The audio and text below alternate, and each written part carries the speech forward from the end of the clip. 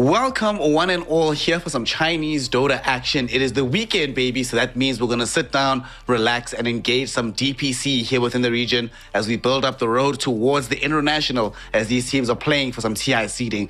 My name is Sneh. I'm going to be joined today by my homie Fluke, the Australian magician. How you doing this morning, bro?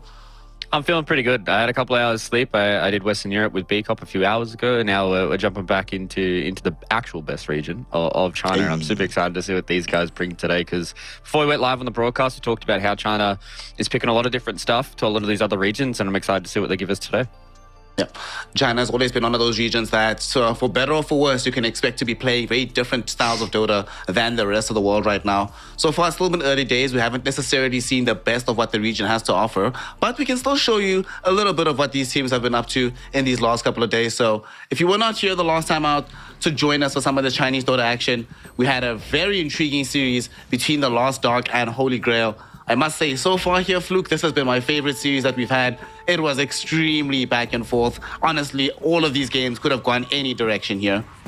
Yeah, exactly. And I think both these two teams as well are teams, when you look at the players that they've got going on for them, you probably tip maybe one of these two teams to make a fight towards the end of getting out of this Division 2 in the tour. But at the end of the day, it was Holy Grail that were just able to eke out the victory. And as you said, a very, very back and forth series with a lot of the games being extremely tight. And that final game going all the way to 54 minutes was really crazy for me. And it's another example of China picking a whole lot of different stuff. It's not like they're picking stuff that's completely out of left field, but a lot of these games really did come down to a lot of different stuff that were coming into it. I think Holy Grail finding out that Alchemist is still a very, very good hero when you put him in scenarios where he doesn't really have to worry about damage, and that could be one of the issues that the Lost Ark found themselves in this series.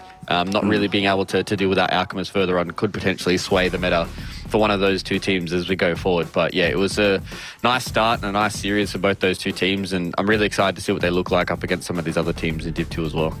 Yep, we got to see the debut of the Vengeful Spirit offlane in this region. We also got to see the power of this Magnus Void Spirit combination.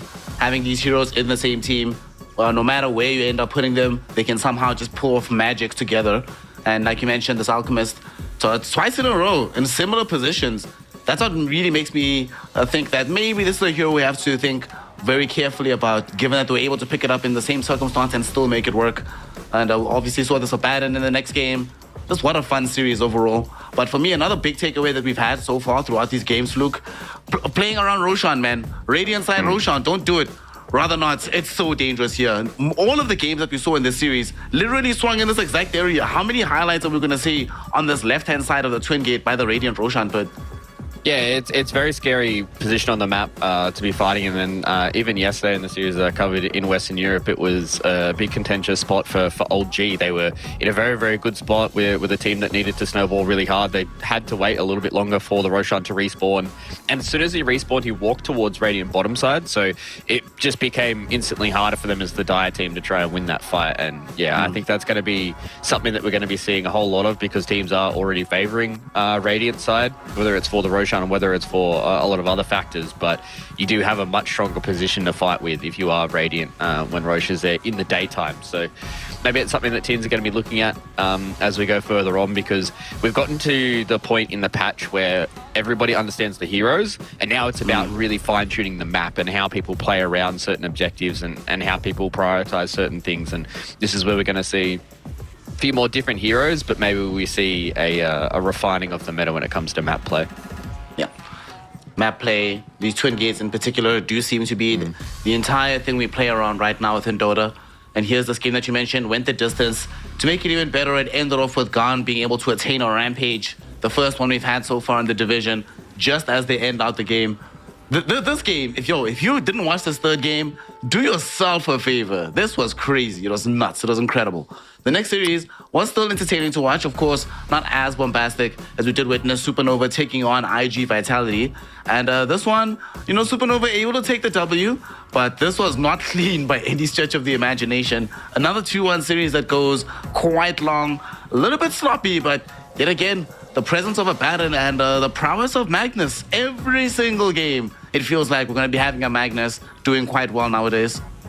Yeah, and especially when you're looking at other regions, it's the reason why they're like kind of first phase ban it, right? Because it is a flexible hero. It's a strong hero. It has a very great build-up. It's tanky. It does a lot of damage, and it's very hard to deal with in these team fights. But for me, I think it was probably a little disappointed with how IGV finished off that series as well in their final game. It was definitely a map that they want to forget, but they fought hard in this series. But when you give up Magnus and when you start giving up things like the Void Spirit and stuff like that, it becomes very, very hard for you to try and win these fights. But yeah, it's going to be interesting to see how IGV do bounce back from a series like this and really try and improve as we go further in. But, you know, all props to Supernova being able to get themselves a dub here in Division 2. And from what we've seen so far with a lot of these series, I think this tour can be a very, very close one for a lot of these Chinese teams. And maybe as we get towards, you know, week 3 and towards those last couple of days, we may have a few more tiebreakers to talk about and maybe even a few more things going into those TI qualifiers if they do happen. That's actually a very good point. The fact that tiebreakers could still be on the cards. And despite the fact that the tiebreakers, you're not necessarily playing for something direct, you're going to be playing for opportunity. I wonder how that's going to affect the pecking order and how important the teams view said tiebreakers. It's going to be very intriguing to watch once we do get closer to the end of this particular division. From this game, one thing that I also saw was that IGV, there's some potential here. We're starting to see the IG main team really start to get back into very fit fighting shape. We've, of course, seen Extreme Gaming, their younger team of Azure Ray, they're actually going to the major. So not only can we see some of these Chinese organizations reviving their prominence, but a lot of these players that we're seeing on the come up here, there's a very not outside shot that next year they could be the ones in contention for going towards majors. So right now is the time to practice, get yourself into that winning mold. Even if you know that you're on the quote-unquote lower ranked team, the fact that you're still willing to play difficult and arduous series, even if you lose, you know, show some resilience. Means that you must just keep doing what you're doing. Eventually, things will start coming right for you.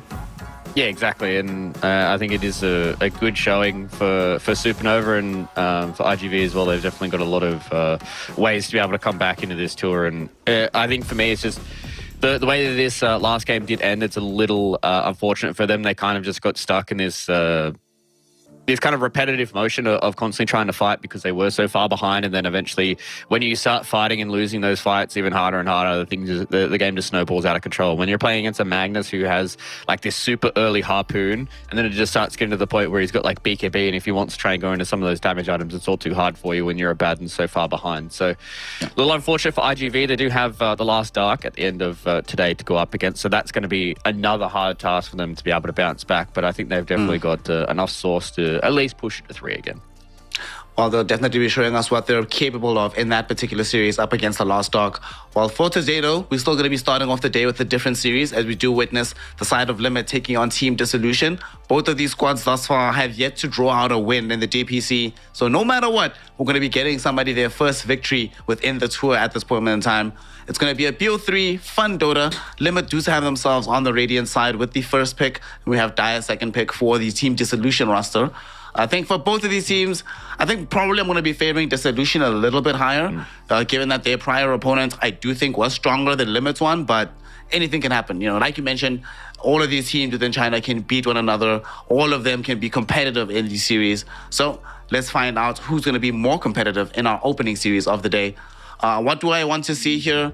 For the love of God, don't pick Magnus. Oh God, here it comes. Beastmaster was banned, Spirit Breaker was banned, Techie's Batrider. So that leaves Magnus, that leaves Timbersaw, that leaves Doom. Just give it to me. Get out of the way. Pick it up. Yeah. Don't delay it any further, y'all. Yeah, there's a lot of good heroes that are in the pool right now. Even Medusa for a 1-2 punch, or even to round out the opening phase here for Limit could be pretty big. There was one of their bans in their previous series that were banning a lot of Windrunner, so that could be something that they're thinking about as a strong hero. But you know, universal heroes, if they're open in the first phase, it's just a no-brainer, right? Like especially Magnus, I think he's one of those heroes that you can put him in all 3 lanes as a core, and you're happy with whatever matchup you're going to be able to get. If you get outdrafted in all 3 lanes, then I think, you know, the Magnus is not going to be the issue at the end of the day. But they're going to go with a Pugna.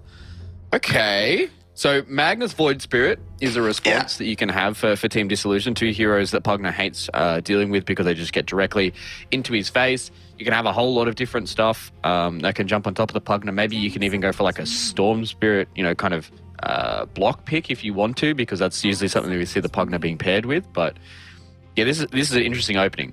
Having Pugner first off, I wouldn't have, at the start of today, if someone said Pugner first pick, I probably would have laughed. Well, it's happening. So I'm probably going to be seeing very soon what they're pairing it with, whether or not it's Storm Spirit or the Medusa. I don't think they do this unless they first pick. They must have some magical 8th pick in mind that they want to have so they can round out the draft with and protect it in the second phase. Team Dissolution do not go for either Magnus nor the Void Spirit. They pick up the Silencer. This is a hero that's been on the rise generally across the world, but him being first overall in your draft is a China special. So not too surprising that they decide to pick him up here, and then they follow this up with the Void Spirit. So that does still leave the Magnus. It leaves Medusa, it leaves Terrorblade, it leaves Doom. I would pick Medusa, ban Terrorblade. They go more... Huh? Okay. Okay. All right. They obviously have an idea in mind, right? I think when you look at a draft like this that kind of goes directly against the norms, when a lot of the really, really good heroes are still left in the pool, it means a team has a very specific strategy in mind. So they have an idea. We'll see whether or not it works out, but a Morphling in the first phase with a Pugner, that is not something that you see every day. So, I mean, they're going to try and push their limits today to be able to have an opener like this, but I always respect gambles, especially in a best of 3 when it comes to your drafting, because if you do get the win, then that can open you up for the OP meta heroes in the next couple of drafts. So it is a pretty big gamble to be able to open it up like that. They're able to at least cover some of these scary heroes with their second phase bans. But yeah, I mean, there has to be an idea behind this, right? Like the Pugner Morphling, there has to be some combination they're going to be looking at in their second phase for this to really come together and look good. As the certified Magnus hater, Morphling hater rather, of the talent crew, okay, so check this out. You know, you hate something sufficiently, you learn its ins and outs to know exactly how to hate on it. And Morphling, in these circumstances, the one, I'll give it some positives, right? There are some positive attributes. With Pugner here, if you're in some IG shift, you get like 4 HP all the time, almost immediately. It's kind of amazing, honestly, how much sustain you get out of this Pugner. Now you also have some building damage between these two heroes. But the most important thing is you have some way to play into the Silencer. You always build Manta Style on the hero. You don't really mind that much building BKB. So if you have both, even better. You can fight adequately throughout that period of time. And Void Spirit, Void Spirit will have some of that burst damage, but a good enough Morphling doesn't honestly worry that much about Void Spirit. And stealing his form is honestly pretty pog, as his spells are amazing in tandem with yours. So there are some good stuff. But man, I hate this hero so much. God, Morphling sucks, dude. I'm already heavily favoring Dissolution, dude. You're a big hater of all the Smurf pub stomp heroes, aren't you? Morphling, Arc Warden, all that kind of stuff. Tinker. Yes. You know, I'm starting to think maybe there's a higher correlation between me losing pubs and me having disdain for these heroes. Yeah, it's all about past experiences, right? Our past experiences always shapes our future thoughts, and that is a very interesting one. To me, I've always been, you know, kind of like a core player and haven't really... I mean, I have been destroyed by Smurfs, but to me, it's always about not hating the player, it's hating the game, you know? So we'll see if any of my hated heroes start coming through. Well, I hate Silencer, so I always... Whenever that hero becomes meta, I always just push it to the back of my mind. Like, yeah, I hate it, but I understand it, you know? So I like that Team Dissolution have gone for another universal hero with the Wind Ranger. It's one of those heroes that can catch out the Morphling. If you don't have those fast fingers, a shackle shot from downtown can be very, very scary for these heroes to deal with. It is a little rough into the Pugner, just because Nether Ward can be really annoying for you in these fights. You know, if you get stunned up and caught out, they don't have that extra bit of damage. You pop a Wind Run, you can die to like a Pugner Ward. Decrep is very, very good at saving people that are getting focus fired. So I'm going to be looking for them to go for an early nullifier on Team Dissolution. But it also saves them from getting Wind Runned in this second phase, right? Like you can go position 5 plus a Windrunner, and then you're probably sitting there as Team Dissolution, like, we're going to have some issues. Windrunner can definitely easily deal with the Silencer as long as you get Shackle Shot and Focus Fire off. That hero is perfectly okay with how that fight's going to go. And it just enables you to play a little bit better, but it's going to answer with the Nyx Assassin and the Timbersaw. So the one issue I have is their only stun right now is Impale. And that's hard in and of itself to hit a Void Spirit and a Windrunner. So for Limit, they're going to have to pick somebody that can round out their draft with a whole lot of damage and a whole lot of catch, because otherwise you're going to have like a Void Spirit plus a Wind Ranger who are just kind of running around these fights and they're not doing anything against them, especially once they get PKP. Love the Wind Ranger for the game. She's playing support this game, right? So we have some Diffusal Blade against Morphling. Yep. That's going to be quite nice. Next Assassin, I'm still not sure what to make of the new rendition of this hero. I don't personally think it's that good just yet, but we could very much see. I suppose in this game, it gives them a way to hunt down the Silencer on the edge of the fight. They can follow that up with the Timbersaw as well, who'll buy like some Lotus or whatever, and you have that immediate assassination squad onto Silencer. Okay, I see. Some Vision as well. This is a very mobile draft that they have on the side of Team Limit. But like you mentioned, they only have the one stun, so it's very movement heavy in both directions. They have lots of movement and they enable lots of movement from the enemy team. They don't inhibit it all that much. But if they have the damage necessary to bring down some of these targets, so I like the approach that Team Dissolution is taking right now. Just beef up, tank up. If you can survive this initial salvo of spells, you're honestly such a good position against Team Limit. So this Earth Spirit, you can now elongate the fight a little bit. Force them to be dragged this way and that. You get an additional silence. Dude, now you have 2 silences against this Morphling. Like him playing into the one it's doable. It's not easy, it's doable, but both is, woof. Enjoy life, buddy. 2 silences and a Wind Ranger with Diffusal Blade. I would, well, firstly, I wouldn't want to be Morphling at all, but I definitely wouldn't want to be him in this game. Yeah, especially with the fact that the silencers ruin a lot of the heroes for Limit. Like Pugna hates playing into them, Timbersaw hates playing into them as well. So as long as you've got, you know, the Earth Spirit rolls in with a Rolling Boulder, he gets a Geomagnetic Grip, gets the silence out on multiple heroes, they pop their, their silence purges, and then you global silence on top of that, and Void Spirit goes in and kills some people. And even once Void Spirit, you know, if he wants to go for an Aghanim Scepter build, he's going to have that AoE silence, so it's just going to be hard for them to deal with all this disable that Team Dissolution have. And that's why it's the last pick coming in from Limit is going to have to be an interesting one. You know, whether or not they're going to move this Timbersaw into the mid lane up against the Void Spirit, and they want to try and have a hero that has a bit of extra catch. Been seeing the rise of things like Axe once again, which I'm super excited about, but I don't know if that's really going to fit for Limit, because, you know, going into some of these other heroes still is very hard. Like if you blink call someone and it's not the silencer, he can pop the global silence, and then the follow-up is pretty bad for Limit. So Team Dissolution, they're just going to get rid of some more of these harder carries in the mid lane. That's going to make Void Spirit's lane a little rougher. So probably I would imagine like a puck ban is what we're going to be seeing here from Team Dissolution. Just shore up that mid lane a whole lot more, mean that they don't have that extra bit of team fight. You know, Dream Coil, yeah, it still is like, you know, 60 seconds for them to get it, but they get rid of the Necrophos instead. Yeah, so this is the team fight with Pango. Let's give them the team fight with Pango. Dude, you know what would be a great hero right now for Dissolution? Lanfa Anti-Mage, dude. Lanfa Anti-Mage, this game is actually nuts. They have like very low disables. Mana Burn is super good. Mana Void is incredible in this game. And if you get like sufficiently tanky, they don't have that much burst, honestly, on the side of Limit at the moment. If you don't get hit with the Vendetta from Next Assassin, you pretty much should survive every fight. Dude, do it. Lanfa. It's the right thing to do, bro. Pick Anti-Mage. This is the game for it. Yeah, I definitely think you want to have a high mobility hard carry, right? And I think Anti-Mage is the best one that suits for me. But you're looking at a pretty hard carry for Team Dissolution. They've got a lot of team fight. They need ways of taking buildings and taking some of these objectives. If they want to play a little bit faster, you can try and play something along the lines of like an Ursa, a hero that doesn't mind building like a Nullifier, very good in the lane up against the Timbersaw. But they go for the Abaddon.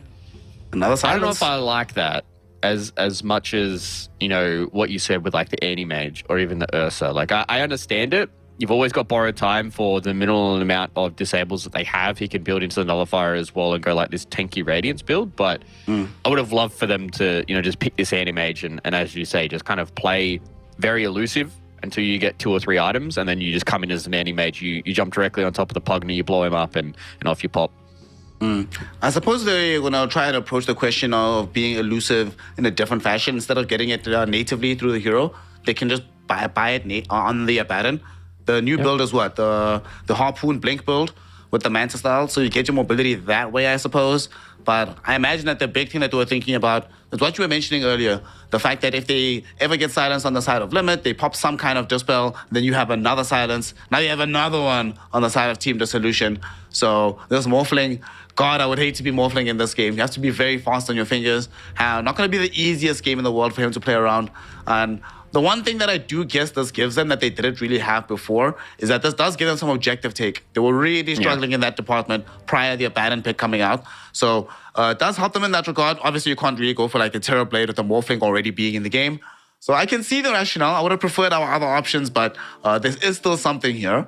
But what do you think? At the very end here, looking at these draws for Team Dissolution and Limit, who do you favor here? Fluke, I'm always against the Morphling, no matter what.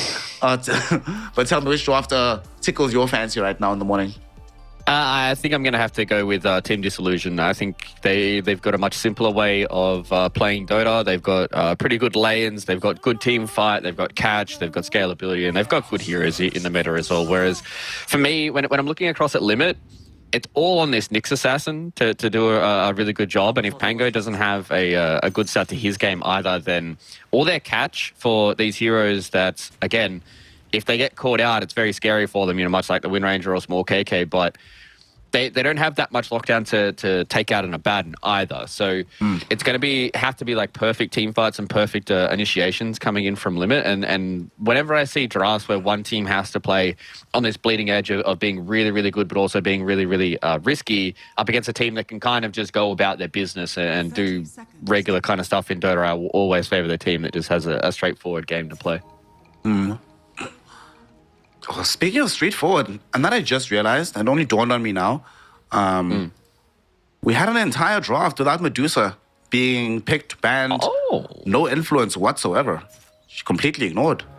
Okay, so I think, we're already seeing it in this draft. China is trying to change the meta a little bit with some of their carry picks, with a lot of Abaddon, a lot of Arc Warden, and I don't think all too much Medusa. It's either first phase banned or completely untouched. I'm going to be seeing a lot here. This used to be the region where if you wanted a carry player, China's where you found them. Yep. So maybe they're trying to get into that next level, move beyond the meta, set it yourself. We're going to be finding out, though, how this all shakes out in this particular game as we are underway right now. Game 1 of Limit versus Team Dissolution. Pango versus Void Spirit. Let's see. I actually want to make a ranking system of how boring this mid lane is going to be, because God, mid sucks right now, dude. Yeah, it's like a S tier boring. I think it's Pango shouldn't have too many issues, but also Void Spirit's not going to have too many issues. Like they will trade back and forth, and there could potentially be a small little outplay, but it's just going to be about getting towards those bottles, getting towards those power runes, and making rotation once level 6s get up. And I think the issue for me with this Pango, CXK. CXK. In a lot of trouble. A lot of damage being taken on this Nyx Assassin, but should still be okay though. Ranfudao doesn't have access to another spell just yet, so you're playing Nyx Assassin, one of the highest base regions in the entire game of Dota 2. If you have boots and the enemy support doesn't, you should be fine, but Arcane Curse is coming back off cooldown. Ranfudao thinking about it, but doesn't want to get you baited into the tier 1 tower, which CSK is definitely trying to get him to do. Yeah, catch him underneath the tower with an impale, and then a few auto attacks from the tower, and it's kind of game over, which is a little rough. But circling back to what I was saying before, we almost saw CSK to go down. Is the one issue that I have with the Pango this time around is he's going to have some big defensive item, and maybe that might force the supports to go for these early like Glimmer Capes or 4 stars to try and get away from the initiation. Like we talked about the Morphling having issue with the silences. Same thing with the Pango, right? Like if he gets globaled and he doesn't have a good way of getting out of it, then you can always have the Earth Spirit roll in. You can always have the Wind Ranger come in with a shackle shot. So he's not going to be enabled to just play this diffusal Ags kind of hard carry build, because he needs to go for an early survivability item that gets him out of these silences. Speaking of silences, the first one of the game is going to trigger in the top lane as they get the first blood on the Timbersaw. Lanfa happy to get his Abaddon off to a better start here. This is not what you want to see if you're on the side of Limit. Losing your Timbersaw to the enemy carry in the laning phase, no less. Not only does that give the Abaddon a much better start, make sure that the time in the game that the Timbersaw would normally be spending, posted up in front of towers, able to just force away the carry and then go defend his own tier 1 tower on the other side of the map. That portion of the game now certainly going to be abridged, if it even happens at all, with a slot like this. Yeah, especially with the massive amount of levels that Lomfer has over the top of Timber, right? It's only level 2 on the Timber Saw, and Abaddon is also one of those heroes early on that if you get a lot of these early kills, it just accelerates you so fast. And obviously, as you said, with the new build with like the Blink Harpoon, you don't have the Radiance that sits back and farms for you, and you want to be a little bit more aggressive. So kills are exactly what the side of Team Disillusion really want in this game. They want to start to accelerate their cores with a lot of kills and snowballs super hard. And if that happens, this could be a pretty fast game one. But obviously, Limit, they've got plenty of ways to try and mitigate that with obviously Tim Sawyer going into the Vanguard and Morphling be a Morphling. But as I said at the start, they have to play really, really well this game for it to not kind of snowball out of control and look rough. Speaking of said Morphling, we haven't spoken about the Water Boy, but I guess we have to. No other option at some point. How's he busy doing right now on the other side of the map? Decent amount of CS. Ionid not really bothering him. Ionid is actually playing this Wind Ranger pure offlane in this situation. Gonna soon have, what are we building? We're going just straight power trades into the diffusal blade, I imagine. It's gonna make sure that the diffusal arrives even faster. I'm okay with this, I like this. Oh, small KK. That's rough. Oh, but Lonfo gets this, another kill in top, so I don't want to say that's a trade that you're willing to take, but you know, for Lonfo's game specifically, they're definitely happy with that. Small KK is probably going to be one of the heroes that they will have a bigger ease of killing early on, especially because he doesn't have Dissimulate. So, you know, when an X-Assassin makes a rotation, when a Pugna makes a rotation, it's hard for you to get away if you don't have your mobility spell yet. I'm very glad that something ended up happening in the mid lane, so my bad, y'all, for saying it was going to be extremely boring. We did have some action happening. Good moves onto small KK, top lane. Lunfer does end up falling fairly low, but is still playing a pattern. So does still have some kind of safety net for himself with the 2 points into the Aphotic Shield. Should be perfectly okay in this lane. Yeah, you should be okay, especially because you can purge off that Whirling Death. BXK, okay. Was there just in time? I also thought that we were going to see the Timber go for the early Vanguard, but he's going to go early levels in the, early items into a double bracer. He just wants to be that little bit tankier. The Vanguard's very good into the Abaddon, but doesn't help you against the Silencer. So he kind of just wants to have raw HP so he doesn't get ganked early on and keep losing his life. And that's kind of the point of the Timber. He wants to stick in this top lane for as much as possible and kind of slow down Lonfer as much as he can. And the only way he can do that is with raw HP until he starts getting these tankier items. Down bottom are going to be having a chase onto our Pugna. They don't actually manage to find that kill. Aaron resisted the temptation to dive behind the tier 1 tower. I'm not sure how he resisted that, dude. Playing Earth Spirit here and not being like, boys, I've got roll, it's fine, I'll get out of danger. What a player. Patience from him to stay alive there. I guess he prioritized getting the bounty. It's just a Pugna kill, wouldn't change the needle all that much, so probably the right call at the end of the day.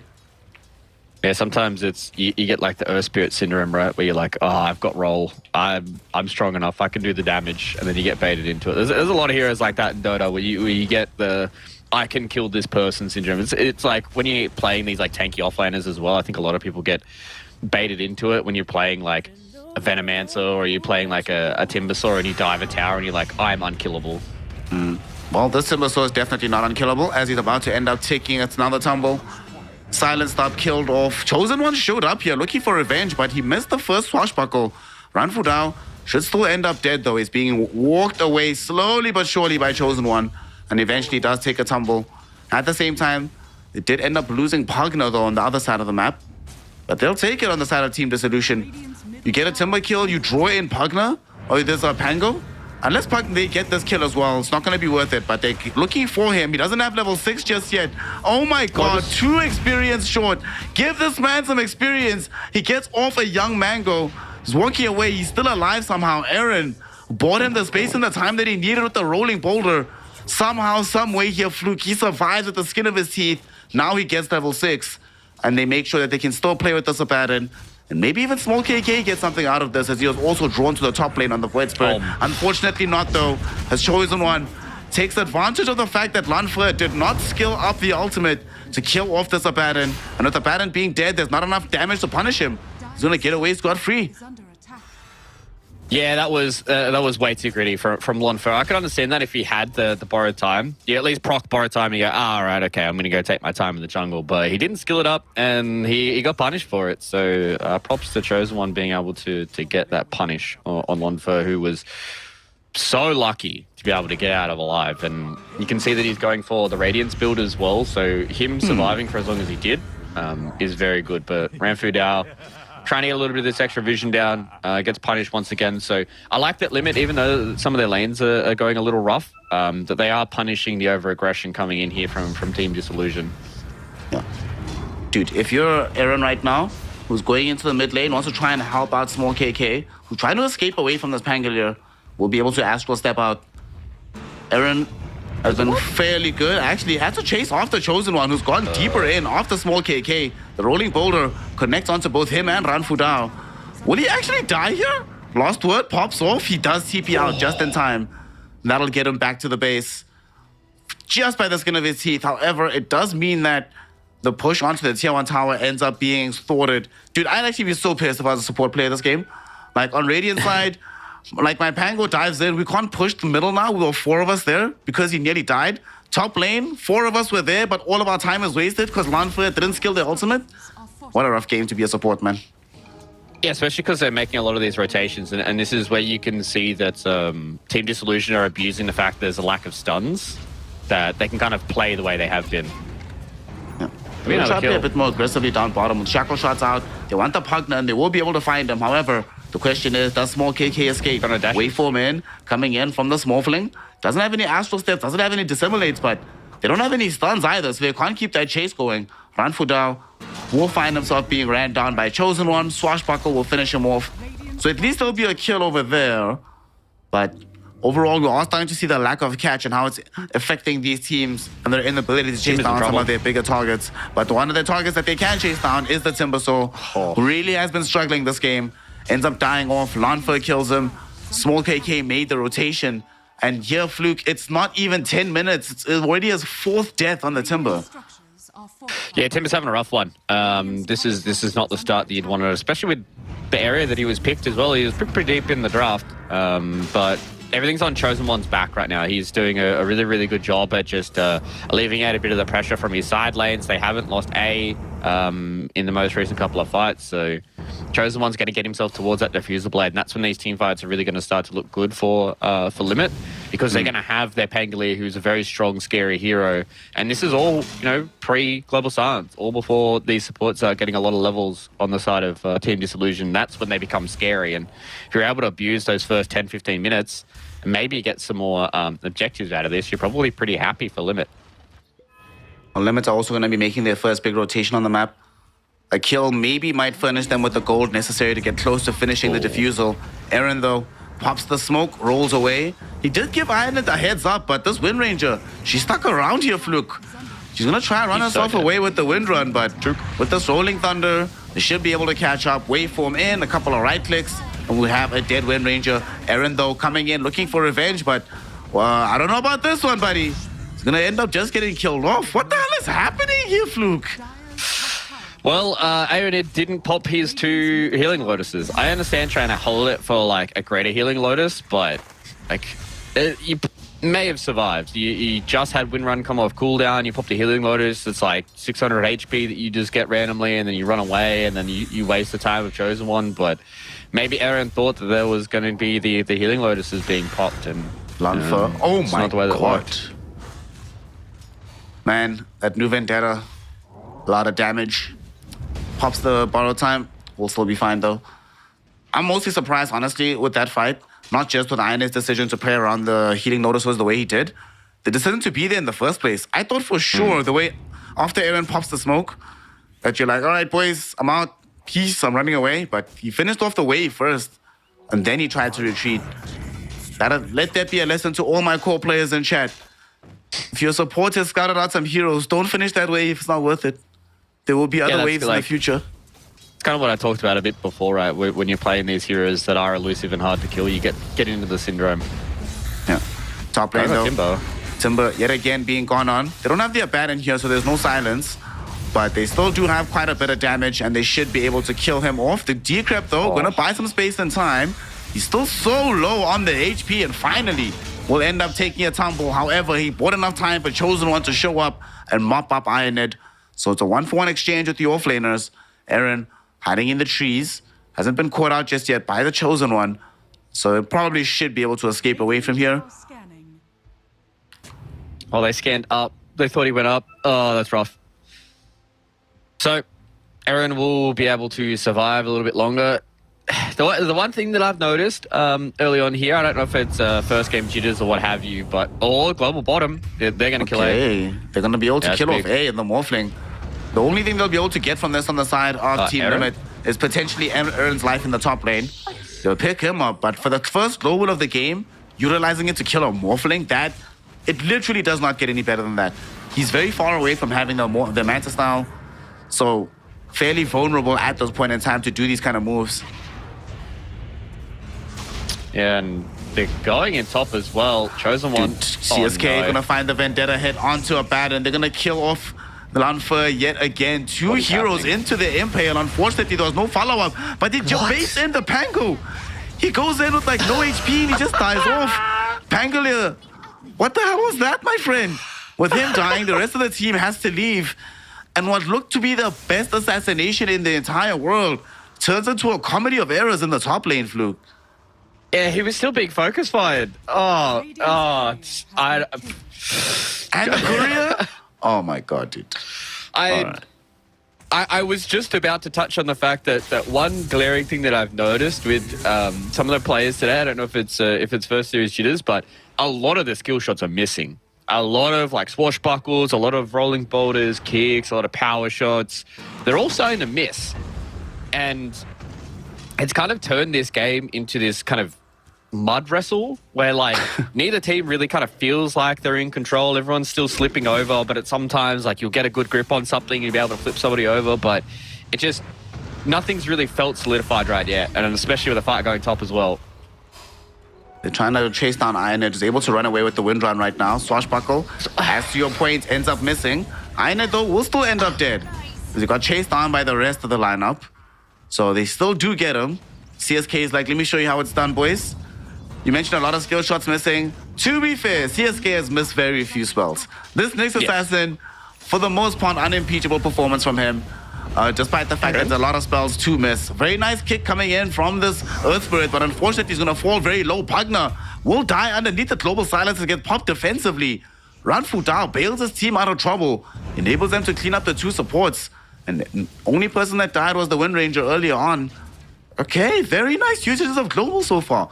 Two of them in a row that end up being very successful for Team Dissolution. Yeah, Ranfu Dao has a lot of good globals that he's used so far, and Aaron, if that global didn't come in, he was dead. And him going down there would have been a big yikes for me, but he lives, stays alive, and they get extra kills. And they have heroes that want to snowball with a lot of kills, right? Like they've got a Wind Ranger, they've got a Void Spirit. They really love just getting in and getting these brawls and getting a lot of fights done. So the fact that they're relatively okay with how a lot of these fights are going, considering the Timbers game is really far behind. He's 3k behind a lot of the other cores. They're feeling good if you are the side of Team Dissolution, and especially now with Lonfer, he's got his Radiance up. He's a scary hero. He can farm up, become very, very scary where everybody else still fights. And Timber doesn't have Yules yet. When I see a small skirmish breaking out here, nice little swashbuckle from Chosen One. Was trying to trigger out the Rolling Thunder. Aether Remnant will stop it from happening initially. Ranfu Dao going to be forced to have to commit his life for the cause here to enable the escapes from the rest of the lineup. At the same time, though, Aaron and crew do pick off CSK. So support for support. I don't actually quickly talk about this Radiance for Lanfer. What do you make of it for this game? Do you think it's the correct option here? I think it just gives him that extra bit of farming speed.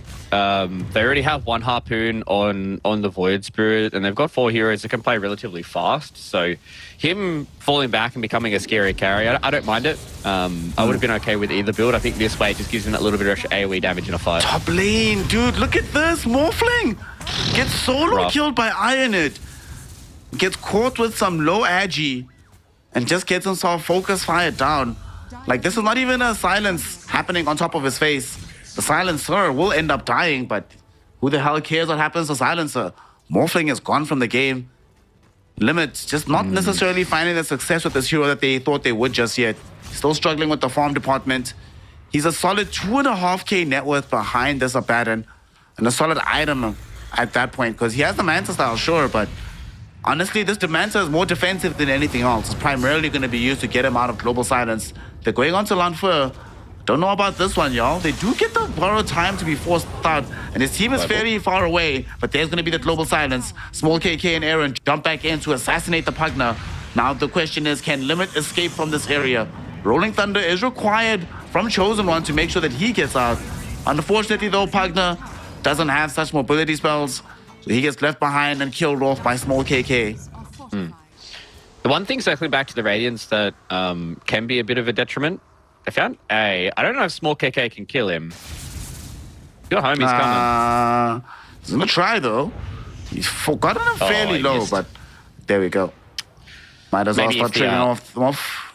Yeah, maybe if the Arcane Curse hit, they could have chased him down. But yeah, the Radiance, you can get procced with Spike Carapace is like the one glaring issue I've got with it for Lanfur, but you can just see the differences in how this game is going, right? All offensive items that are being built for Team Disillusion, all defensive items for Limit. And that's where it really puts them in a good spot with this Radiance to sit back and farm. Manfred out, gets himself picked off again. But in the grand scheme of things, not the biggest deal in the world. The bigger deal, though, is if they can get Chosen One and they do end up picking him up. That is a huge problem. Aaron misses the roll, but they should still have the damage to kill off CSK.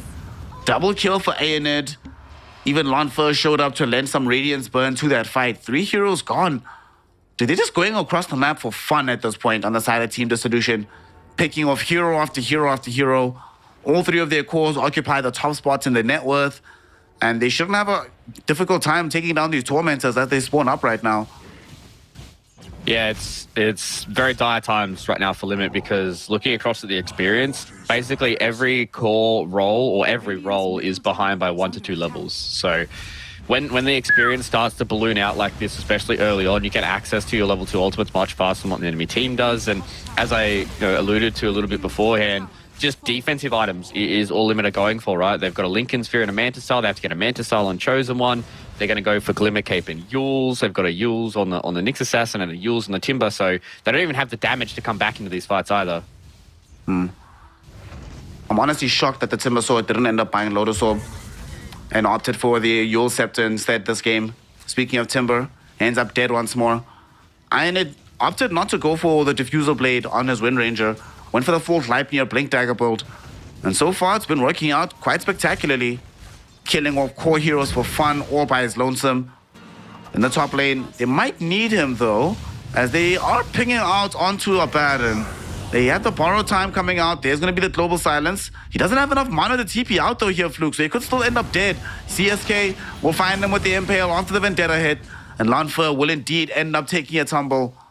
For the want of a paltry 75 mana, and Abaddon ends up dead, forcing out the Global Silence in the process. Aaron might also be caught out here.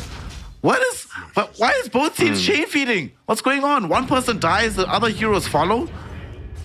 Yeah, I honestly thought that with the Global Silence and Lanfur popping the borrowed time, that we would have had more rotations. I thought Aaron might have put a little bit of extra haste in his step, but none of the cores moved. Small KK was farming mid and Aeonid was bottom.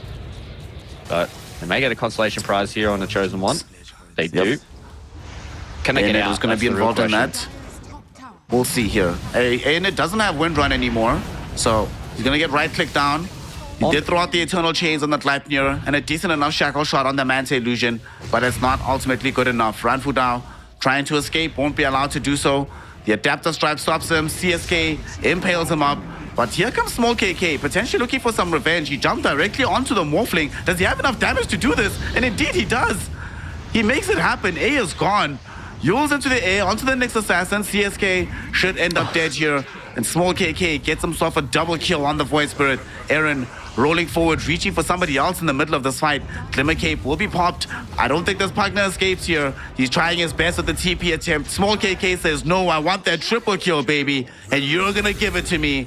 as he brings down 3 on the Void Spirit, making this fight a lot better than it would have been for the side of Team Dissolution. Yeah, that was a good rotation coming in from Small KK. Took him a little bit of time to get there, and they lost another member in Ramfudao as well as Aonid, but this is the scary part about this Void Spirit, right? This is why we always talk about Magnus and Void Spirit. They are very, very scary heroes, and especially with the way that Universal Heroes work now, you just build good items for the game run. As long as you've got stats that are floating around, Harpoon, amazing for the damage, and amazing stats. You can go this Mage Slayer as well, because it doesn't matter what stats you get, you're still going to get the same amount of damage. And the thing is, you can just build whatever you need for the game. He understood that there's a lot of magic damage that comes out from the side of Limit.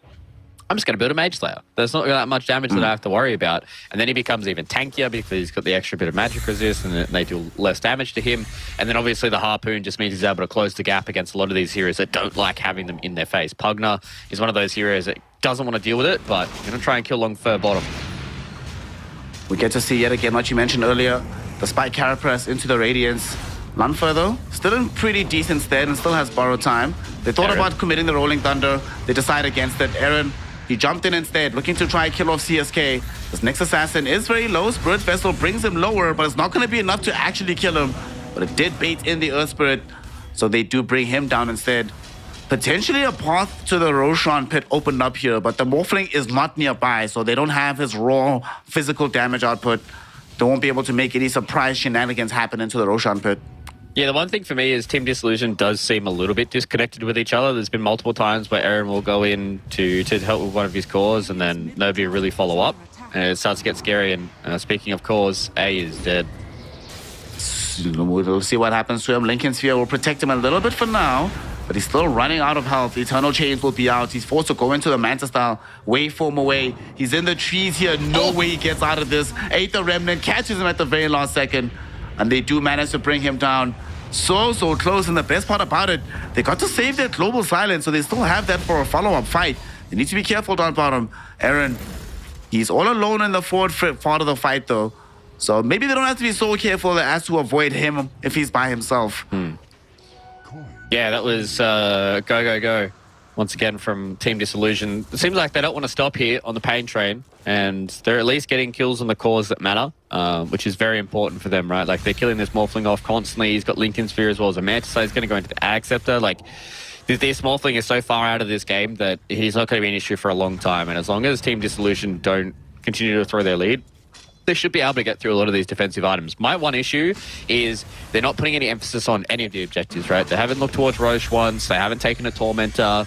They haven't even been aggressive to try and take some of these Wisdom runes. And Lonfer has to get bailed out once again. Yeah. Okay. He's Should okay. still be fine, though. Just. He's alright. He's cool, bro. He's fine. Look at him. Nice little chunky boy in the Abaddon. Radiant's middle tower. Not having any issues so far. Most of the problems are happening on the other side. CSK walking underneath the sentry. At this stage of the game, my friend, optimistic at best to be working here, but at the very least does reveal that they do indeed have vision. There's a lot of damage too from Small KK, who now has a Silver Edge completed, so they've got good ways of dealing with this Timbersaw, whether or not he has defensive items. So there are good ways of dealing with him. They are starting to come up on a few extra items. I believe, yeah, Manta Style completed now for Aonid. They've got the Blink Dagger already completed on Lonfer, so this is probably their kind of go button, right? Like, they've got 1 or 2 defensive items on all of their cores, they've got their offensive items, and they know they deal enough damage to be able to deal with these heroes. Because, like, look, Timber got half HP'd in the mid lane. He's a Timbersaw, by the way. Yeah, Timber really just has been having a rough game all throughout this. We'll get a little bit of gold potentially on the Pugna as he goes in for the fight. They kill off Aaron. Pugna will also end up dead though. Ranfuda won't be able to escape as he also will end up taking a tumble. Both supports on the side of Dissolution making a very big adventure on the map, and unfortunately they get into a little spot of bother. This is a chapter where you come across demons. Get sent back to the fountain. Definitely not worth it. And the thing for me, you know, you were mentioning earlier that it feels like Dissolution is not necessarily playing cohesively. The communication is not 100% crisp. It's buying so much time for this Morphling. Morph, definitely a hero that is much slower than he used to be. Gets off to the races slower. Small KK, as he just quickly kills off Timbersaw. Bye-bye again, my friend. But all these little pickoffs, it's buying time. Morphling, yes, he's not that much net worth right now, but eventually he'll get there. Let's see if he can kill off Ironhead. Doesn't seem like it just yet. Now he actually has to be the one to run away. Ironhead has already committed the Eternal Change, so no threat to be able to levy against the Morphling anymore. Yeah, it just seems like they're I don't want to say they're disrespecting Limit, but they're definitely not playing as Chris as they should when it comes to the way that they're moving around the map, right? Like both of their supports were going together. They popped a Global Silence to kill a Pugner. Like it's a 6,000 gold Pugner. You know, like he's really not worth Global Silence, especially when Roshan's up. And the way that Lon Fur's playing as well, he's almost died like 5 or 6 times in the last like 10 minutes. He's in a bad, and so he's generally okay, but they're just not grouping up as this big ball, and I think they can really kind of close the game out if they just go as 5. Now Aaron's caught again. Yeah, Aaron will be hit with the Rolling Thunder. Does manage to Rolling Boulder away. Ranfu Dao, definitely not going to be as lucky. Even Aaron might still get caught out here. Chosen, looking for the Swashbuckle, will end up missing, but the Yule Scepter from CSK going to be good. It interrupts the Rolling Boulder and sets up for the Impale. So that's one death. Lanfer back into the fight right now. He doesn't have borrowed time though. Lanfer? Oh, no. Lanfer? Oh my god, he gets Pugner life drained to death. Fluke, what's going on? Dissolution are falling apart right now. Yeah, that's just a little bit of trolling. They're just really disconnected with each other. You know, Lonfer popping his borrowed time in the bottom lane. He doesn't have the HP to go in and fight. Aaron and Ranfu Dao go in. Small KK doesn't have a TP, so he can't even come towards the fight. Aeonid's really slow, and it's just like, you're so disjointed that if it wasn't 10, 11, 12,000 gold like they had right now, I would be tipping Limit to be able to win this. They're just so far ahead when it comes to the net worth that they may even get a free kill into A top, but they need to start playing like they're 2,000 gold ahead, not 12,000 gold ahead. Yeah. Global Silence will be popped here in the bottom lane. Ironhead gets a very nice shackle shot, which interrupts the Timber Chain. Otherwise, he probably would have died. Aaron trying to bring down this Pugner. Has a Spirit Vessel out on top of him with some damage coming in from the Magnetize. Chases him with the Rolling Boulder, and they should be able to kill him off. Question is, what more can they grab for themselves? Timbersaw not going to be able to escape, it doesn't seem like. A couple of right clicks of the Spirit Vessel out. Do they have the damage? They do. It'll grant a double to the Earth Spirit. Now with no Timber, Nyx Assassin is looking like a very juicy target for a potential triple kill. And as he goes back in, Aaron will accomplish it for himself. Gets a young triple. Big magic happening on the bottom side of this map for this Earth Spirit. Yeah, I mean, and then sometimes they just do that, where, you know, we talked about them being disconnected and then the support's going to triple kill off a rotation. And that kind of just circles back to the fact they're so much further ahead when it comes to the net worth. This Timbersaw doesn't have a good time. The Pugner doesn't have a good time. Nyx Assassin doesn't have a good time. So they are still definitely well ahead, but I feel like if they just kind of played as a crew, you know, if they just got behind Lonfer, who has, you know, Blink Mantisile, he's getting close to a Skadi, maybe that's what they're waiting on. They're just waiting on this final Skadi. Small KK is a monster as well. He's got Skadi and 200 gold. Like, they have everything available to them, but they're just not taking the important parts of the map. They're having these little scuffles of a few creep waves. They're putting a little pressure back on A, but they're not killing him now because he's gotten to a tanky point. And slowly, if this game starts getting scary, I can see the Morphling starting to take over. But I think for me, Morphling versus the world may not be the trump card that Limit hopes it is, especially against the heroes that we've got here for Team Disillusion. We'll see what Morphling is able to get accomplished. He's sitting next to a Wisdom Rune here, so somebody should come take it. Earlier, when Small KK was there, I thought he was going to try and steal it away from him. Ended up going for the assassination attempt instead. Still just farming away on this Void Spirit. Looking for a Lincoln Sphere next. He gets stalled up by CSK, but nobody's nearby to help him. On the other side of the map, Aaron, though, might have help for this Pugner, and indeed he will. Ironhead and crew are here. That's a kill. Ranfu Dao getting quite a lot of hits on top of that. And Lanfer does it. Oh my god. Okay, he does have Blink. He almost had his Blink disabled by the Morphling, but he was able to juke him out. And funnily enough for him, the Radius came in clutch. Made sure that one of the attacks from the Morphling missed, so the Blink came back and he was able to escape. Yeah, just in time. And Small KK can't be up on the bottom side of this map, gets another kill. He's a very tanky boy. I don't think Small KK is going to die for the rest of the game. Honestly, he's going to be very hard to deal with unless he messes up really, really bad. So, yeah, Team Disillusion. They've at least taken some of these tier 2 towers. They've got one left remaining, and they're really stunting the growth of Limit. Well, starting to build to their own late game items. We see that the Pango has been found. He has indeed been found. He has, but the thing is, he has to wait with the Manta for the global. And they pop the global anyway, right after the Manta style comes. So they kill him off, prevent him finishing off his Skadi. Mid lane, they almost killed Timber, so he does just barely manage to skirt away. Dude, if they'd gotten 2 core kills during one global silence on 2 separate parts of the map, that would have been mind-blowingly good for the side of Dissolution. Yeah, it would have been huge for them, especially because it seems like they're still just waiting on a few items. Like Lomfer has relegated himself into the jungle. They're not really pushing into the top side of the map. They don't want to try and focus towards Roshan. They're not going for a smoke gang onto A. So seems like they want to just wait until Skadi plus Basher and maybe these other heroes can do some special stuff, because Small KK, he's a man on the mission and he has been hunting the entirety of Limit, and maybe gets another kill here on the Timber. I'm gonna try and make it happen right now. Aether Remnant back. Should be able to easily make it happen. My God, dude. Small KK is... All right, I'm calling it right now. No matter what happens, win, lose, or draw, let's just give this man the MVP. He is owning right now on this Void Spirit. Holy smokes. Yeah, it feels like a pub game, right? Like, carries sitting back farming creeps. The mid laners just doing mid laner stuff, killing a lot of people.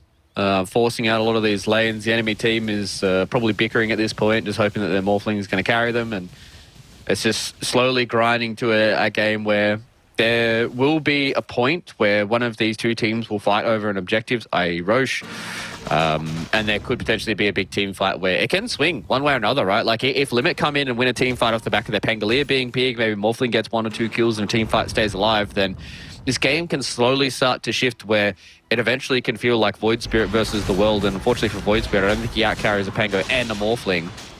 But he does have some friends around him to at least try and alleviate that pressure for now. This game, a very bizarre set of affairs. It's an 18k gold lead in favor of Team Dissolution, but it's nonetheless ground out to a halt. Doesn't feel like they're making much progress on the map.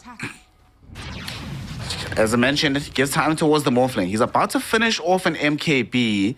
Dude, if they could get this kill, but the Morphling will not be able to get it. CSK already been scouted out with the Sentry. Small KK. Well, in retrospect, like you mentioned, he's so tanky, even if they did catch him, 3.7k HP, probably doesn't die there. Should be able to get himself out. Yeah, especially with the low duration stuns they have, right? Like they'd have to try and kill him in an impale duration, and I think Morphling would probably need like 2 rapiers to do that, and even then, I don't imagine it's going to happen. He's got 22 armor, he's got Dissimulate, he's got Astral Step, he's got Shadow Blade to deal with as well, so there's a lot that's going on. Finally, we've seen Team Dissolution go into the Roche pit. Hey. So we will be seeing an objective killed this game. And it goes so... The thing is, for me, is they kill Roche so gosh damn fast. Like, they focus fire it, and then Abaddon comes in with Curse of Avernus, and they melt Roche, but they just didn't do it for the longest time. And now they've got an Aegis. They can set their attentions towards the top side of the map. And Ramfu Dao... Oh, that was a spicy TP. So they just leave top. Indeed. Yeah. They've got the tier 2 tower in the bottom lane. CSK will miss his Impale onto Lanfer. And they just get out. So they end up losing their tier 2 tower down bottom. They will not be able to apply pressure top because the rest of the team left. Small KK is like all by his lonesome top. He's like, team, boys? What is everybody? His team is fighting right now. They're going onto the Morphling potentially. Lanfer blinking in onto the Morph. He has an Aegis in tow. But this Morphling is still a very dangerous hero right now. With the high of Skadi, having the MKB just newly picked up. Oh my god. Small KK will find and kill the next assassin on the other side of the map, but honestly, if I'm Limit, I'm looking at the situation. We lost a Roshan, but we still got a tower. We got a kill. Yeah, who cares? It's fine. We've got some real estate. That matters more. Yeah, it's all about making sure Morphling and Pango are the ones that are getting all the gold, right? Like, I think Timber at this point is just going to try and be a distraction for a long time. Maybe build into the BKB. Aghanim Scepter wouldn't be bad as well. Like, he just needs to soak damage for the Pango and the Morphling to deal the damage. And that's why, like, it's getting to the point where Pango's hard to kill. He's got 3.7k HP. He's got a full Skadi, so he does a lot of damage, and he also is very, very hard to kill.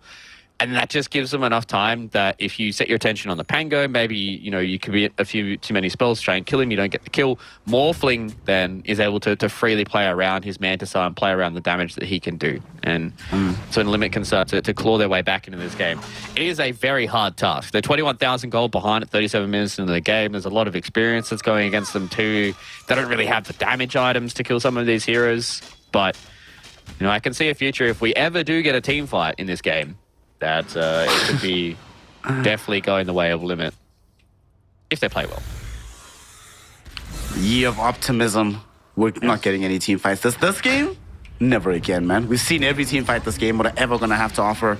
We might have pickoffs, though, as Ionid will find himself getting ran into. His team did find a quick kill onto the Pugner, and they forced Ranfu down to pop the global. He even uses BKB to ensure he doesn't die here. Now he blinks back towards the next assassin. Found the Eternal Chains with the Shackle Shot as well. CSK will use into the air, but with Aaron being nearby, they should be able to mop him up regardless, as both supports have been removed from play. What?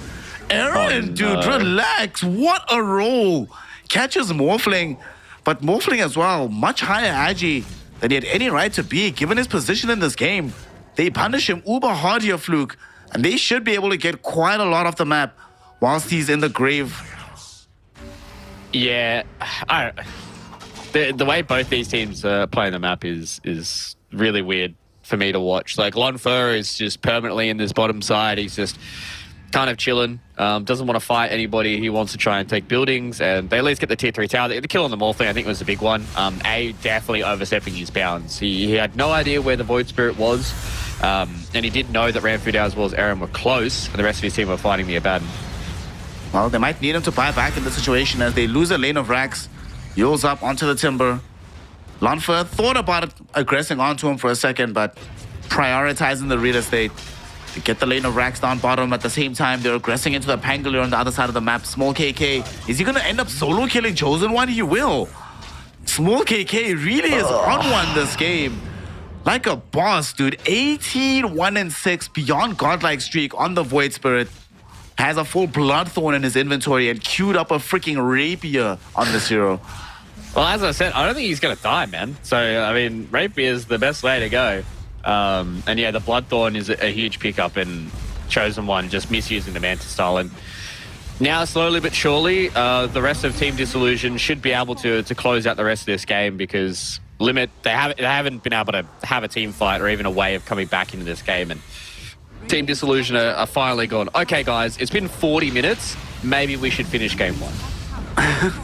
Possibly. Possible. Well, A will delay it a little bit longer as they kill off Ranfu down. Lonfer, though, looking for CSK. Actually already forced a borrow time. A lot of damage coming from the Morphling, but he has to watch himself in this fight. Still trying to throw in these right clicks as the rest of his crew is getting taken down by Aaron. But look at this, Lonfer will end up dead to this Morphling. Ionid, he's right next to the Morphling. Beautiful Shackle Shot, allowing Aaron to jump in, get off the next degree of stun. And they finish off this Morphling. A double kill for the Void Spirit. He's up to 21-7 right now. They forced the buyback out of the Morphling, but knowing that they're going to have to defend this high ground. And I think Team Dissolution, not much is dissuading them from going up the hill here, but they're going to play this as carefully as possible. Maybe even waiting for the next Roshan. I say that, nah. They were just waiting for Small KK. They want him to finish his Divine Rapier. Wait for Morphling. Oh no, Morphling! That's not the way for, my friend. You just got back. All right, that's it. GG, well played. Yeah. It's over. It's done. Small KK wants a couple of more kills on the way out, though. Chosen One trying to delay things with the Rolling Thunder. It's not really going to matter all that much, though, as they jump back in. Ionid looking towards the Timber Saw. They're going right on top of him. He uses into the air. It's not really going to matter, though, as once he comes down, his life is forfeit. They take him out. He does have buyback, though, if they want to trigger it. Small KK, in the meantime, just going to finish off the Chosen One, who does not have buyback of his own. And with 2 big cores without buyback, 2 lanes of racks completely being decimated, and a base in shambles, I think it's time to look towards game 2 here, Fluke. Team Dissolution, I think, have probably done it.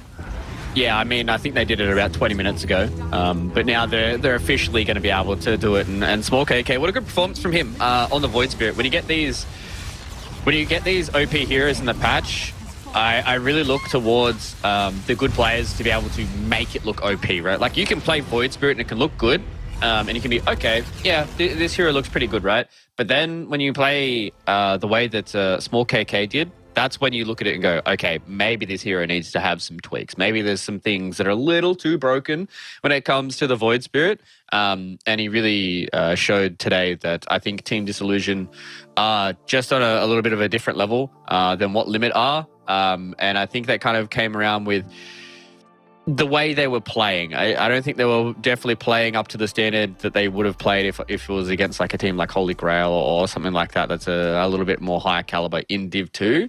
And that's why the game extended a little bit. But there were moments for Limit, but there was just too much net worth. Like, the Wind Ranger had a good time, the Void Spirit had a free time, Lonfer was there, and they did exactly what they needed to do and kind of squeezed out a few more kills than probably was needed.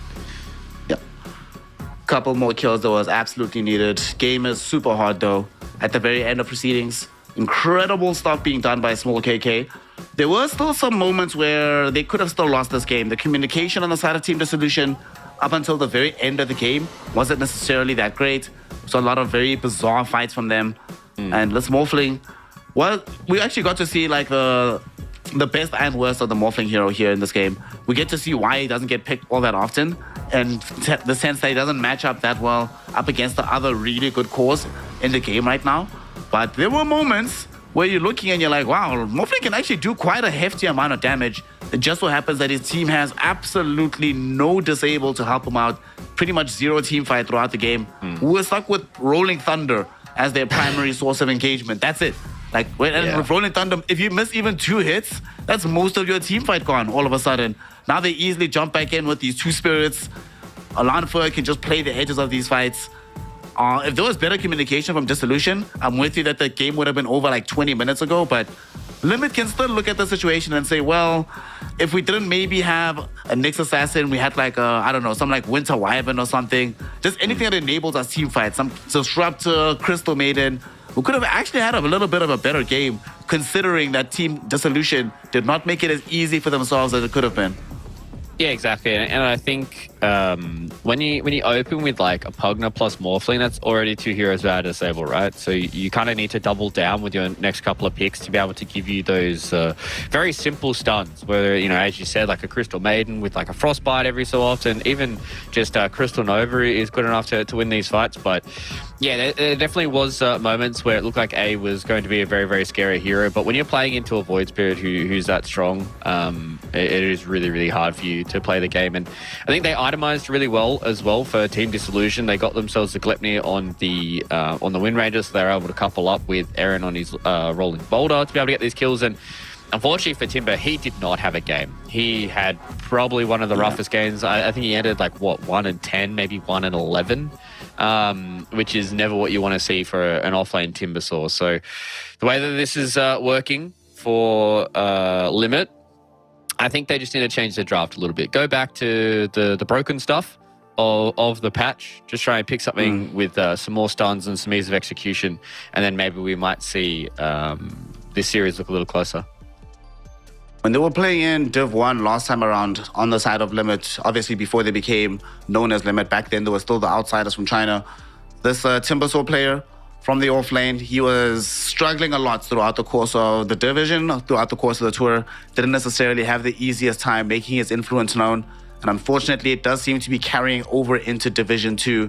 For Dissolution, though, things looking very hot for them. Small KK dominating the game, 22-1-7. Definitely going to be our MVP for this one. 50,000 damage being dealt out as well on his Void Spirit. So they need to make sure they have an answer for this hero. They need to find an answer in the first phase. I don't mind the Pugna all that much, but if you pick Pugna, maybe match it up with a Medusa, some Storm Spirit. The Morphling hero just not strong enough in the current meta to justify that particular outlay. We'll find out, though, if they have something else up their sleeves on the side of Team Limit, or if it's going to be the side of Dissolution, walking away clean and clear by taking this in a 2-0 fashion. Let's find out after a small break. Don't go anywhere. Some more Dota 2 action coming in just a minute.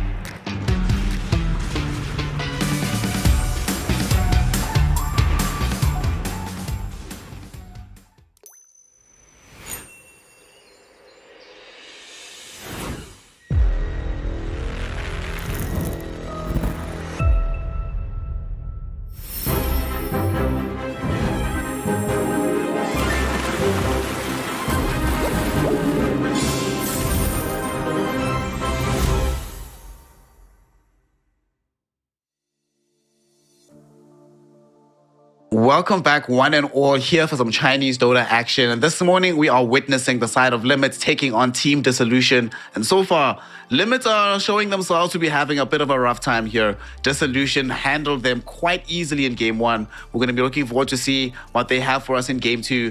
Because for the side of Limit, last time, the entire time in the division, whilst they were in Div 1, they didn't pick up a single map. Here in Div 2, they've at least been able to accomplish that up until this point. So we do not know whether or not we're going to be having them lose every single series like they did in Div 1. Have a bit more faith in them. But Fluke, we need to see some changes, especially in the draft, man. We can't have Pugna Morphling openers. Probably shouldn't be having Nyx Assassins in the game either. So what direction do you want them to lean then in Game 2 to elevate their chances of winning the series? Just pick some stuns, man. I'm having a look back at that they had, and they picked a Vengeful Spirit and a Pango. So heroes that can run around and kind of do some stuff with relative downs. And they also had a Bloodseeker in that game too. So I want to see Limit just have these heroes that don't rely on all the lining up for it to work out. I'm surprised that Limit banned the Abaddon. I don't think that was a hero you should be scared of at all. In this draft, especially with the techies coming through. Magnus is still around, Void Spirit's still around. Like, maybe Limit just steal what Team Dissolution did in game number 1. They go Silence of Void Spirit, and then Team Dissolution will try and probably answer, I think, with the Magnus. So yeah, I'm surprised they banned the Abaddon this time around. I don't think that was one of the scary heroes. But either way, they at least get themselves a Silencer that enables them to have a good lane, have some team fights, and just want to see them pick a hero that can fight and have some disable itself. So Void Spirit would be perfect. Void Spirit. Just pick him up. Hero's pretty good. Do the right thing, yo. We get to see the Silencer, though, as the opener. More and more. Just silencer. What a hero, man. Yeah. Guy's doing everything. But it's also very intriguing to me that it's almost a China special to keep doing this in the first phase. Literally no other region does it to the extent that we do right here. So people have figured out something that they feel just feels very comfortable. Paired with Void Spirit, they're probably deciding between Void Spirit and Magnus. That's a hero we did not get to see in the previous game, of course. I believe he was banned second phase, if I remember correctly. Yeah, he was, yeah. So probably, I mean, it's all about how comfortable you are with the flexibility of the Magnus, about whether or not you can flex it into all 3 of your roles, and the Void Spirit is much more stuck in his ways about where it's going to be. But they're going to go left of field, and they're going to go the Wind Ranger themselves. Obviously, Techies doesn't really care about the Wind Ranger because he's got a lot of damage that can deal with her through Wind Run. So he doesn't mind about it at all. But we saw what Aonid was able to do with the Wind Ranger in the offlane. So Limit, they're definitely starting to take a few leaves out of Team Dissolution's book. But for them, I mean, the world's their oyster. Do they want Void Spirit? Do they want Magnus? Do they want... Yeah, I think you just go with Void Spirit after what Small KK did in game number 1. Yep. I'm pretty sure the discussion from Small KK and his crew right now is, boys, did they really leave it? Seriously? Is this happening? Oh, okay, cool, let's go. Void Spirit's going to be available. They grab it. It's a Manta-style builder, so you have some kind of play into the Silencer already. No matter what, even if Wind Ranger ends up mid, you're pretty fine up against her. It is a bit annoying to play into Rod of Atos if she does go for that build for the Gleipnir, so does have to watch himself a little bit, but overall should still have a very good game. Man, what a hero, seriously. There was a tweet from Skeeter, I think, yesterday being like, it's not too late to reconsider Universal Heroes. And I think Void Spirit is probably who he had in mind, or some Magnus, when he thought about this, because these heroes are just nuts right now. Yeah, I like the idea, but the amount of damage they get is insane. Because, like, all stats are good. Like, as you being able to give you armor, strength giving you HP, int giving you magic resist, like, it's just... When you couple all those together and you just give a hero and be like, hey, by the way, you benefit from all these, but you also get damage from every single one of the stats that you get. And it's at 70% of what a normal hero gets. And you're just like, hell yeah, I'll take that. Like 30% off the damage that I get. When you include all 3 of them, and the math works out and you feel a lot better. So maybe it might be Ice Frog dialing back their base damages. Again, you can already see that a lot of them have extremely low base damage, but then you're still going to run into the issue where you get in the mid game and they've built like a Skadi plus a harpoon, and they have 4,000 health and deal 400 damage. So Maybe it might be a change. Maybe just make a 4th attribute, you know? Oh, yeah. I'd be down with that. I'd be okay with that. Would be make some very clunky UIs, but if it means that it's a little bit easier to win games against some of these heroes right now, I'll certainly take it. For Limit, for them to win games, they need to try and make sure that they combo their draft quite nicely. Waiting for the next pick here. CXK, what's he decided for the Raya Rustler? Okay, going for the Vengeful Spirit. This is the other hero that you mentioned they opened a draft with. Yet another hero that is not necessarily picked all that often within other regions. But I believe, this is her 3rd game here? 3rd or 4th in China already? Mm-hmm. Yeah. She's had a few games, and I don't think she's in a terrible spot. She does a really good job with universal heroes because of the way that Vengeance Aura works, the fact that it's bonus damage. And these heroes have a lot of damage, so you're able to buff up these heroes a whole lot more. And just the fact that Magic Missile is a very good stun, it's just point and click. It's super easy for you to be able to play around it, and you'll always have the save as well with Swap. So it's all around good hero. It's not the best support. I definitely don't think you should be picking this every game, but when you have a range core that is a universal hero, or even just a universal hero full stop, she enables you enough. We're going to have some disgustingness coming in from the other side, as we do get a young Venom monster for the lineup. So someone's going to spit at us. Legion Commander comes thereafter. So yet again, we don't have that many stuns from the side of Limit. We have Shackle Shot and Magic Missile. One massive Purge already available. Okay, I see what they got here. Although it is kind of peculiar to be picking Legion Commander into Vengeful Spirit. It used to be the case that you pick Venge specifically to counter her. So I wonder what the rationale is going to be for that. Maybe they think if we can find and kill Venge, then Legion Commander ensures that we can do it very easily. But still, it's something new. I like to see it. Yeah.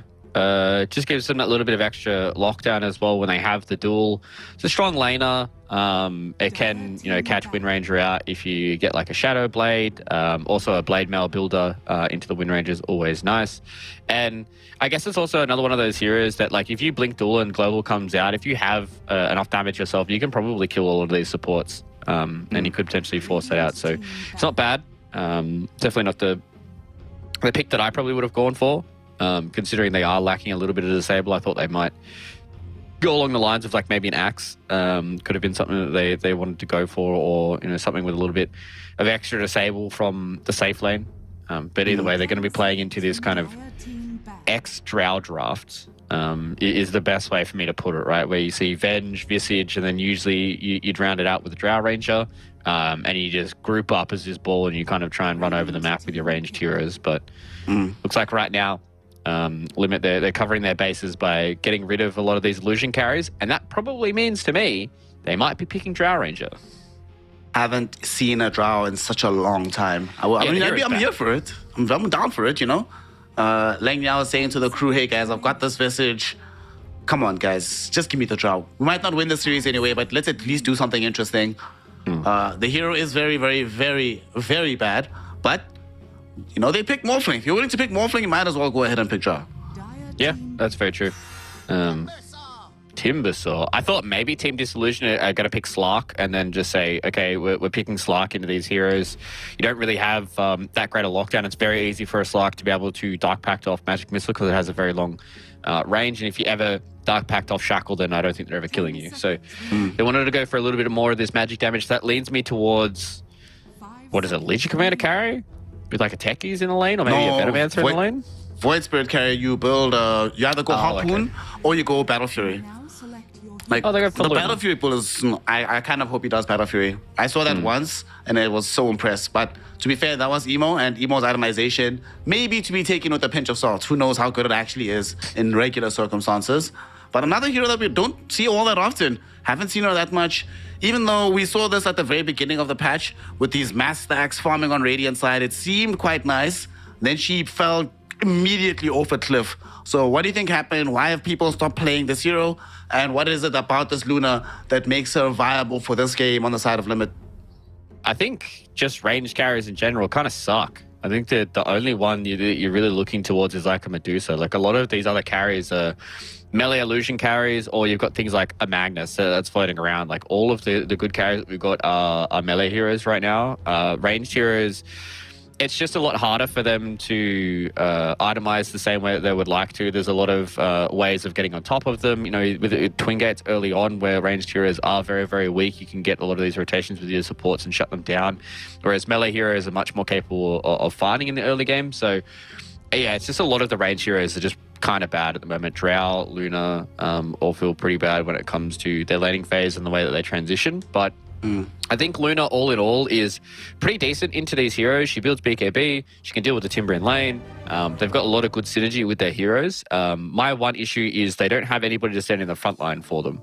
It's only really Visage that's going to be standing there. So if you have to deal with a Timber Saw that's, you know, Timber chaining through your backline, you've got a Void Spirit that's going to be coming onto the backline, it's going to be hard for you to keep this formation that you really want to have with a Luna and a Visage draft. So I think for me, after what we saw in game number 1, I'm definitely leaning towards Team Dissolution. But if Limit get a roll on and get a snowball going, they can take buildings. Well, I'm going to be with you in large measure because whenever I see Visages, I worry about this hero if he doesn't get off to a good start. The laning phase, it's such a volatile, prickly little hero. And unfortunately, of all the things Lang Miao does, laning is probably the worst. So yeah, I am not very enthused about what we're going to be seeing here. Always want him to pick easier heroes to play. But, you know, people level up. You have to practice the difficult stuff before you become proficient at it. So he's still on the road. He's still on the grind here. What can we do? Yeah, and again, it's another one of these drafts that need a lot of things to go right for them in this game. I think, you know, Luna does do relatively okay as you start getting later in the game against some of these heroes, but she's in against a Tricore. Like, you do have Chosen One who's playing the Wind Ranger who can do a lot of work, but, you know, Visage is definitely going to start to fall off unless he has an immaculate early game. So if they don't hit this really good timing where they're taking tier 2 towers like 20-25 minutes with like a BKB plus 1 item for the Luna, it is going to be a rough game once again for Limit. But luckily for them, they're not, you know, having that bad of a lanes so far. See how things go for them. As we kick things off, bounty runes get traded. It's 2-2 on either side. And top lane, they're actually putting pressure onto Aaron here. Unfortunately, for reasons unbeknownst to me, Tikis actually has 300 move speed. Why? I don't know. So shouldn't end up dead here. Will eat quite a lot of damage, but should ultimately be okay. Yeah, that's the thing with Techies. You always just get a whole lot of these stats. He's tanky, he does a lot of damage, and it's very hard to trade with him. Might not be the first blood anyway, though. Aaron went back too soon. He wasn't prepared, didn't regen up completely. So we'll end up dead. First blood getting drawn in by our Venge. Okay, nice little start for themselves there. Yeah, and this is why I like this Venture, right? Simple, super easy to play. Magic Missile, throw some auto attacks, game done. Other side of the map, they're also getting some more success as they end up bringing down Ranfu Dao. Lang Miao being the one to get that kill. So Visage getting himself some early gold. They found the first blood in the top lane. I don't envision them struggling mid at all. Wind Ranger versus Timber should be perfectly good for Wind Ranger. Okay, looks like Limits have started themselves off on a pretty decent foot here. Yeah, it's a good start. And as I said, right, like it's their lanes are just much nicer. Venge and Luna is a pretty straightforward lane. You're going to get the Vengeance Sword, even just the Wave of Terror later on. You can have a lot of damage and you're going to be able to buff up your own heroes. The one issue is playing into the techies. Good techies can obliterate any lane with the way they play sticky bombs and blast off. So that will be the one caveat for me is about how Aaron is able to alleviate this lane. But the fact that mid lane is going to be super simple for both these two players. Small KK shouldn't really die ever unless he really messes up. And the same thing with Chosen One, right? Like he shouldn't ever really be under threat. And bottom, they've got a lot of kill threat with a Visage plus a Silencer, especially against a Veno who is another volatile hero. Like especially as a 5, like you can either feed or you can absolutely own. And of course, Venomancer, one of the slowest heroes in the entire game. So if he ever puts, well, the proverbial foot wrong, he doesn't really have a foot, then he just ends up very, very dead. Speaking of this bottom lane, I also want to see what Lonfa is going to end up building here. On this Void Spirit, are we going for the straight off Harpoon? Are we going Battle Fury? I hope he goes Battle Fury though, honestly. Such a fun build as Ranfu Dao getting gone on. Does fall really, really low, but instead tries to turn onto CSK. He will end up dead, but so will CXK. So it's a 1-for-1 exchange. However, Limit do have a bit of an advantage in the experience department. Yeah, getting themselves an extra couple of kills always feels nice, but Lonfo surviving is nice for the Void Spirit, right? Getting a lot more levels in the Resonant Pulse, or even a few more extras in the Aether Remnant is always nice, and he is at least queued up, the Battle Fury, and again, Aaron just gets the kill. This is what I talked about. Yeah, there's just so much harass and pressure atop Luna. She's gonna need a lot of help. We need some salves. We need something. They're just gonna muscle her away from the tier 1 tower. She can't approach right now. Having a really difficult time leaving this very small area. Fortunately, though, there is some regen coming in back from the fountain. Sorry, mates, you gotta commit your gold because Mama needs some health. Yep. Feels good to be able to get back to at least full HP. Got a lot of stick charges as well for A, so they should be okay in this lane. When the levels start to come up for A-Net as well as Aaron, this lane can be very, very scary. You know, duel plus a sticky bomb and a blast off will be a lot of damage to kill these squishier kind of heroes. And if there's ever going to be a rotation from, you know, maybe Lonfo or Renfu Dao makes their way towards the top lane, then A has to be very careful about where they stay. Down bottom, Renfu Dao. Think he's gonna end up dead right now. Soul Assumption, couple of right clicks. They should be able to clean him up quite easily. Leng Miao not gonna be punished for this either. So it gets to be involved in his 3rd kill of the game already on this Visage. And although the CS numbers might not look spectacular, we'll still be able to generate a decent amount of net worth because of all these successful fights. Yeah, a lot of the skirmishes early on are going to alleviate the pressure from the last hits, and Eren, he's going to go down as well. Will they be able to get revenge though onto the Vengeful Spirit? Doesn't seem so. She just skirts herself away. Luna continues to farm. It's a pretty big deal that they're able to get these kills onto Eren, making so much space for this Luna. And denying that pressure that you were mentioning can come from an LC with the techies to back him up.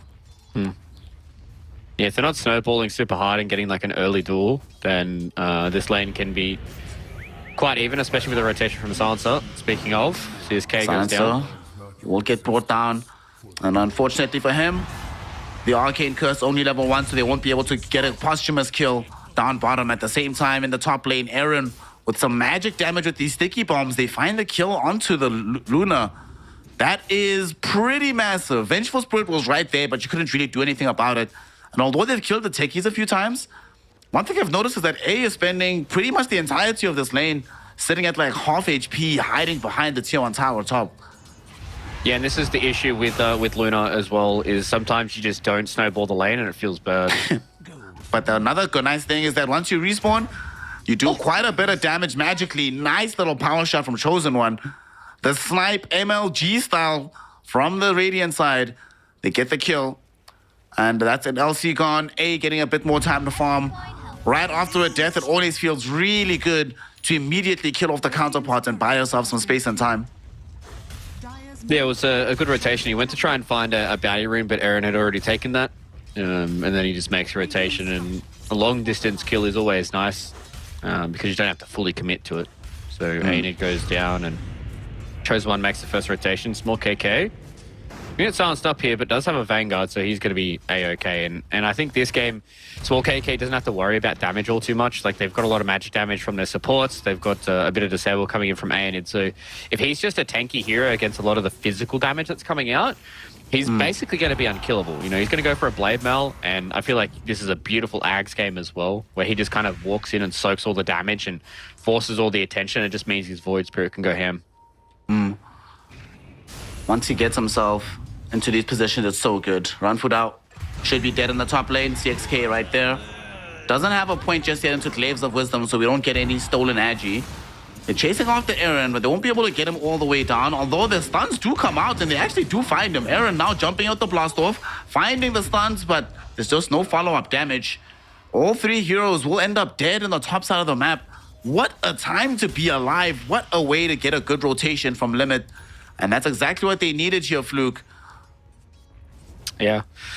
It's kind of similar to game number 1, right? Where a lot of these kills were going a little back and forth until we eventually saw Team Disillusion really start to streak ahead. But the way this game is going, they're off to a pretty decent start. They still do have a long ways to go. They are definitely behind when it comes to the net worth on their cores, but getting these kills at least gets them closer to that moment where they can start to snowball, get their items, get like a BKB, maybe a Manta style on A.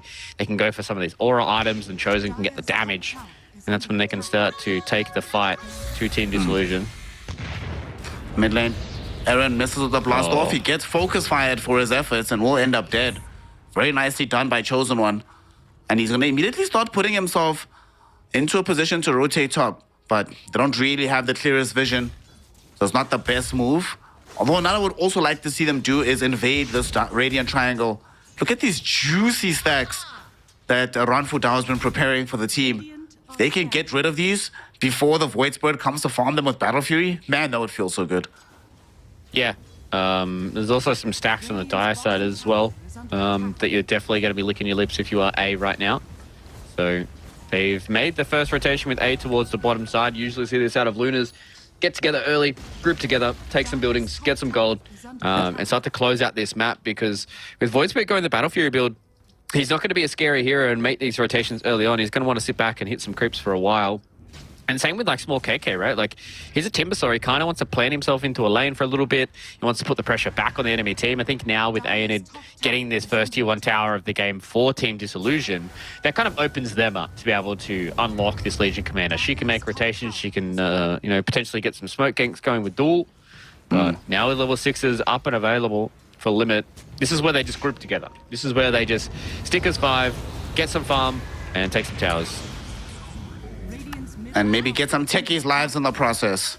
As they're all grouped up, the entire roster pretty much here around this mid lane.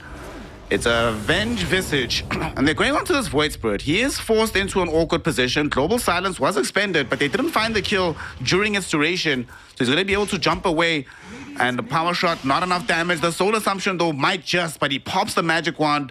The raindrop will also absorb some of the damage. And he'll end up not dying. Massive waste. No global, and because they were chasing him, Fluke, they were not putting pressure onto the tier 1 tower. So they're not going to get middle. It's going to be 100% safe. Yeah, knowing that there's no focus fire, maybe if there was focus fire, he probably would have been dead. But understanding that it got used on Aaron, and now they're able to, as you say, alleviate the pressure in the tier 1 tower. They are still going to stick around though, so they definitely want to try and take this tier 1. So I'm not sure if they're actually going to be able to get it. Like, Ranfu Dao is going to get to a point where he can start to spam out these little plague wards. Aaron, be careful. First swap of the game. Back onto Aaron. They really want the damage. Techie's going to fall low and die. At the same time, though, the Vengeful Spirit will not suffer anything better. So she'll end up taking a tumble, which yet again is going to dissuade Limit from putting more pressure in this mid lane. And now Small KK is here. You mentioned he wants to be able to apply pressure back. Well, if he's here, he's the backstop to that pressure. Here and no farther, he says. And Team Limit, they get the hints. They leave middle, but they actually smoke up and head to the top lane, potentially to kill off Ionit, who is currently farming underneath an Observer Ward. So they should have the necessary vision for this. Vengeful Spirit isn't nearby, though, so the easy stun isn't online, but they still have more than enough damage, and it will end up dead. Yep, just a nice little ward from Limit. They are just walking around together. It's got a phylactery here on the Visage. I'm not sure if I like that as much as maybe individually it could be okay, but for the team in the draft, like you want to get auras as fast as possible. You want to get your Vlads, you want to get a drums, maybe you want to try and get like potentially like a Pipe or a Crimson at some point so you can get this group going. He's gonna build Crest. The modern one is Phylactery Crest on this Visage. Okay. With both, it's actually pretty good. Like, I was skeptical as well. And then there was some game I was doing with Lizard, and he was like, bro, trust. And then I saw it, was like, oh, wow. It was an astonishing amount of damage. And because of how long it takes to kill you with the Solar Crest, you're always building up these stacks. And you're always just pumping out massive amounts of damage. But they do have to be both online fairly quickly. So he has only a couple of more minutes to finish the Solar Crest as well. But if he does get both, it can be... I agree with you that I would like more auras, but it gives a shocking amount of damage, sort of justifies the outlay. Yeah, and I guess Venge can build some of the auras as well, right? Like Venge is going for the drums, so it's not like they're going to be lacking on all the auras. Global Silence gets popped here. Okay. Interesting decision by Limit. It looked like they were thinking about jumping onto Ranfu Dao, but Lanfa, is he going to die? Yes, he will. There we go. That's what the Global Silence was for. I was so confused looking middle, but once you look bottom, all becomes clear. No Lanfa, and that's the kill before he finishes the Battle Fury. That's a pretty big deal. Yeah, he didn't have his Healing Lotus in his inventory, so he didn't have that extra bit of healing to survive that. If he did, he would have lived from the Arcane Curse. Small KK will be alive for now. Aaron got a very nice blast off on the 2. Dropped quite a lot of bombs in the river. First duel of the game goes out onto Chosen One and kills him off.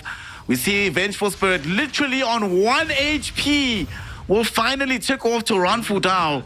Oh my god, she survived for way too long there. CXK will at the very least find some revenge with the Arcane Curse. Long range kill onto the techies. Nonetheless though, it's 2 for 1. It's a dual kill in favor of the Radiant lineup. They will definitely take it, and it's an opportunity for Lanfa to recover his position. They don't get much more on the map off of killing this Void Spirit. Yeah, that's a big start for Team Disillusion. They keep their cores alive. They only lose the techies, who at this point he's just going to be happy with a little bit of levels. He's going to have his Arcane Boots at the ready as well. So as long as he's doing his job by being able to jump in, get a lot of damage going, that feels good, and their tanky cores are just going to get tankier, right? Like they've got Crimson Guard fully completed now on Small KK. I think his itemization in this game has been immaculate. Understanding that it's all physical damage that's going to be coming out from Limit. Yeah, there's a little bit of magic damage from Soul Assumption and the Phylactery and the Silencer, but as long as you're making it so the birds and the Luna are not just tearing the rest of your team to shreds, then Small KK is doing his job. He understands that he doesn't have to be the damage guy this game. They have a Legion Commander as well as a Void Spirit for that, so he's more than happy to just be the aura bearer this time around, and then eventually can transition into his own damage. This LC, she built up a Blade Mail, building into a Blink Dagger now. Between her Blade Mail and the Timber Source Blade Mail, my god, I'm very glad that A has not leveled up Eclipse. It's not worth it, dude. This spell will honestly get you killed in these fights. And Wind Ranger's also going to have a rough time finding focus fire targets that aren't supports anymore. It's definitely not going to be like game number 1 where we saw Aeonid just kind of run around and kill people. Yeah. Small KK, he's in trouble though. Global Silence gets popped here, and but they don't have the damage. They don't have the Eclipse. Without Eclipse, I don't think they have the damage, even with this Phylactery Vengeful Spirit. So he's out. Small KK is Gucci. He's alive. No problem. At the same time, Ranfu Dao does end up dying, but did get off the Noxious Plague just before going down. However, it doesn't seem like there's any follow-up coming in from Team Dissolution. So they'll just let his life go. And finally, Limit managed to push down this tier 1 tower in the mid lane. But there's the Blink duel coming out onto Chosen One. Chakram right on top of his face as well. Chosen One will get away with the Wind Run. Eclipse gets popped by this Luna as she runs down and kills off the Timber Soul, as well as this Legion Commander, Aaron, now on the run, trying to escape. Won't be allowed to do so. 3 heroes dead, a tier 1 tower fallen. Limit just popped the hell off all of a sudden. It took them way too long to kill off Chosen One.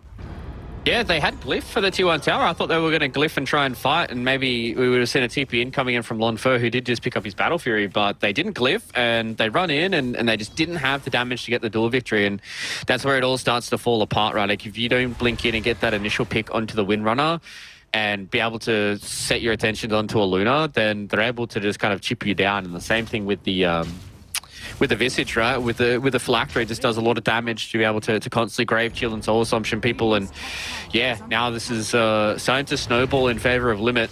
And maybe we might see this best of 3 go all the way to 3 and maybe some back and forth. Speaking of our Visage, Lang Liao does indeed have the full Solar Crest available. So this not only unlocks his full hero, but it also unlocks potentially access to this Roshan pit. His team is already there right now. They have some armor reduction from the Vengeful Spirit already, but never say no to more. Unfortunately for this Visage, seems like he's going to be wholly unnecessary for this attempt. Comes in for the proverbial pop on the Solar Crest, just to be like, hey, I was there, I was involved. But they get the Aegis. And, you know, when the last time we used to see drops like this, these Lunar Visages. Normally, this first Aegis, by the time it elapsed, you were looking at an entire map taken, most of the tier 2's gone, maybe even a tier 3 tower at like half HP by that point. Radiant's top tower has Well, yeah, and the way that it's looking right now is that's what they're going to do. Like, they're going to walk in as this 5-man ball, and what a Team Dissolution's supposed to do. Void Spirit's not ready to fight just yet. He's going to have a Deso, but maybe they just go in with small KK. Dire's middle Small KK has a full Crimson Guard right now. They brought in the Void Spirit. He immediately gets global, immediately gets killed. Down for the count without buyback. Small KK also suffering quite a lot of magic damage here. He needs to get out. Ends up getting a tumble. As he dies, Aaron also loses his life after the blast off. 3 heroes have been taken out. Chosen One does live. But Limit. Look at him go here, Fluke. They're going to take this tier 2 tower. They stand their ground in the fight. Radiant's top And they are winning this game right now. That was a horrible TP from Lonfer. He just TP'd directly in front of all 5 members of Limit, and they just swapped him and globaled him, and he's got no way of getting out of it. He's got Battle Fury and half of a Deso. Like, there's no way for him to get out of global. There's no way for him to dodge any of this stuff, and obviously with the global stance means that Aenid wasn't able to get the press of the attack to get him out of the initial stun. And yeah, he gets blown up without using a single spell. And when he goes down, then you can see the trepidation on Aenid's face, right? Like he's kind of poking around the outside of the fight, like, I kind of want to go in. There's going to be a lot of damage with my overwhelming odds, but I also don't want to go in and feed dual damage like a Luna for no reason when she already has an Aegis. And this game is quickly starting to snowball in the favor of Limit. And this is the way that their draft was designed to work, right? They get themselves some half-decent lanes. They come together as this 5-man ball. They take an objective in Roshan, and now they just close out the map. And it's exactly as you said. When we see these drafts with Luna get that first Aegis, most of the time it means your map is gone. And you can just see how fat A is right now. 13k net worth at 19 minutes into the game. He's going to have a BKB before this next fight, before his Aegis even expires. Oh my god, poor Aenid. under attack. Whew. So a double damage Wind Ranger with Focus Fire, while there's a Vengeful Spirit next to her with Vengeance Aura and 4 points into Wave of Terror. All of that equals a lot of damage. Lots and lots of hurt. And he might have to buy back here because they're coming for this tier 3 tower. They still have a couple seconds left with this double damage. They have the Visage here.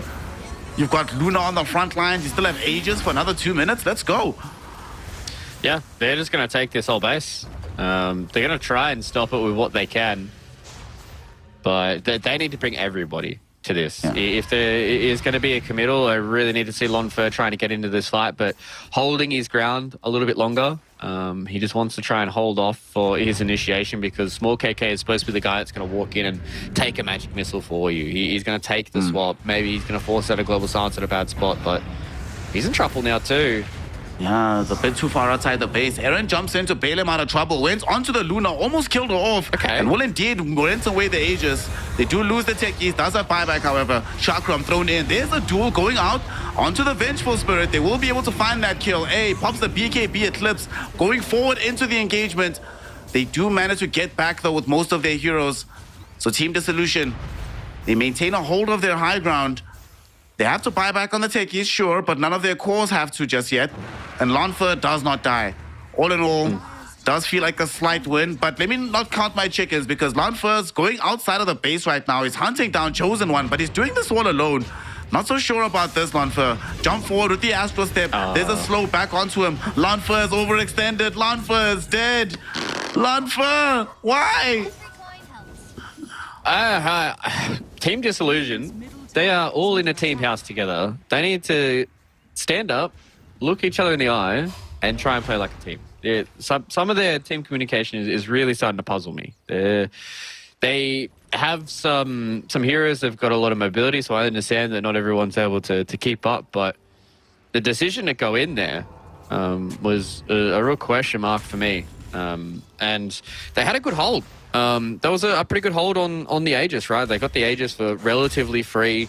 Small KK was able to get out. He eventually does go down, but with the buyback on Aaron, it means they hold their higher ground. They don't lose their tier 3 tower. They'll lose a lot of HP on it, but they at least hold on for a little longer. And yeah, this game is quickly starting to get out of control for Team Disillusion, and I don't really see good avenues for them to come back into this. Aenid is farming up his BKB. That's going to be a good item for them. right now, Small KK is just trying to build as defensively and safe as possible, trying to get this Heaven's Halberd. But there's just more and more items that's coming up here for Limit. Wait, Especially with what? like a Lincoln's coming up. That means that, you know, the Luna's not just going to randomly duel. They've got a pipe for all the damage that comes in from the Venge and the Techie. Not the Venge, the Venom and the Techies. So, yeah, this is getting really hard, especially when Lonfo has to go on this mission towards the top side of the map, right, just to get some farm. I'm very perplexed that Small KK has an Eternal Shroud queued up right now. Bro, just build BKB. They need some spell casting during Global. They don't have literally any Dispel right now. There's no Manta just yet available for Void Spirit. There's no BKB on LC. There's no BKB on Timber. There's no Lotus on any of the supports. No Yules on them either. And we're seeing the impact. These Global Silences, for the most part, allow Limit to do whatever the hell they want during its duration. Under attack. And that's where they're able to get a lot of the repositioning, right, with the Global Silence. If A ever gets put in a bad spot, has BKB is going to get very close to the Satanic now too. So this is the critical mass point of Luna. When she hits this Satanic timing, it's going to be very hard for them to deal with her. And if they hold on by some miracle in some of these fights and get the kill onto the Luna, then she can start to slow down herself. But yeah, Team Dissolution, they're going to have to fight with their backs against the wall and be down by a lot Radiant's and win this game out. But if they can slow it down and get some items, then I could definitely see them having a bit of impact. But their heroes definitely don't outscale a Luna. You can still get another item or two. And same with the Wind Ranger. Getting that Lincoln Sphere up, she's going to be hard to deal with. She can do a lot of damage. And always going to be buffed up by the Vengeful Spirit too. Finally get to see the Heaven's Halberd complete right now for Small KK. So, whether it be Luna or Chosen One, neither of them will very much enjoy having the Halberd applied to them. But they are still in a very good position, so they can last through that portion of the fight. They just got themselves a Aghanim Shard for the Vengeful Spirit. She just finished the Aghanim Scepter recently as well. So I think Shushang's ready. This Vengeful Spirit is available to fight, and they're gonna go top. Look who's top. It's Lonfer. Oh no, buddy. Lonfer, run, my friend. Run. Okay, that's the right direction.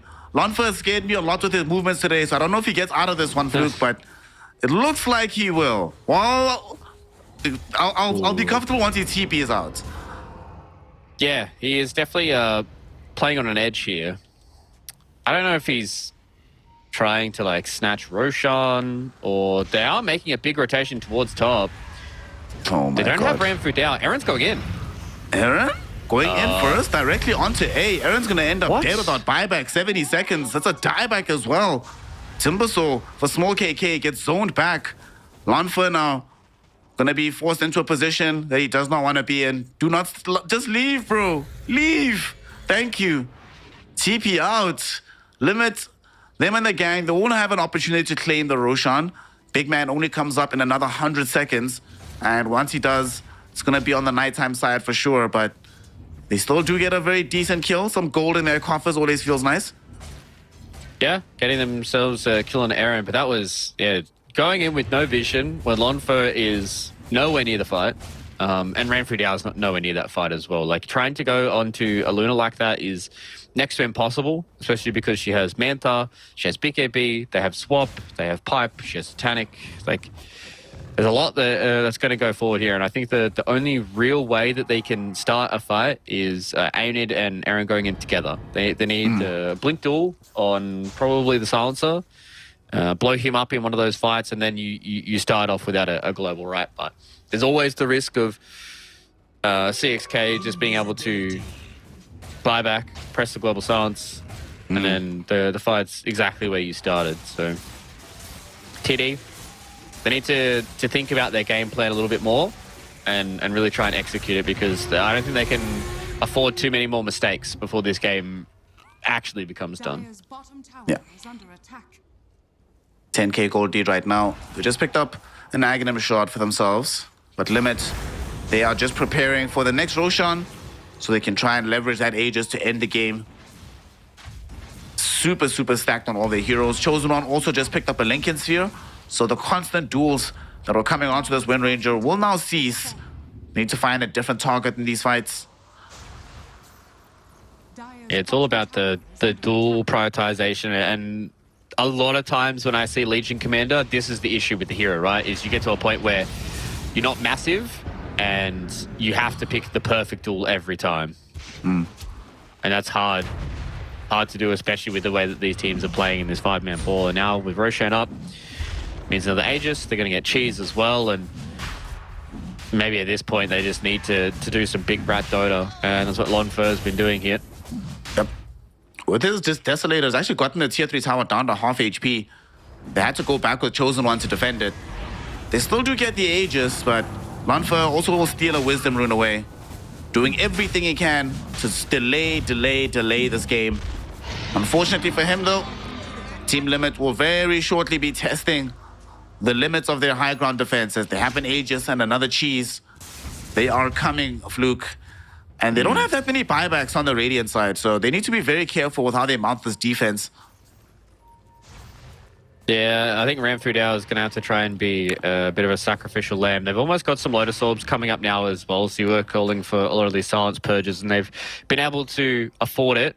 Still would like to have buyback on Ramfudao, so he hasn't bought out for his Lotus Orb just yet.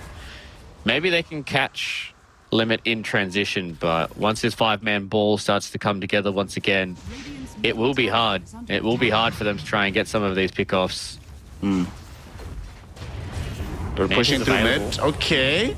Shushang goes randomly onto the high ground, gets picked off, does still have his illusion with the Aghanim Scepter, but they also pop BKB. They find the silencer with the duel at the back end of the fight, and they are able to win it out. Luna, though, standing her ground with the BKB Eclipse going, trying to lay out the damage, but they haven't killed that many targets. It's only Aaron that's taken a fall so far. Lanfer jumping off the Chosen One, will kill him, but went way too far to do it, so he ends up dead in the process. Small KK gets swapped back by Shushang's illusion, and that will ensure that he gets almost brought down by this Luna, but she does run out of damage. Doesn't have the vision for the Lucent Beam. Finds the vision now, and the Timber Chain not gonna connect. Small KK maybe actually better off for it, and still playing this fight very, very close. Luna pops the Satanic, heals back up once more, and although they do end up winning the fight on the side here of Team Dissolution, they also managed to defend their base in the process. Fluke, the game could potentially have turned right here and there. Yeah, exactly. You know, maybe if Lonfer had popped his big wand, maybe he could have lived, got another astral step off, gotten away. But, you know, the fact that Venge was able to stay alive throughout the entirety of that fight, well, obviously with the illusion, gives her a lot of experience going forward here, getting 2 whole levels out of it. But this was basically the best start they could have possibly hoped for, right? They popped their double BKBs. A wasn't able to really do all too much damage. Small KK is able to then assassinate the Visage, and They basically got everything out of them. You see here in the last couple of moments, Lonfer just does not pop that 21 charges, and maybe with that astral step they go through, they kill the Venge once again, and then maybe they set their attention onto A. Well, they have their attention onto A right now as they pop the smoke. Chosen One is not here, but they have the duel. They found him. Shushang does have the swap if necessary. They also pop the global silence. Aaron is going to be the first one to die for this. Ionit about to follow as A able to pop the BKB Eclipse, turning around with the damage that they need. Still has Satanic as well. So they kill off all of the heroes chasing. Ranfudao is going to be dead as well. 4 heroes down, a triple kill for A. They don't even lose the Aegis life, but that's the point, Fluke. He still has Aegis. Why did they make that jump? Yeah, that's not the dual target. If she has Butterfly, she has BKB, they have swap available, they have global silence. You can't dual Luna at this point. The one fight that they basically won was the fight that they didn't duel her. So they need to be thinking about that moving forward. Small KK needs to be careful about dying. He doesn't have buyback if he does. Trying to go down and bring down Shushang. Won't be able to do so, but definitely dead in the process. 70 seconds, no Timber. They did buyback on Ranfudao as well. But he doesn't have access to the Noxious Plague for quite some time. Echo Shell protect him from the Vengeful Swap, but can do nothing to protect the towers and can do nothing to protect against this jump in from Chosen One. Goes into the Ghost Scepter, but gets finished off by the Magic Missile. Ultimately, though, Team Dissolution will throw in the towel. GG, well played. Limit get themselves on the board with this Visage Luna draft, playing very high tempo, and right here at 32 minutes, it secures them a victory and takes us to a third and decisive game. Yeah, I mean, Div 2 of China has had a lot of the series go all the way to 3, so I think it would be a disservice if this one didn't go the same way. And Team Disillusion, they're playing after that game number 1. I'm really surprised about how clunky they played game number 2. There was a lot of times where they're not using items, their dual targets are off, the defending of towers never felt like it was right to me. And to me, I felt like that going this Deso for Lon Fur was a bit of a mistake. I think he really needed to play it safe and get this Manta early on, because there was a lot of times, this one specifically, where he just gets caught out and dies. Like, obviously this was pre him getting Deso anyways, but the way that he was tipping into these fights, the way that they were playing some of these fights, really felt like the TD were extremely disconnected. And, when you play disconnected and not clean Dota against a draft like this, you get punished really hard. And that's exactly what Limit did. And the one shining light from that game no one that I saw from Limit was it feels like they're playing better as a unit than what TD are, whereas the game no one was a little bit of individual outplaying across the map. But yeah, Limit, when they have this draft, they look really, really good with it. They executed it pretty well. There was a few small hiccups, but getting it done in this time frame is exactly how the draft should be executed. And the way that they're able to do it just gives me hope for, if this is something that they want to continue to play for the tour, then I think this might be their winning card from here on out. I am 100% with you that for Limit Gaming, down the stretch, these kind of extremely fast lineups that they can end the game at a reasonable time and don't have to worry about uber late game scaling. This is the kind of stuff I want to see from them. And I must say from them as well, this is without a doubt the best game I've seen from this collection of players. Obviously, the carry player is kind of new to the organization. He wasn't there last time out, but the other 4 are exactly the same. And trust, the games we saw from them in Div 1, this is a massive step up. They stuck together, they grinded it out. They didn't just leave for the wins. And it's starting to pay some fruit. And not only did they get a very good win here, Team Dissolution, when we saw them playing up against Holy Grail, not only did that series go the distance, but Dissolution could have won, and they did not look bad by any stretch of the imagination. So taking a game off of them is not an actual easy feat. You have to work at it, and that will put Limits into a position where they yet again take us to a third and decisive game. Let us hope, though, it's not going to be similar to the last series, where we get there and they end up losing anyway. So what do we think? Yeah. MVP, who impressed you the most here? It feels like a team victory more than anything, right? Yeah, it definitely does. I'd probably have to lean towards A this time around. He had a bit of a rough start, constantly having to run out a lot of regen, but his itemization and when he grouped up with his team was really good decisions, right? And he understood that as long as he builds tanky, he builds the good items for Luna, they can quite easily take this game over. And yeah, I was quite impressed with him, but as you said, I think this was a much better team victory. And I think on the other side of things as well, pretty disappointing from TD. I think a lot of their the way they were moving around the map and the way they were doing stuff was very clunky and not good against a lineup like this that we don't really see all too much. Like this Luna Visage is not really something that we see in this meta because some other heroes are just better. And yeah, they got dismantled for it. So it's a big props to Limit to be able to come back from that game number 1 that, felt like it was over for a long time, but, come back and have faith in their own strategy and get the dub, and now they have a chance to win the series. In retrospect, maybe it could be the case that because Team Dissolution didn't actually win the series or the game, the first one, in fast enough passion, that gave Limit the opportunity to start curating strats, building confidence for the second game, and all of that has indeed paid off for them as we do now go into our third and decisive game of the series. Let us find out if it's going to be Limit Gaming claiming their first victory so far in the DPC, or if it's Team Dissolution coming back after a difficult game 2 to make this series theirs in the end. We find out after a small break. Don't go anywhere. Dota 2 will commence in just a few seconds.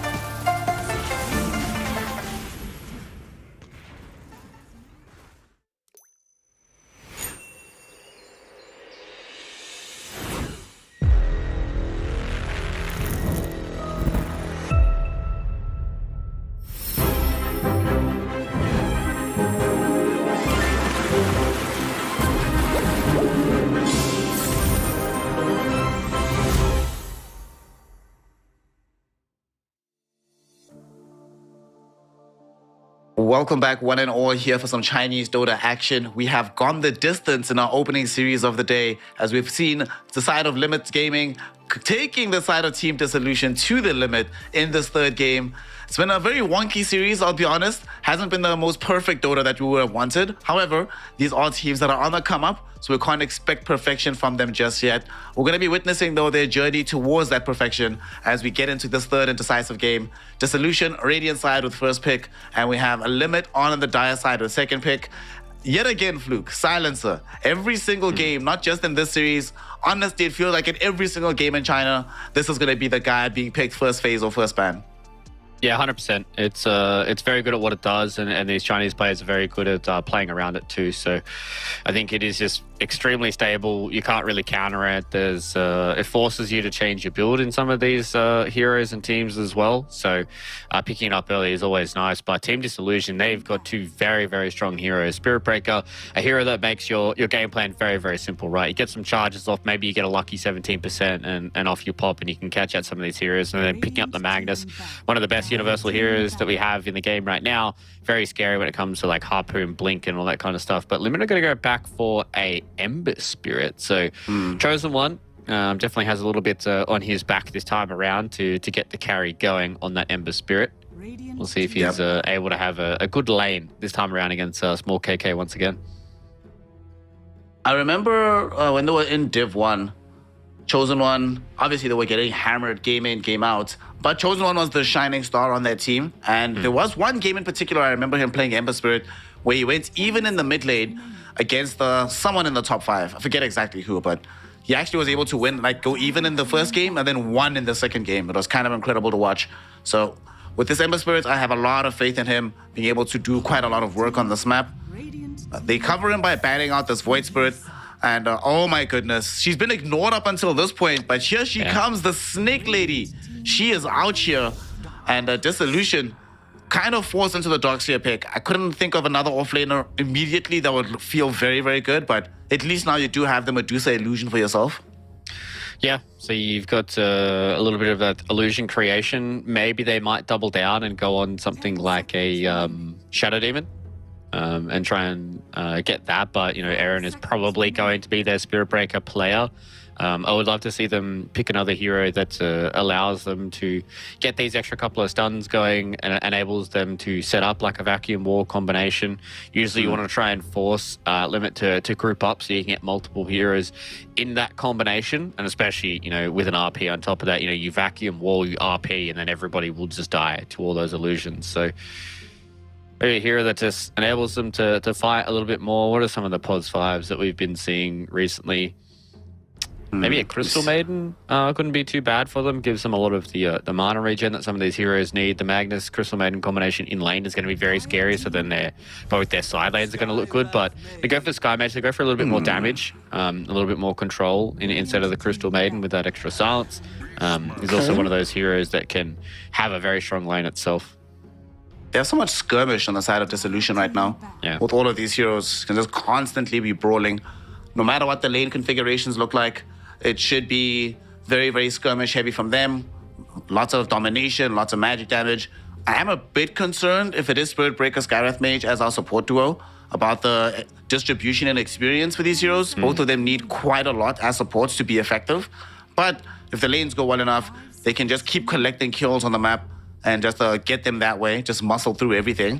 Dude, this draft though from Limits, my God, this is how you buff up a Medusa. You give her a Beastmaster as well, so she has that inner Beast aura. Silencer is going to cover her in the laning phase and afterwards, and then Ember Spirit wreaking havoc and creating space for you. If they can get like, I don't know what other support, but maybe like some Coddle or something at the end of the draft, either to keep her alive or to give her, I think survivability is more important than damage here. Yeah, do that, dude. That would be so good for Limits, actually. Yeah, I was thinking along the lines of the same as you, right? Like just a hero that can keep this Medusa alive for longer in these fights. Oracle's not that great with Medusa because, if I'm not wrong, the interaction with False Promise and her Mana Shield just isn't that great. So she's never really a good False Promise target. But they've got plenty of heroes that enable them to have this kind of saving position 5. They've got Keeper of the Light that can buff out the Medusa, or you can try and go along the lines of like an Oracle to keep everybody else alive, and then you just hope that your Medusa is able to stand strong. But Team Disillusion, they're going to go for the small KK Earthshaker. Last time we covered this, guys, it was small KK as well, right? And he had a decent lane, but he was just not able to get into that game at all, even though that he had a relatively good start. But they go with a Clockwork. Okay, so that's just the counter to the Earthshaker, also really good into the Skywrath Mage. It also gives them just a good way of starting a team fight. You hook shot in, Gob Silence on top, Ember Spirit comes over the top, and then you can kill 1 or 2 heroes. So I like both of these drafts. I think Limit have definitely put themselves in the driver's seat because they have the Medusa and they have the Ember Spirit. Whereas Team Disillusion, they've got very strong side lanes. So if they can snowball super hard, they can connect up with their Earthshaker. They've got a lot of stuns, they've got a lot of disables, and they can snowball this game. But from the team play that I've seen from Team Disillusion, that does put a little bit of doubt in my mind. And Limit, if they just do what they've done in their previous couple of games, they play nice and slow, they group together, and they try and take these objectives. And I think from what I've seen, I'm probably tipping Limit in this game number 3. Many times throughout our history, our tenure as being casters, as being talent, you have to look upon a draft, look upon a situation and say, let me ignore who is behind the keyboard and mouse right now, just appraise the situation as is. And I'm definitely with you. Limit, I don't even think it's close, honestly. I think this is like a 70-30 type of situation. Love their draft. This Clockwork pick, I think, is excellent against a Spirit Breaker, great against Earthshaker, good against Magnus as well. Magnus jumps into the fight, doing some RP shenanigans. Clockwork just shows up, either with a hook immediately to counteract him, or if even just nearby with battery assaults, it makes the life so much more difficult. Medusa, I don't think has been fully answered just yet, although I do love the Darkseer pick. Okay, maybe not 70-30. I'm being a bit hyperbolic. I think this is like 60-40, but I'm very much in favor of Limit here. So, am I going to be here to witness the boys from Outsiders from China, Leng Miao and the crew, actually winning a series of Dota? I would be amazed if it happened, but I'd also be quite ecstatic to witness it. So let's find out if that's what will happen. Game 3, the decider. One of these squads will claim their first victory in the DPC. The other will be disappointed. But ultimately, at the very least, you're not stressed about getting eliminated from the tournament. Doesn't really matter, right? It's all about TI. Just getting that seeding as high as humanly possible. Yeah, and just trying to figure out some of the ways that you want to play Dota in this current patch. And I think for me, Limit may be starting to hone in on what works for them. And what looks good for them in the Chinese region. Obviously, the Silencer is one of those heroes that I think looks really, really good for them. And also the way that they, play A on one of these harder kind of carries. They give Chosen on some of his signature heroes, like his Pangolier or even his Ember Spirit, and they play this team coordinated kind of style. Whereas for TD, I think they're a little wobbly. They haven't really been able to find their footing in their previous series. They went down 2-0, so they didn't really get anything out of that. Their first game was a win, but it was a clunky win. And then game number 2, they kind of got outpaced. And so now it's up to game number 3. If TD have to restore any faith in me for the rest of the division, then I think this is a good place to start if they can win their lanes. But as you said, this is definitely like a 60-40 kind of draft. And if Limit just play it standard, straightforward, normal, and don't lose their lanes too hard, I think they're in a really good spot. Actually, I'm sorry to do this to you, bro. I'm upgrading again. Yeah. I'm going back to 70-30. I'm looking at the situation. I'm like, I started thinking about this a bit more, right? With this Clockwork. Just Clockwork being, if Clockwork is standing next to Medusa, how on earth do they ever kill her? Like, they will not have enough range damage. Their only form of poke is through the Skywrath Mage. Somebody can buy like some pipe, some Glimmer Cape to help with that. The heroes that go in, you'll have like, 2 Blink Daggers on the Earthshaker Magnus, a charging Spirit Breaker. Just Clockwork being there. Just Battery Assault. That's it. That's all you need to have right next to Dusa. And then she just stands there. She presses R. You have no answer for the Stone Gaze. Yeah, I'm going all in. So actually, I'm going even higher, dude. I'm going 75. Let's go. 75, 25. Limit gaming. And I also just don't believe in Earthshaker. I don't think we saw enough from Small KK in that last game to give us confidence in this hero through the mid lane at the very least. Yeah, I think that's another thing for me as well, right? Like, obviously, they've got faith in Small KK and the Earthshaker because they've picked it now twice in 2 separate series in do or die scenarios. So they feel like this is something that Small KK can carry on. But after the performance he had on game number 1, I mean, just just try and give him those kinds of heroes again, those heroes that he snowballs on. Maybe they should have looked for the Ember Spirit for him early on, but obviously they picked up the Magnus. So we'll see how it does work out. This is definitely a draft that they need to be really coordinated for TD. And if they're not, and that combo breaker does come out with the clockwork, then, I mean, this could look a little weird and wacky again. Top lane, we have Ionid and Aaron. Spirit Breaker, Darkseer. What a combo lane. Unfortunately for them, you know, of all the fives that get picked into the laning phase right now, you know, you have sometimes Rubik gets picked, your Maidens, your Disruptors, Wyverns every now and then. Of all, like, you don't see Clockwork all that much anymore. And honestly, Clockwork is one of the best heroes for this particular combination of heroes to play into as a 5. Because they actually can't do their normal shenanigans of completely bullying you. 1-1, that's it. You've defended the lane already, just with these 2 spells. Yeah, I think that's a big reason why they insta-picked it, right? They were probably leaning towards the Clockwork with the heroes that they saw, but seeing the Earthshaker, they're like, yeah, we can stop everything that's going on right now with just Battery Assault and a hook shot. So this is a very good game to be playing Clockwork. Has to be careful not to overplay their hand too early on, though, which can be an issue sometimes with Clockwork. Did get a 2-hero cogs, actually. Aaron took a lot of damage from the tower. Almost ended up taking a tumble. Fell down to about 70 HP. Any other hero except Spirit Breaker probably dies there, but Spirit Breaker has 874 HP at level 2. He's okay. Yeah, a lot of armor, a lot of HP regen. It's a big boy, so...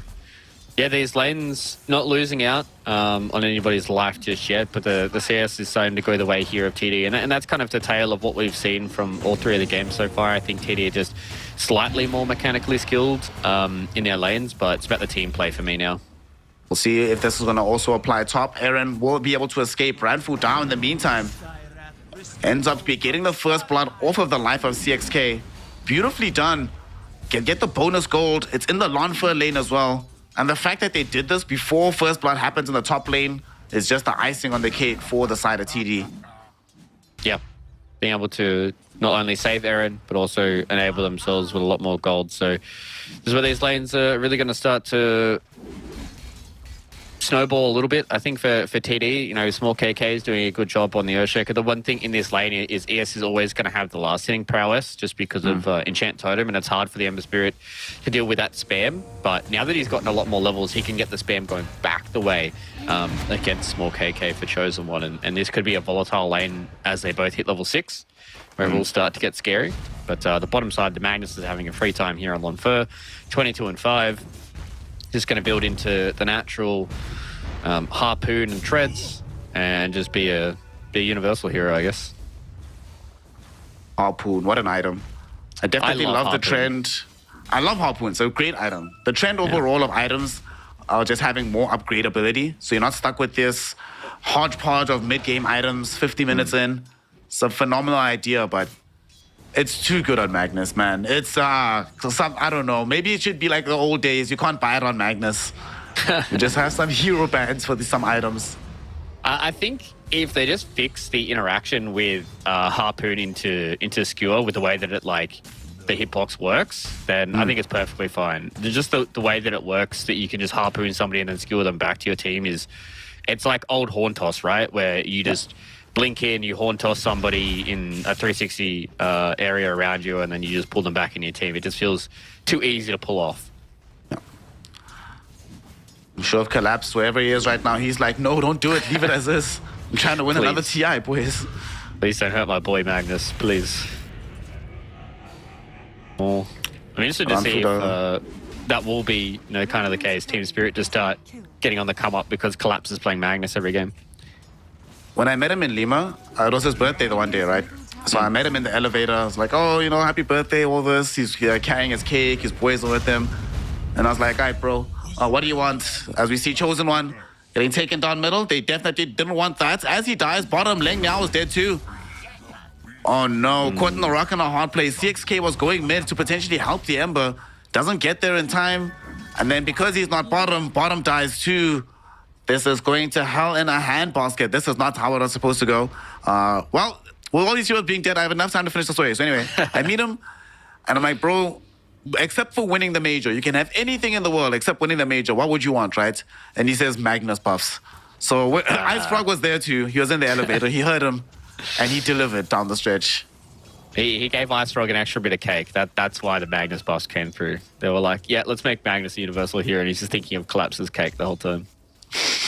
Like, damn, that was good cake. I'm going to buff him even more. Make Harpoon? Yep, perfect Magnus item. It works with Harpoon Skewer? on a planned Perfect. item. Funny, that's how the world works. A fight over the Wisdom Runes. Who's gonna win the clicking war? It's Ranfu Dao. He's gonna die for this, but worth, dude. For that experience and the fact that Silencer doesn't have glaives, so he doesn't get int either, that is really feels good. Yeah, I mean, Ranford Dow's level 5 now, you know? So he's the same level as his Magnus. Yeah, he does give the extra tick of experience over the CXK, but I mean, the way that you're sitting right now, you're feeling pretty happy with that because everybody gets a lot of experience off of those Wisdom Runes, so... Yeah, TD, they're starting out really well here. The lanes are going good. Small KK got himself a kill with a rotation coming in from Aaron. And Lon Fur's just being a Magnus. He's got almost maxed out in power. He's got his treads up and ready. He's going to go into Mask of Madness to try and increase that farming speed just a little bit more. Try to be a little bit more healthy. But yeah, with the way this game is going, TD are pretty happy. Going to get a Blink Dagger nice and early on small KK. Got all levels on their supports and they're starting to shut down a few of these cores as well. I do want to see them try and go for more of these early items. I like that small KK is going for this early blink, and I just really want to see them dial it up to 11 when they do get that blink, right? Just get a smoke, get a big kill on a Chosen One or even on the Medusa, and just kind of just go as fast as you possibly can with small KK while Magnus sits back and farms. They would like to get Chosen One involved, and they were making a rotation down bottom. Unfortunately for them, they were scouted perfectly by the Observe Ward. Magnus, for Lanfer, dragged himself back in middle. They're actually going to make a potential jump onto Ranfu Dao. Chosen One doesn't have the kill just yet. He's being charged into right now, and he decides against going for it. Aaron charges through him and actually stops off at CXK, gets the easy kill instead. So that's a very nice pickup. Good movement across the map for Aaron. Doesn't really give up anything to do this because he's a Spirit Breaker. Limit Gaming, somewhat struggling right now to deal with the praise that TD is putting on the map. Yeah, TD are doing a really good job at using the Spirit Breaker. And so I'm surprised we haven't really seen much SB in this series. I think it was maybe banned game 1. Oh, what an Echo bottom. What an Small Echo KK. Slam bottom from Small KK. What a reveal. Get it perfectly right around the Beastmaster army into the Clockwork. At the same time, they throw out the vacuum wall in the top lane, knowing that she doesn't have reinforcements. And Aaron able to get the kill onto the Medusa. Things starting to break apart almost immediately. TD exerting themselves on the map, and Small KK gonna get closer towards Blink Dagger because of that play down bottom. You also, as a reward for it being a good boy, got given a young Empower on the way out. Feels good. Yeah, it's always nice when you go and gank a Magnus's lane as a melee hero and he gives you an Empower on the way out. Feels good. So, yeah, this game is starting out red hot for TD, and this is the kind of coordination that I expected from them in the first 2 games. Being able to gank lanes and play really well on their own draft. Chosen One could be in trouble here. They will have Fissure as well as another enchant totem, but it looks like Small KK is close enough to blink to be able to just say, no, I wanted to just sit back and chill for a bit. I'm only 200 gold away. Please just let me get it. Chosen One really struggling with his net worth right now, not being able to progress through the game. The same is true for all the other cores. That enables them to play pretty much how they want to on the map. But they're trying to fix this. They're bringing some additional heroes down bottom.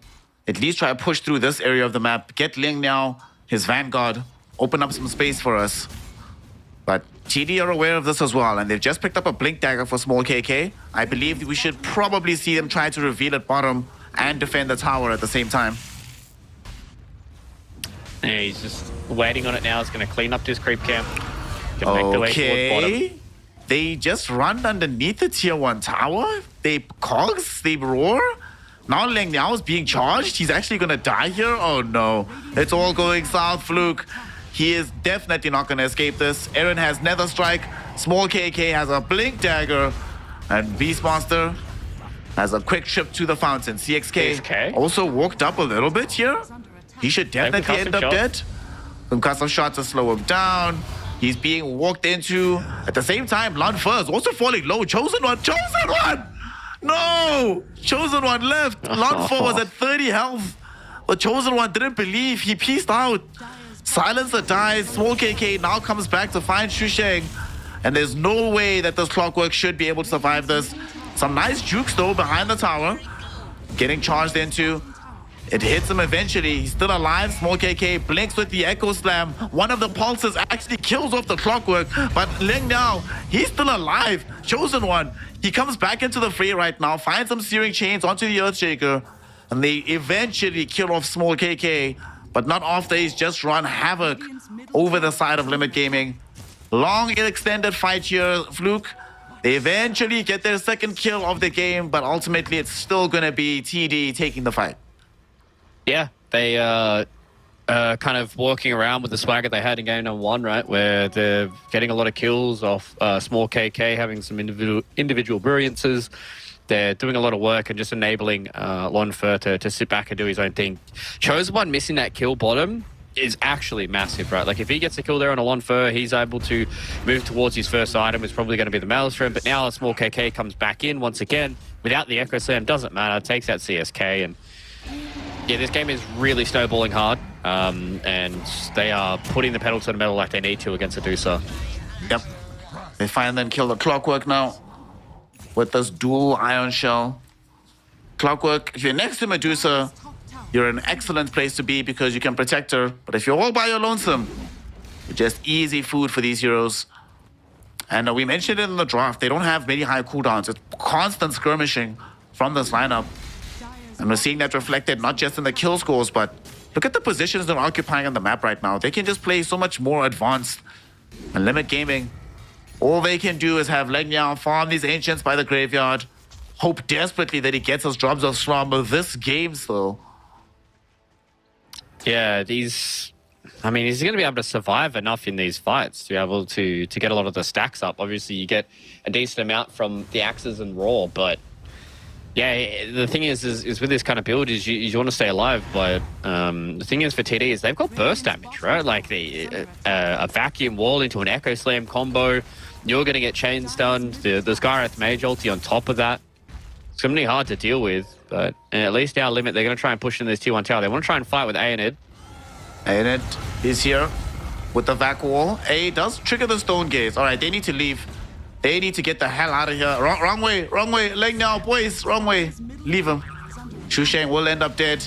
Leng Yao gets the memo to retreat, but it might be too late. They get a little glimpse of vision on top of him, but they don't have enough to get a charge. They don't find a CXK either. CXK, though, chased by Ranfu Dao. There's the vision they needed. Charge, not even needed. A Small KK has the blink and the right-click damage necessary as they find yet another kill. They smoke up here, Fluke. They're not done just yet. They know Medusa's farming somewhere. If they find her, this could be huge. She doesn't have Stone Gaze. She is in trouble. Silence up. There's going to be the Echo Slam. Mystic Flare out. Charge in. Killed off. Small KK. Finally showing us what he can do with this Earthshaker.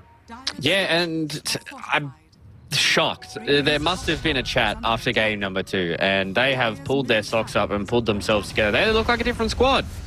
It looks so much better when they're playing together. Silence onto Chosen. They should be able to kill him off. Oh, okay. Nice little dodge and juke with the safety remnant on the left-hand side. It enables him to escape. But the one thing that we have not seen in this game is them all just sitting back farming cavalierly. They're playing Dota. Down bottom, Dota is still being played onto Aaron's life. It gets taken away. This might buy an opportunity for Limit Gaming to finally win a fight as the Primal Roll thrown out onto Aeonid as well. He's inside some cogs, but yes, like you say, it's quite tanky. Still has Guardian Greaves to pop as well. And they buy back on the Spirit Breaker, charging directly onto Shusheng. They should be able to kill off the Clockwork. At the same time, Beastmaster doing his best to just try and run away from all these constant slowers, but with Mystic Flare and another vacuum, they have what it takes, and they kill off this Beastmaster. Chosen One, he's here as well in the fight. There is RP available. It will be triggered out, but the Stone Gaze came first, so they have to run away right now. Aaron, he dies first, and here comes A's Medusa, right-clicking through some of these heroes, and they've managed to bring down Ranfu Dao. Can't run away from Chosen One. Gets caught with the Searing Chains. That sets up a double kill for the Ember Spirit. They send a tip towards Lanfeur as well.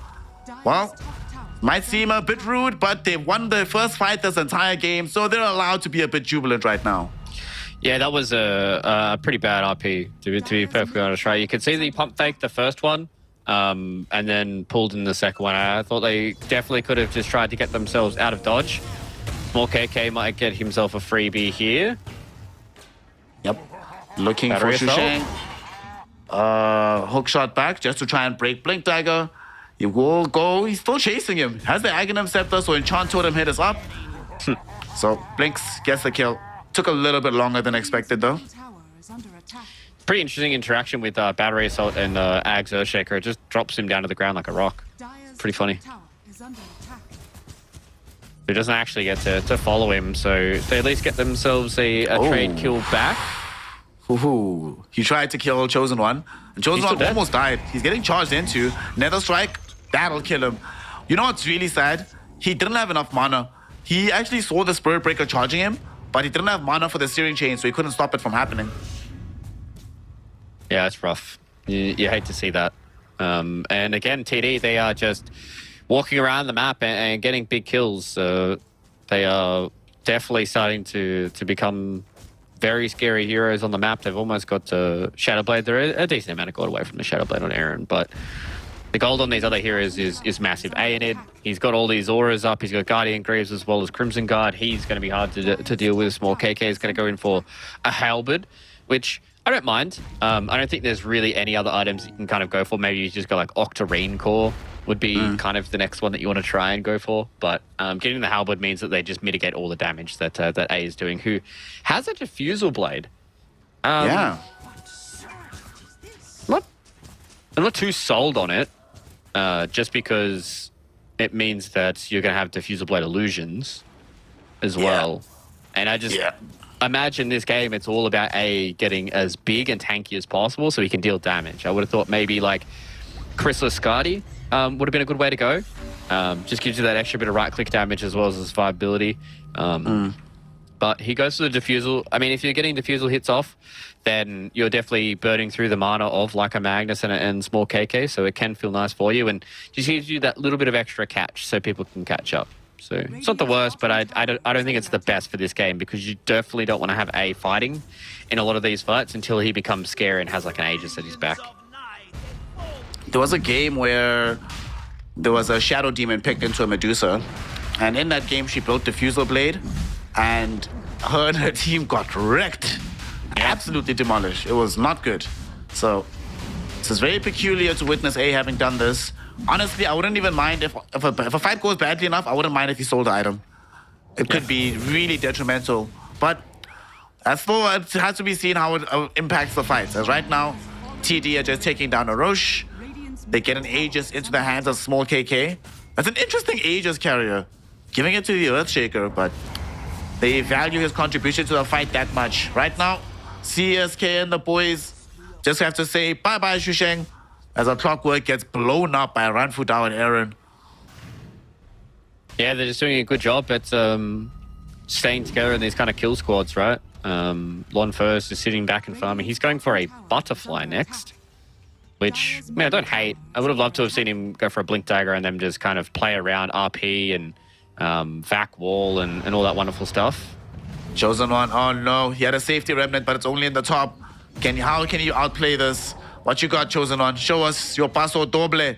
Will he survive this? He's actually debating them, so they don't know exactly where the remnants are going to be at just yet. He does go. He's trying to get himself through the twin gate. There's no way this is going to work out, my friend. He is dead. 2 rights. Killed off. And that's going to be a mega kill streak for Small KK.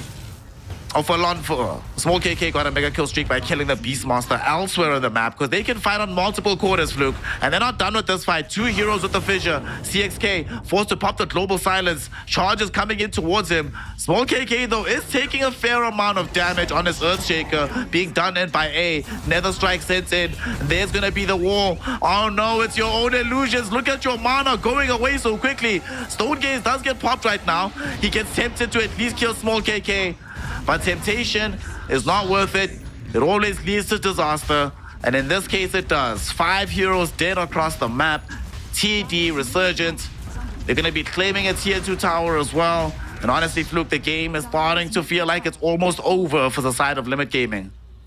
Yeah, they're just not getting into any of these fights and being able to deal with the fast pace that we've got coming in from TD. They've got a few items, they've got the Drums of Slom, but yeah, it just feels like going into this game number 2, the itemization is really starting to hurt them. I'm not quite sure if I'm really down for the Drums of Slom. I thought maybe if you just had to get some of these auras, like you really need a Guardian Greaves, you really need to try and make sure that you have a Pipe of Insight as well to mitigate a lot of that damage, keep the Deucer alive and allow Chosen One to play his game as well. And the Diffusal Blade to me is just really not it. You could see how quickly she lost her mana pool. She got a massive snake coming back and got back up to full mana, but you have 1500 mana pool. Like it's you're not like the 99% damage reduction Medusa that you were previously, right? It is still a lot easier for you to lose that mana pool with the damage per mana. So it's a hard time being this Medusa right now, especially when you're this far behind. And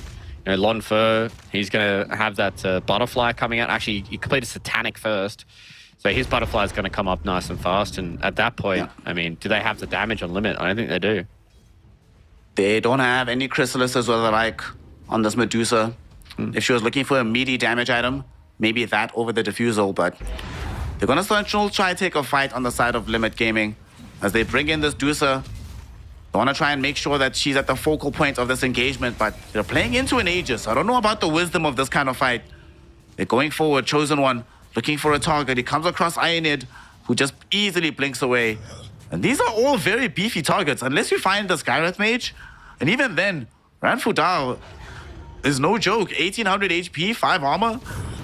Aaron now just trying to stalk through, gets a charge through the both supports. Nether Strike, who's it gonna hit? Nobody yet. They drag back in the Silencer. They can't prevent the global though, but they still kill off the Silencer. Chosen One caught in with the Nether Strike. RP is there as well. The Ember, he's in danger and now he's dead. A goes in with the Stone Gaze, playing very far away from this vac wall, but now the heroes get fissured up, charged into. Echo Slam comes back in. Leng Yao's gonna be the first one to fall, and A is completely surrounded, completely disarmed, and now completely killed.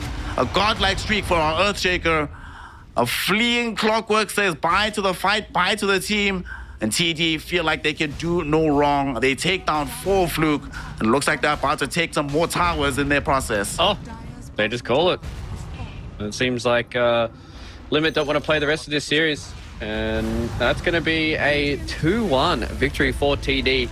A surprising series, I think, is the best way to put it. The game number 1 was TD individually tearing Limit apart. And then some team mistakes meant that game went a little bit longer. Game number 2, Limit really pulled together with a nice little timing draft, and they made TD look like a completely different squad. And then game number 3 rolls around and they play like a really well-oiled machine. So I don't know what conversations happened between game 2 and game 3, but that game 3 was a shellacking, and that's what I'd imagine this series was going to look like. But yeah, it's just an interesting series as a whole. But this game number 3 is how I expected TD to work out, and they've definitely restored a bit of my faith going forward for the rest of the tour. Yep. Game 3, I can tell you what happened between game 2 and game 3. Look, ROTK is still a free agent right now. His DMs are open. They gave him a quick ring. They're like, listen, fam, we need you. Just a quick call. How much would it cost for one speech from ROTK? Whatever happened, though, definitely gave them the new lease on life they needed. That allowed them to get the dubs in this game. The fights as well, you could just see that they were communicating better, but it might also be because of the draft, right? This draft sort of demands that they're always playing and fighting simultaneously. So when you have no choice but to play in this fashion, brings out the best in you, it seems like. But man, how many of these engagements for Limit, they just go a little bit too badly, a little bit too far. Someone's just slightly out of position. There's so many ways that this game could have gone in their favor here, Fluke. Like, example, you see here, imagine this Remnant goes deeper into the trees, far enough away from the Magnus that they can't reach him without the having Blink. He probably gets out and lives. Then he's out. Yeah. He's cool. And there was definitely a few opportunities where it's like, imagine if they're able to get an early kill on a small KK. Imagine if some of their other ganks went their way and they're able to keep Medusa alive. Maybe we saw a few different items, but it's the way that the cookie crumbles here. And in DPC, you need to make sure that you win the series. And at the end of the day, if you're winning maps, it may work out for your favor in a tiebreaker, but if you don't have that series victory at the end of the day, then it may mean nothing for you. And TD did a good job at pulling this one off. And I mean, when you have Medusa left in the pool, and we said that the drafts are really heavily favouring Limit, I don't think we really factored in that TD were going to play like this in game number 3, and they played really well. I think for me, Ayanid was a big shining star for them in the way that he played and the way that he itemized. He was kind of their security blanket if Small KK and Lonfer went a little wayward. And he was able to really kind of solidify the team and be the big answer to the Medusa. But yeah, as a whole, TD played really, really well. Small KK showed us what the Earthshaker can do. I'm not sure if I'm like, this is a really good mid-hero, because he kind of just played Earthshaker. I didn't really see anything too special out of it. But at the end of the day, Magnus still stands tall. Yep. Magnus stands tall. Dissolution, they get themselves this victory. Their first one so far in the DPC. I think Inet played really well. Aaron played really well. Small KK, obviously, like you mentioned, we haven't seen the best out of the this Earthshaker just yet, but we'll see it as time goes on. Just like how they moved around the map, honestly. It was just very fun to watch. But let's give it to Inet. He also did that one really cool near solo kill onto the Medusa earlier in the game. So just for that alone, he definitely deserves a shout here as one of the better gentlemen to grace our screens in this game. For Limit, though, sadly, it is a return to form. Back to how I used to see this team playing in Division 1 last season. This third game didn't look good. They were decimated in all their lanes. The fights didn't go their way. The communication wasn't there for them. Just night and day difference. It's sort of like a flip of the script between Game 2 and Game 3, right? That Limit played like Dissolution Game 2, and then Dissolution just like leveled up back to their Game 1 best without the mistakes that we saw at the back end of that game. Yeah, and it's kind of what I said, right? Like the conversations between game number 2 and game number 3 must have been very, very important for Team Dissolution, because they made that one look very clinical and very good. And if they play like that against some of these other teams in Division 2, hey, they might even have a shout at trying to get themselves up there. But if they play like they did in game number 2, they're very far off the pace. So Team Dissolution, they've got their peaks and valleys, and maybe unfortunately for them, the variance might be their downfall in Division 2. Well, now we know what project they'll be working on over the course of these next 2 weeks to try and make sure that the variance between their ceiling and floor is as low as humanly possible. That does grant them their first victory. Regrettably for them, it will not be enough to bring them into the top half of the table just yet, but still a very good start to kick things off. Unfortunately, though, for Limit, that will put them in a 0-2 position where they are on the bottom of the division. They went completely winless throughout Division 1. And here in Division 2, so far they haven't won a series, but unlike in Division 1, at least they were able to take games, which is a big deal, a massive upgrade based on what we've seen from these players. Also, for context, everyone at home are probably molding, like, what the hell is going on? Why is this team here? You have to remember that 3 of these guys on this team have less than 100 games in all professional capacity. That includes like random online leagues or whatever. So they don't have that much experience at this point in time. So the fact that they can bring us this degree of Dota already does show us that we have some shining stars for the future. But it might just be a bit too soon for the side of Limit. But they could still also prove us wrong over the course of these next few weeks. So before we move into this next series, what do you think is going to happen? Because we do have the Lost Dance taking on IG Vitality. Where do you think that particular series is going to go here, Fluke? I think for me, looking at that series, obviously both of them have lost their opening series. Unfortunately for the Last Dark, they played it up against Holy Grail, who is going to probably be one of the teams that may be hovering around in that top 4. Whereas for IGV, they lost to Supernova, but that was a super cool series. It was just, for me, that third game was a little bit of a letdown. So maybe I might give a small advantage, but I can almost guarantee it's going to go to 3 because China so far has almost every series gone to 3 games. So I hope Danok and Aries have got themselves all prepped and ready for a nice afternoon of Chinese Dota. Yep. As Lucas said, we're going to be being replaced by the Australian crew. So as they come into it, we've a young downgrade, PGL couldn't afford all the bills. We've already found ourselves crowning our first day winner in the form of Team Dissolution. They claim their first series. Let's find out between IG Vitality and the Lost Dog who gets their chance. We'll find out after a very small break. Remember to hydrate. Bye-bye for now. See you tomorrow. And be here soon in a couple of minutes for some more DPC action.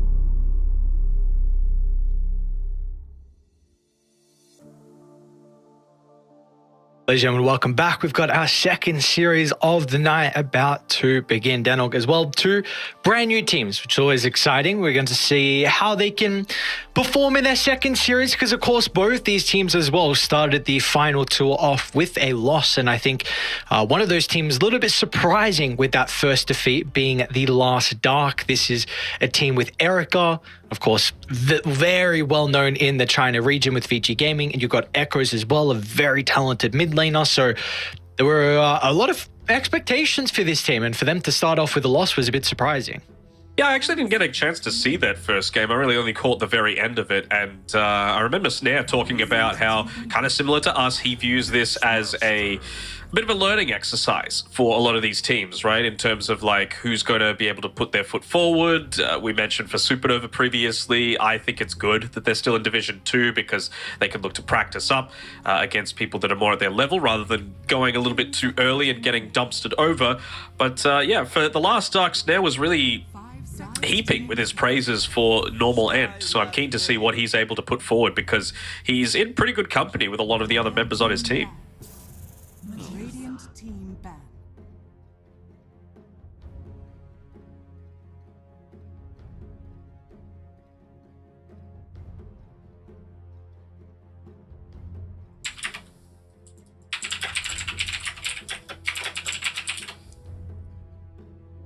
Seconds remaining.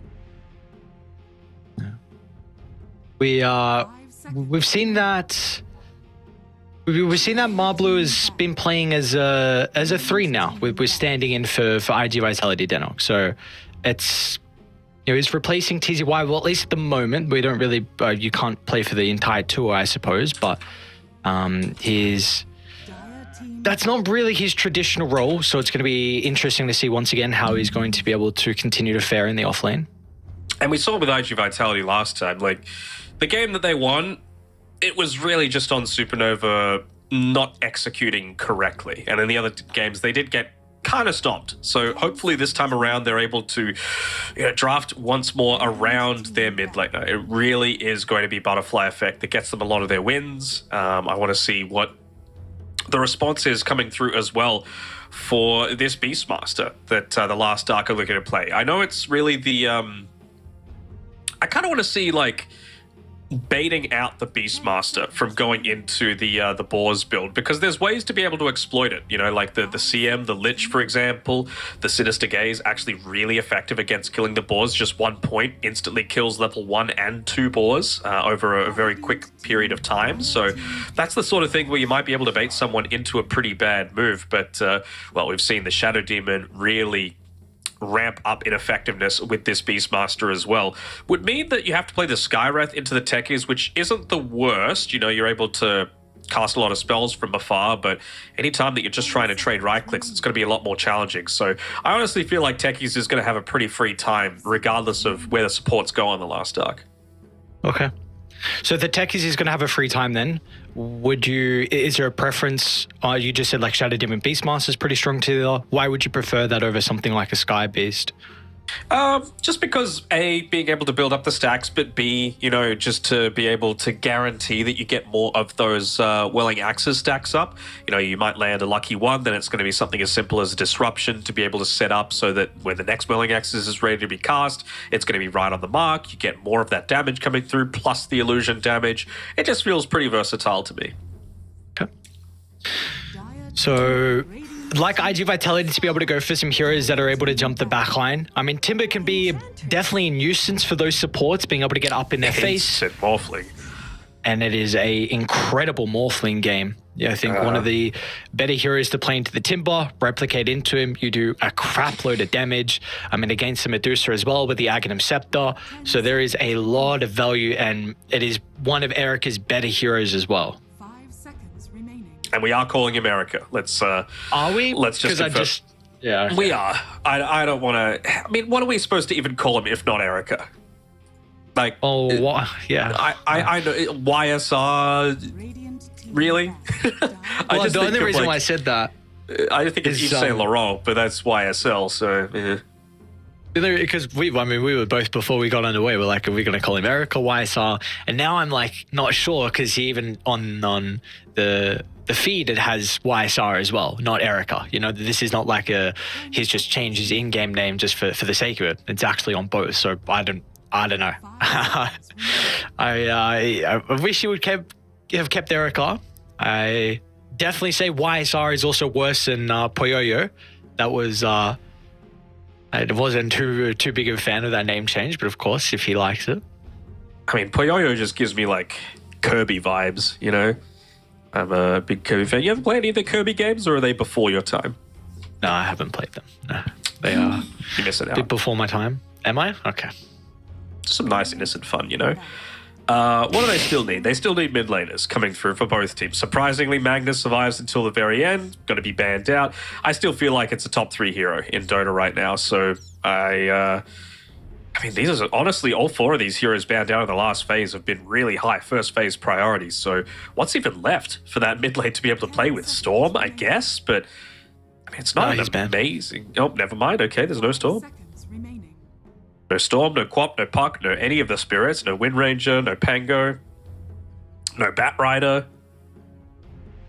I mean, DK, Timber could be mid then, though. Yeah. I mean, he free farm first the Morphling in the lane. That's not an issue. But once Morphling gets 6, it can kind of go back and forth. So you saw your lane is fine versus Morph if you want to do that. It's an issue though because they don't see the opposition's mid lane, so you don't really know what you're going to be playing it into. And they're tiny. Okay, so one of the few heroes that it was left. There's a lot of burst potential as a Blink hero as well, which you were kind of needing because of how good of a game it's going to be for the Shadow Demon and Sky. You need to take them out of the fights early. I wonder if they can get away with a TA this draft. Like, you really, except for the Chakram, aren't going to be taking a lot of that damage over time. And against the lane in the Tiny, you know, lots of minus armor, good refraction. Good. I'm just not a fan. Yeah. I'm not a fan of the Earth, but we haven't really seen it work out all that much, have we? No, we have not. It's been very, very hit or miss from the games that we have seen out of the Earth Spirit. So I'm not really too sure what to make of it, honestly. I guess it has some value in the game where he's like a Spirit Vessel builder. So it's pretty good versus Tiny, pretty good versus Timbersaw. But we have seen, like, if you're unable to get kills in the early game, this hero can really struggle with being able to scale. You're not like a Tiny. You know, Tiny is always going to have impact. You always have that displacement. You always have the ability with Blink, Avatos combo. It's a guaranteed, like, 900 damage nuke onto someone. You know, reposition as well in a lot of these fights. So effective, AoE stun, going to land onto multiple. At least this time around, you have a little bit more of that, like, rolling boulder enabling factor with the disruption coming through from the Shadow Demon. So, you know where the person's going to be popping out after that one. So the rolling boulder should be a little bit more effective in that regard. And I'm happy that it is going to be a Shadow Demon being played in the position 4 role as opposed to position 5 too. So with all those things that I mentioned about the laning stage, with being able to build up a lot of stacks for this Beastmaster to play around, you really will need to play this quite aggressively as the Earth Spirit. But I mean, it's a really good Morph game, but it's a really good Timbersaw game as well. So it really is just going to go either way there. So I guess we've got to put a lot of attention now in this game one on both the Morphling and the Timbersaw as well to see who's able to have a very good lane and, of course, able to continue that into the early game as well. Keep in mind, of course, both these two teams, again, they weren't able to find a victory in their first series. So at least after this, one team will have a victory to their name. Who's it going to be, though? That's the big question. IG Vitality or the boys on The Last Dark? I mean, I think Last Dark are a better team, but I prefer this IG Vitality draft. How about you? Yeah, and that's the tricky thing, right? Because I would also agree, but it's very hard to make that call when you think a team is a little bit better and maybe their draft is slightly worse or you don't favor it as much. Then it makes me hesitant. I don't know which way to go. So I feel like I just have to favor Erica. I think this is a pretty good Morphling game. There are some concerns with the Tiny that he can be blown up, so he's going to have to be pretty on point with his attribute shift. Timber, right? Yep, even the Timber. But it was a pretty quick response with the Morphling, the 18th, and I think they've got pretty good answers to the Deucer as well with the Shadow Demon. So There's just a big question mark around Echoes. Like, if you're actually going to have an Earth Spirit as the game goes on, then, it's not going to be all on the back of the Beast Morphling. But I'll just favor Erica just because I believe in his morph. Sure. I mean, it's going to be so important for Echoes to be able to make those early rotations, right? Like, you don't want to be sitting in that mid lane trading against a Tiny in terms of like this is going to be a pretty passive game, right? Morphling, not going to be able to do much early on. Deucer, not doing much early on. But it's really that Earth Spirit that wants to be getting active, that wants to be rotating towards the Deucer's lane, using that setup with the disruption to be able to potentially get the kill in onto her. But again, Butterfly Effect, he can just look to go the old GPK build for this Tiny. Just stick in the lane for as long as possible, get that power trans, get the Blink Dagger, and really look to have that sustained impact.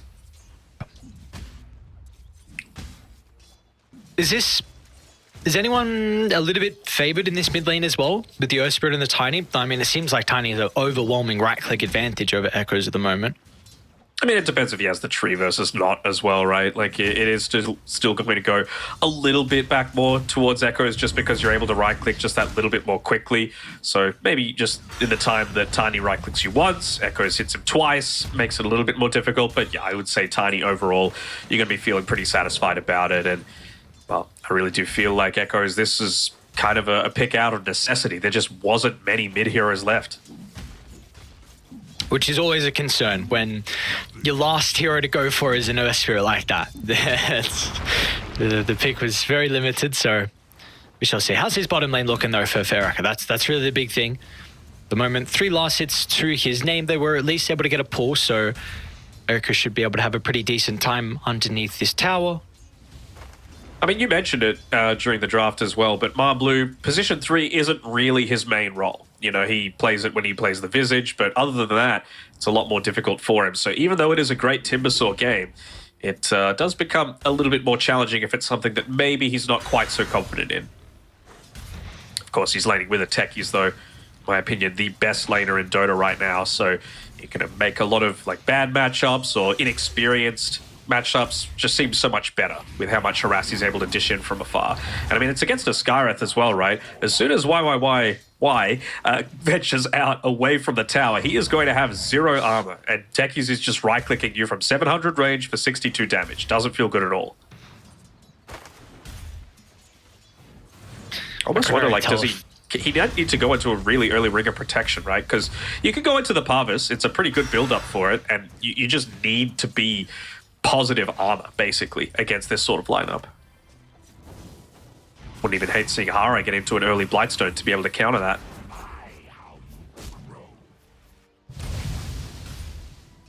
This bottom pressure is just very difficult for Erica to handle at the moment. How's top looking though for Ukyo and Ponyo?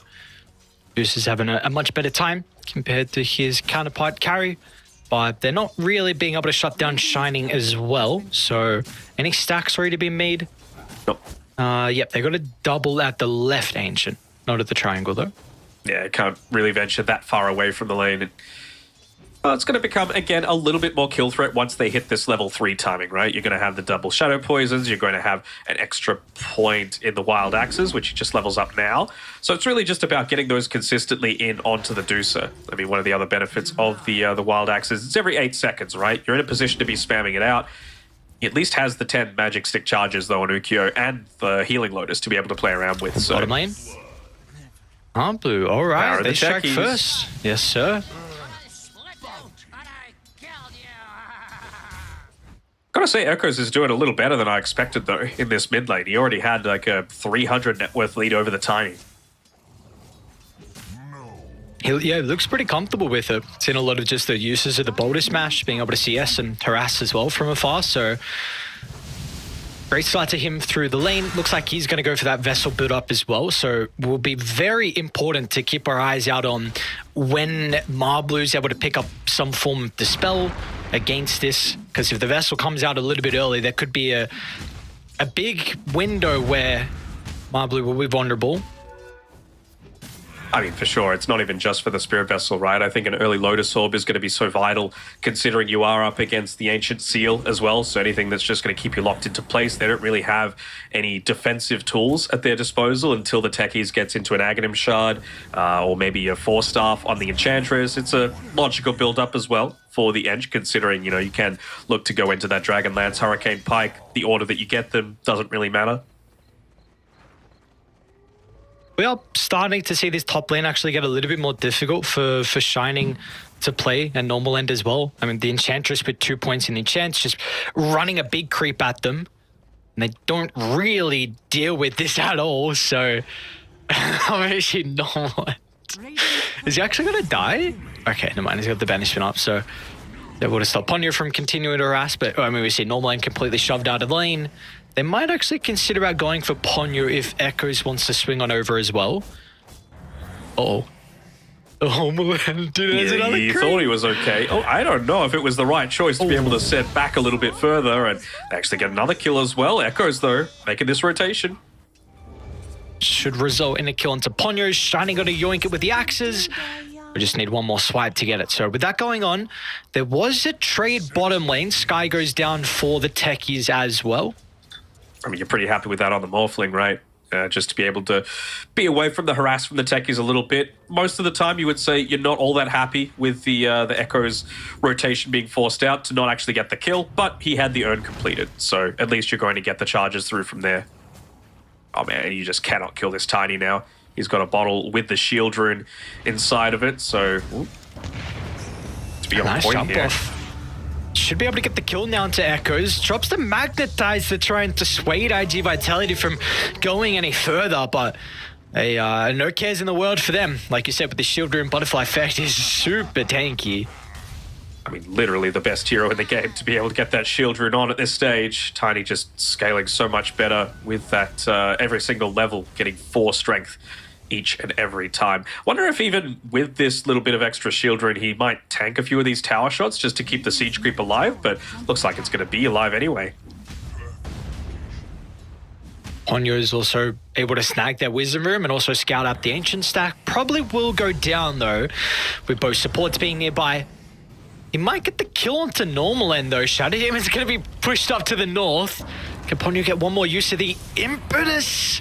Looks like it's not going to be the case. So another kill onto the Enchantress, but I mean, very nice movement for him. Scouts out the stack, gets the Wisdom Room, kind of pulls 2 supports over to his area as well. So I think IG Vitality have to be pretty happy. It was only 1 second away from the Hellbear Smash getting the clap off. Would have been able to get that kill as well. So yeah, things overall looking fairly solid for IG Vitality. Being able to, like you said, get those Wisdom Runes, very important to be able to deny away as much. Bottom? Yeah, Erica should be okay. He should, but he's also full strength morphed and now seems to be a lot of trouble with 4 heroes all of a sudden inside his own lane. So beautifully done. As soon as Marblu hit the level 6, Butterfly Effect starts to rotate down to bottom. And with the Enchantress nearby as well, with 3 points up in the enchant, this tower will go down, and it looks like with no response. No Blightstone, so it's going to be a little slower, but still Tiny right-clicking into it. You really did need that rotation coming through as well from Butterfly Effect. So, you know, even the fact that Erica has that infused raindrops picked up, not going to do much to be able to save him. And, you know, Echo's, he's got double damage available, but is he going to be in a little bit of trouble here if he overstays his welcome? Looks like he'll be able to back off just in time. Yeah, already level 6 up for Hara off the back of all of that. Damn. So he can really start laying down those proximity mines. You compare not even level 5 on the Skyreth Mage at this point. Look at the damage these 2 supports have together. Even Butterfly Effect is going to try and move on over to provide some impact. You've got Marblu here too, so IG Vitality just bring every single member they need to be able to take some of these early game fights, and they'll continue to be rewarded thanks to that. Some solid movements coming out, and I mean, we're just not mentioning the Deucer at all. Again, really positive signs for Ukyo, right? He wants to be ignored for this very start of the game. You haven't lost barely any damage into that tier 1 tower top as well, so he's just going to be completely free to, you know, venture back and forth between this top area of the map. Use, of course, that Mystic Snake, plenty of bounces available for it just to keep himself nice and healthy. Radiant's bottom tower is under attack. Dire's top tower is under Have they even got any stacks for Deucer too? It does not seem like it, so... They're realizing Like you said, this is the one lane that's going pretty decent for the last Dark right now. So Shining, as he's looking to farm this, might be the target for Butterfly Effect, but looks like they might be able to just pick him off there. 100 gold short of the Blink Dagger. So that's just another one of those movements that might have come a tiny bit too soon. You know, if you just waited, farmed up one more creep wave, Ponyo doesn't really need it at this stage, you know. Still getting into that farm, getting the 4 stuff early is going to be a big deal for him, but not at the expense of preventing Tiny's rotation capabilities. What have we here? Should have it now, though. And what about Radiant's rotation capabilities though for them? Like, who is Echoes looking to play with the early game? I would imagine he wants to be playing top, you know, as much as possible. It's not being made easy with this, well, maybe they might be able to get a kill here, but seems like they will. Okay, they will indeed. Magnetize has to be used for it though, but we do see how much damage that Echoes is able to output, especially with that Spirit Vessel. So I'm thinking he was needing to move top, right? Because you need a way to be able to burst through this Medusa. Right now, though, she really hasn't been contested at all, so just continuing to farm. But you don't even have the Mystic Flare, right? So it makes it a little bit challenging to even make that rotation. And, I mean, Spirit Vessel, max HP against Medusa really isn't going to be doing that much against it. It used to be one of the big ways to counter her, but not anymore ever since that intelligence change. Now, you said you want to see them play around top with the Earth Spirit. Is there any consideration for bottom, though? Because the Timber is continuing to free farm, and every minute you let him go by, it just gets him closer to that Dispel item. I just don't think you kill the Timbersaw. Honestly, you're lacking damage. Even with the Mystic Flare, honestly, Marblue is able to Butterfly get enough effect. farm. Beautifully done from Erica. Already pre-charged up the attribute shift, so they're going to get confirmation of the blink and also multiple IG Vitality members bottom. See if they've got the damage though. They're going to make the attempt onto Marblue. Silence comes out the last second with the Mystic Flare drop down as well. They definitely have the damage. Okay. Beautifully done. Last Dark now. They're going to try and look over towards Hire as well, but Butterfly Effect is still in the neighborhood. He'll jump on over, secures the kill. Spells up in a couple seconds. Means that Erica needs to be cautious. So got a little bit more to shift into strength if required. Meanwhile, Normal End has gone uncontested. So with the poison stacking up, he'll get the return kill onto Techies. But that means that Butterfly Effect will once again see a free kill onto the support. So this Tiny is starting to get out of control. More than start. He is just having an incredible game right now. 5-0-0. And a lot of space being made as well off the back of Ponyo. Like, he's just keeping these illusion runes away. He's keeping the lanes shoved in. Timber probably could have lived as well. He had 9 1 charges. He had a Healing Lotus available, but just didn't opt to use them. Maybe thinking he was going to live without it with the team that close by. But still, an advantageous trade. You end up forcing the Morphling to be retreating for the majority of that. And again, Deucer, just no cares in the world. Farm it up. And almost meant to complete a Fukio. So goddamn rich on her. Has if we had a heat map, there'd be these 2 camps in front of the tower and the 2 camps behind the tower as well. Fukio is just loving life being uncontested right now.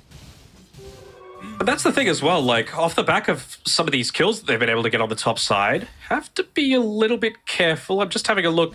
Any Sentry Vision that they've got right now, oh, it's got 1 second left on it. That might have just spied out Butterfly Effect as he makes this rotation up top, so looks like they are going to be playing defensively enough. But again, this is just time that Erica really isn't spending farming. You've got that Manta style that you're mentioning coming out to Ukyo now, so he's just going to continue to accelerate this farm. And I mean, surprise, surprise, we're seeing an Earth Spirit once again fall behind by that little bit further.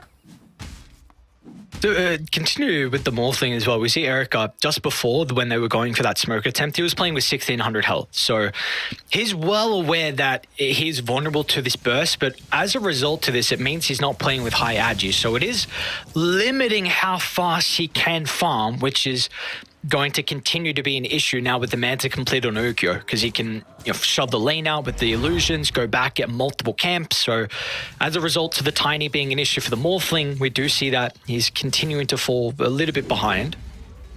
See, most of the time you're not that happy to catch out a support like this, but honestly, killing someone like the Skywrath Mage here is totally fine. Like, that is all of your kill threat for the Timbersaw. So just taking out the Skywrath means that you can look to make this much more ballsy, aggressive move forward. They're picking out the fact that they've got an Observe Ward there because, why else would you look to make that sort of movement? But probably going to be able to get a D-Ward off here as well. Hara just doesn't have a sentry, though. It did the first thing right.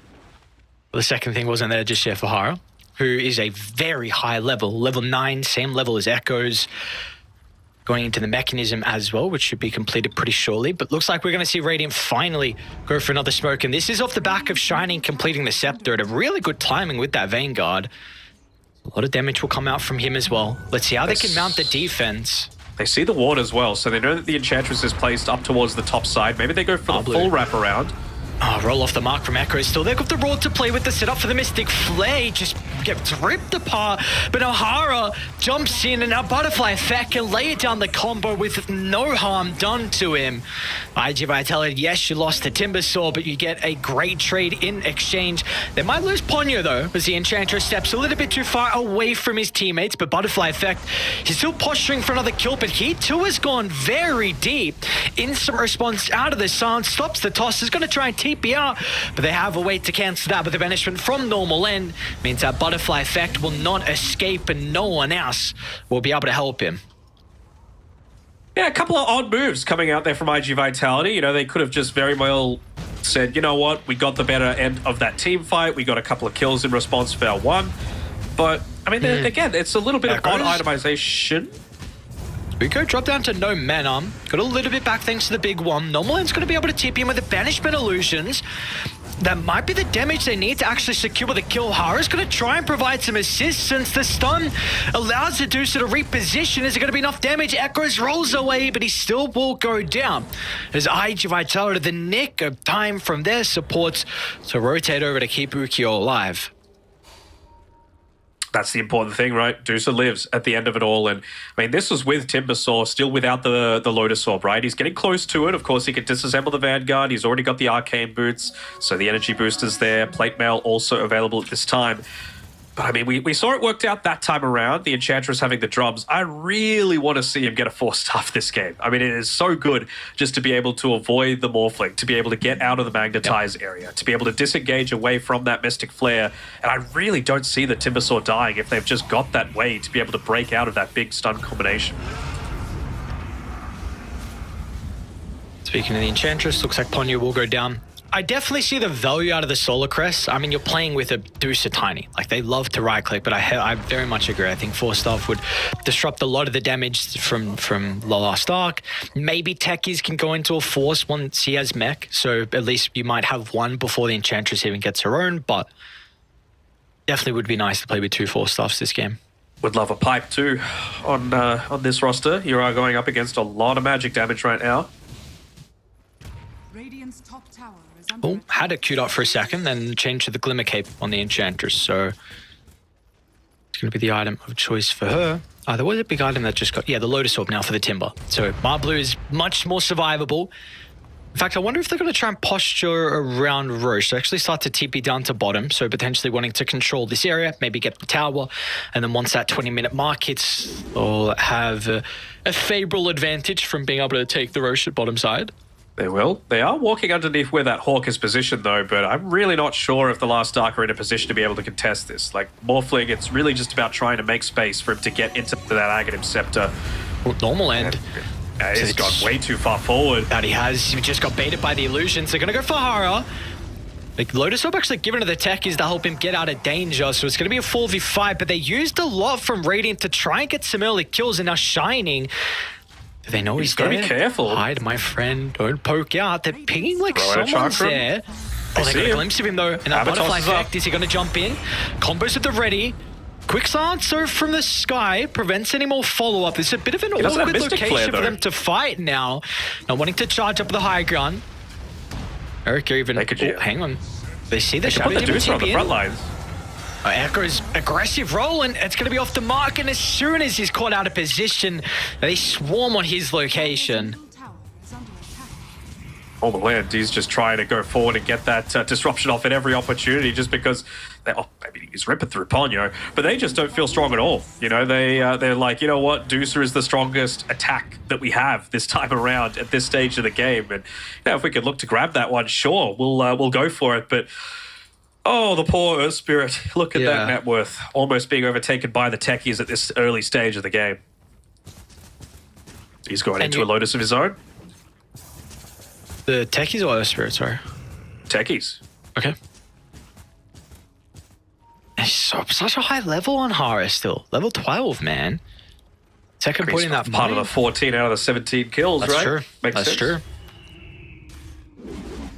They might be able to get the kill into Shining. Dire's top tower is under attack. Pretty valuable. But it would be Should know that indeed. they've put a ward down in this general area. Like we were mentioning before, they were patrolling around that Hawk Vision that was up on the cliff, but again, there's no glyph available, and Morphling still isn't quite ready to reliably join this fight. Just trying to make as much space as possible for it, but they should be forced to give this one up unless they find that perfect initiation onto the backlines. Let's see. They're going to try with the roar. Mystic Flare to drop down as well as anyone else going to soak up the damage, but the mechanism from Hara keeps her healthy for the moment. And now the Stone Gaze forces Last Dark to turn back around. Butterfly Effect tries to jump the Morphling down to the south. Echo's going to be able to protect him with a roll in as well, but simultaneously, Shining's just getting ripped apart.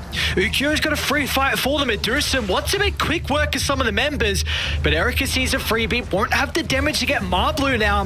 With the overcommitment, Radiant, they're in a lot of danger. Resources starting to dwindle. Ponyo might be able to get the kill. Forsyth gets Normal End back to safety. Ponyo almost gets him. It's a lot of space though, and it looks like finally the tower will go down as well. Yeah, they'll get the tier 2 off the back of this.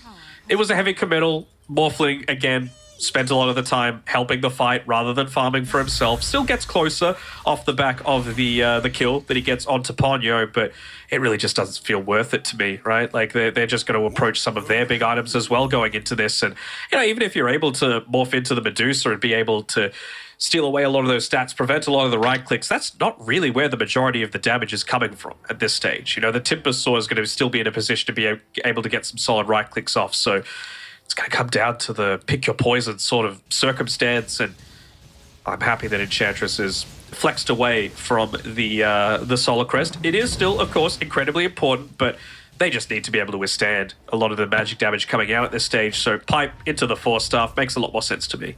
And it seems like they will be able to do so. Like, again, these levels continue to not be there for Radiant. Sky needs a second point in Mystic Flare, but he just hit 11. Echoes is 11 and 1/3, so second point in Magnetize would be huge for his damage output, but they're just currently lacking those really big levels. They are, and I mean, by the time that the Morphling, you need to be so on point with when you're making this next movement, right? They've got the level 15 on the Beastmaster, they've got a Crimson Guard, they've got a Glimmer Cape, they've just picked up the Aghanim Scepter and level 16 on the Morphling. You got to make a move now because Deuce is going to have that Lincoln Sphere very soon. Oh, Echoes. This game doesn't look like it gets any easier for you, my friend. Just a roll on top. And now there's multiple heroes nearby as well, so this game's not looking like he's going to be able to scale, and I imagine shortly Techies will overtake his net worth. I'm really thinking like what the rest of them could do because they kind of need the Earth Spirit there as that initial setup, right? The Beastmaster at this point still doesn't have that way to like jump in. He's going into the Pipe of Insight for himself. Not sure how crazy I am about that. I mean, Timber Saw, Enchantress, they're doing pure damage. Deucer doing mostly physical. Yeah, you've got a Tiny and a Techies to be able to deal with, but I honestly feel like a Blink Dagger on the Beastmaster might be a bit more of an effective tool. Excuse me. Dire's middle tower is under attack. Is it just to set up? Is that the main reason? Yeah. They just need it, right? A roar into a roll becomes easier. A roar into a Mystic Flare becomes easier. Right now, they're just having to slowly walk up to them, and we've seen, I want to say, 2, maybe 3 times. Echoes has just missed on that roll.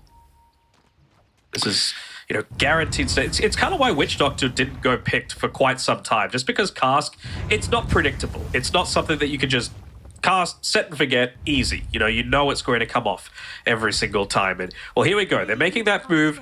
It's going to be to try and get onto this Deucer before she hits her level 18 with the Lincoln Sphere. But I mean, she's got an Aegis to be able to play around with. And to even kill her once, you're going to need that Primal Roar. You're going to need the Mystic Flare. So as long as their TP status is good on IG Vitality, they should be able to respond to a lot of these moves. And I mean, Enchantress dying at this rate, not the worst. Lets them get back to safety. Just look to fight again. Radiant's Even the bottom Timber with a tower Kai is under Assange as well, right? So much more survivability for him just off the back of the status resistance. He's even going Lincolns. All right. So Yeah. you can just pop that on the Deucer if you want to go high ground. She's even going Lincolns herself as well, actually. Okay. Yep. Gets the Deuce, the Morphling, excuse me, very important. Yes, that's true. That's true. But I mean, even if he pops that trying to go for the Morph, you could always just, cast the secondary one against her, make sure that there's no Demonic Purge, no Disruption, the Primal Roar. It's like a pretty useful tool. Skywrath is going to need to be on point with the use of the Arcane Bolt, but I mean, it's getting to the point where if you go forward enough to be able to be in range for that, you're just going to get Avatossed, you're going to get Timber comboed. And they've even got a Siege Creep to be able to play around at this 25-minute mark. Playing on the top side of the map as well is IG Vitality, exactly where they want to be at this stage of the game. It's one of the last places where they even have towers to be able to take, but even if they're forced back off the back of a glyph, they are still completely free to be able to go up towards the Roche pit and just protect that one. I guess they've still got 3 minutes left on the Aegis, so they don't even need to do that. You're not even bothering to right-click this tower. There we go, eventually does. tower has fallen. That's a full Lincolns. All right, so yeah, high ground time. Urbo as well for Ukio. Very lovely neutral item. And a pretty crafty ward placement as well, with the Timber being able to cut down some of the trees. So they've got decent vision up on this high ground. Let's see if they just want to slow siege, or maybe Butterfly Effect considers about tossing one person back. No gems on anyone, so they don't know that Hawk is there, giving vision of the backline where Hara is looking to position himself. But even if they make that jump, you've already got a couple of proximity mines set up.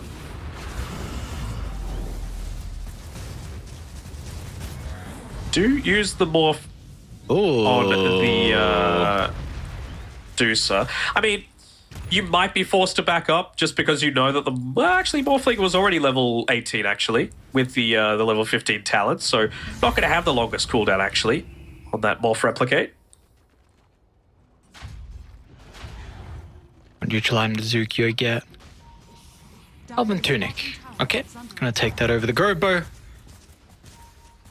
Vision's gonna be pretty nice.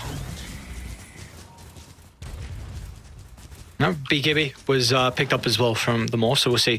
I saw he had the Butterfly queued up, but as you might want that magic immunity against a lot of the spell damage that IG Vitality playing with.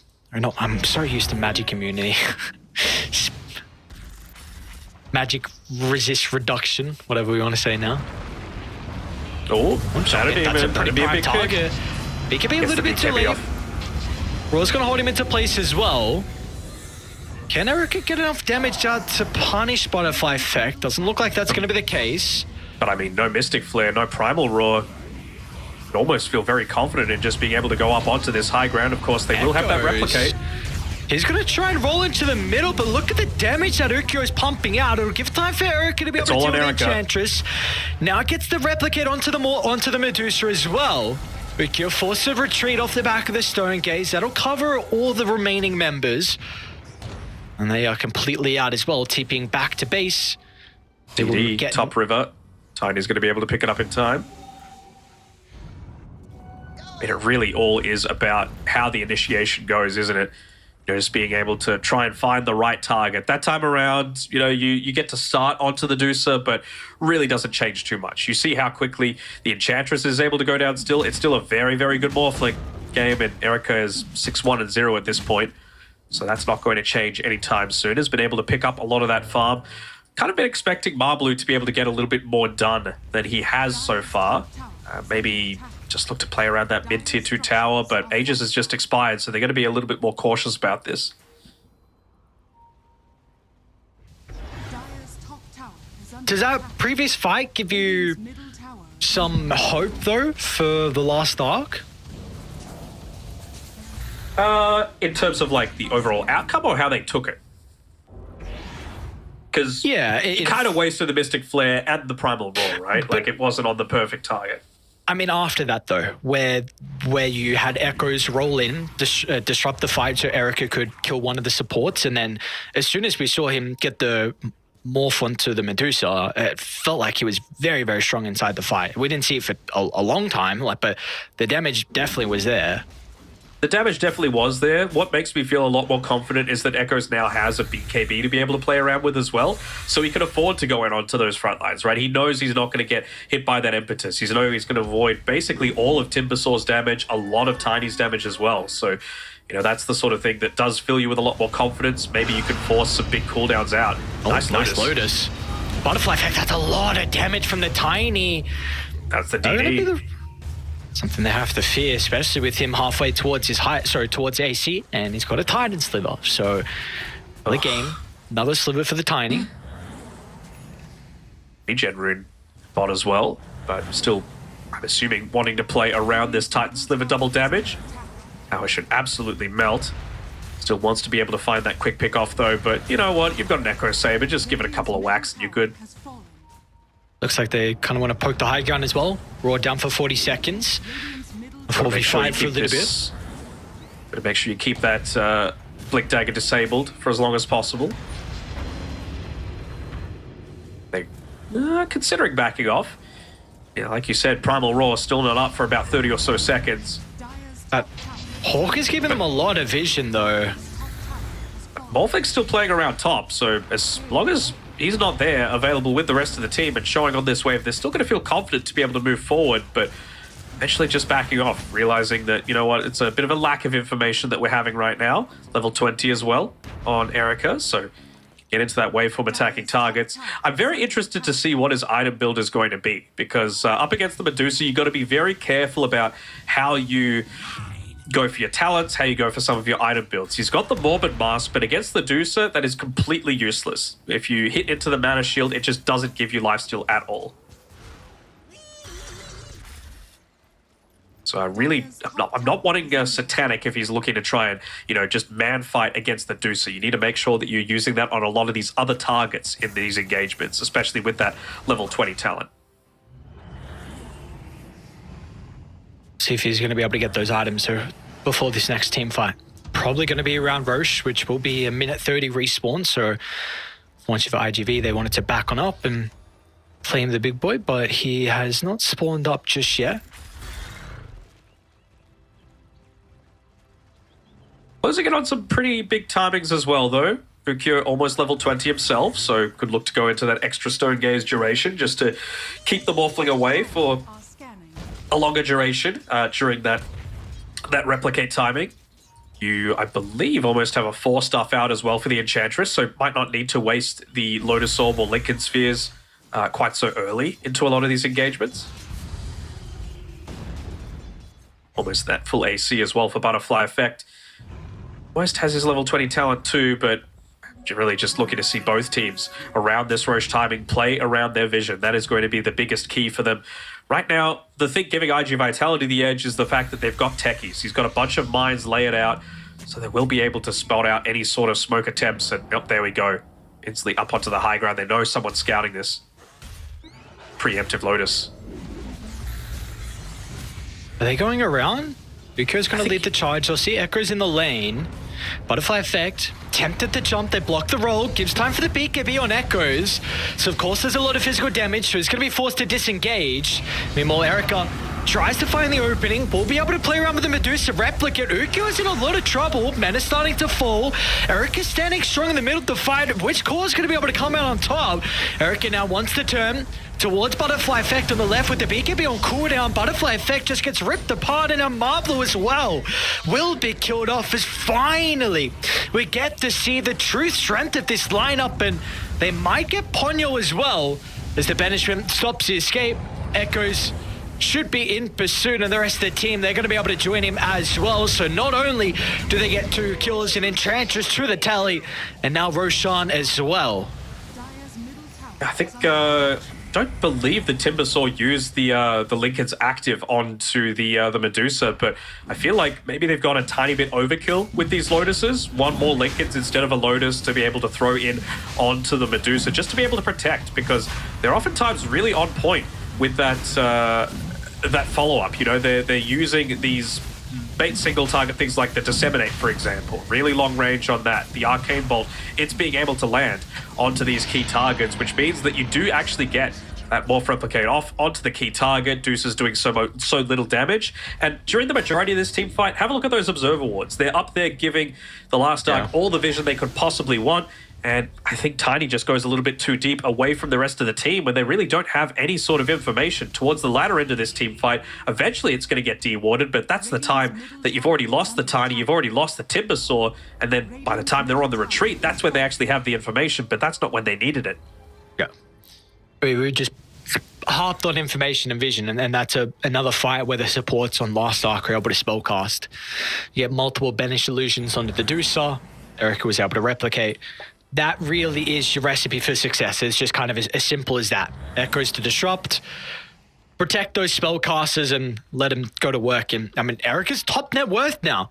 So we were concerned, like, this is a good Morphling game, and if it gets to that stage, Erica might be able to put the boys on his back, and with a 9-1 performance he's got right now, it looks like that might be the case.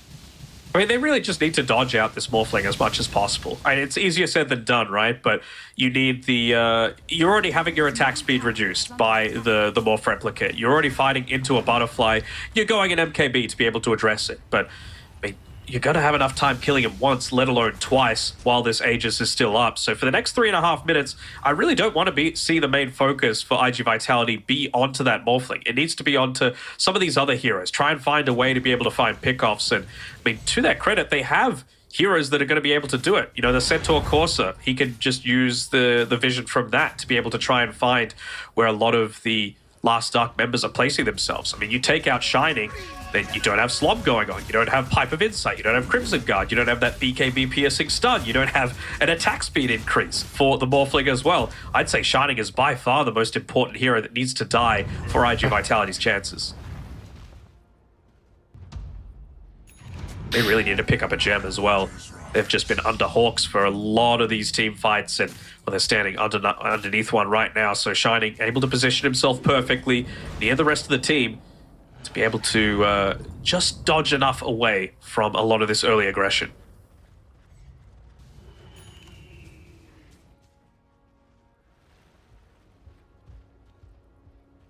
Finally, seems like with the Aegis Last Arc, they're the ones that are actually playing up aggressive inside IG Vitality's territory. It's really been Dire that have had the lead for a vast majority of this game.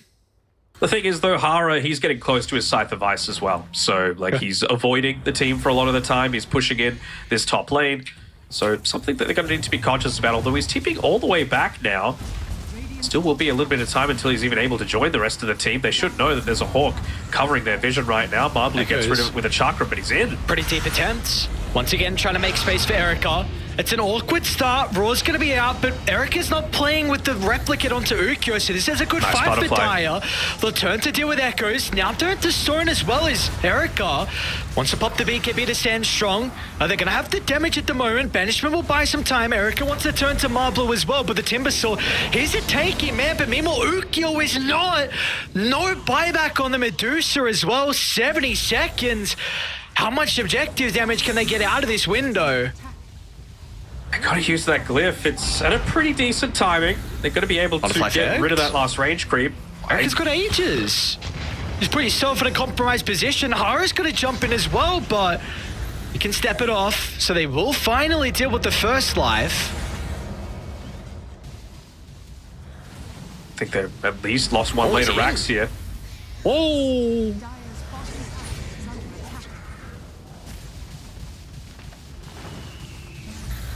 Medusa, no defense. Bought out for the MKB. Doesn't have anywhere near the same survivability as this Morphling. And, you know, it was the easy pickoff, right? Onto the Earth Spirit. Went in super deep. He's used a few of those BKB charges now, so he's all the way down at 6 seconds duration. But All that space just gives the Morphling time to be able to set things up, allows the Shadow Demon to get off that disruption, to get off the Disseminate, just forcing the Deucer to take so much additional damage.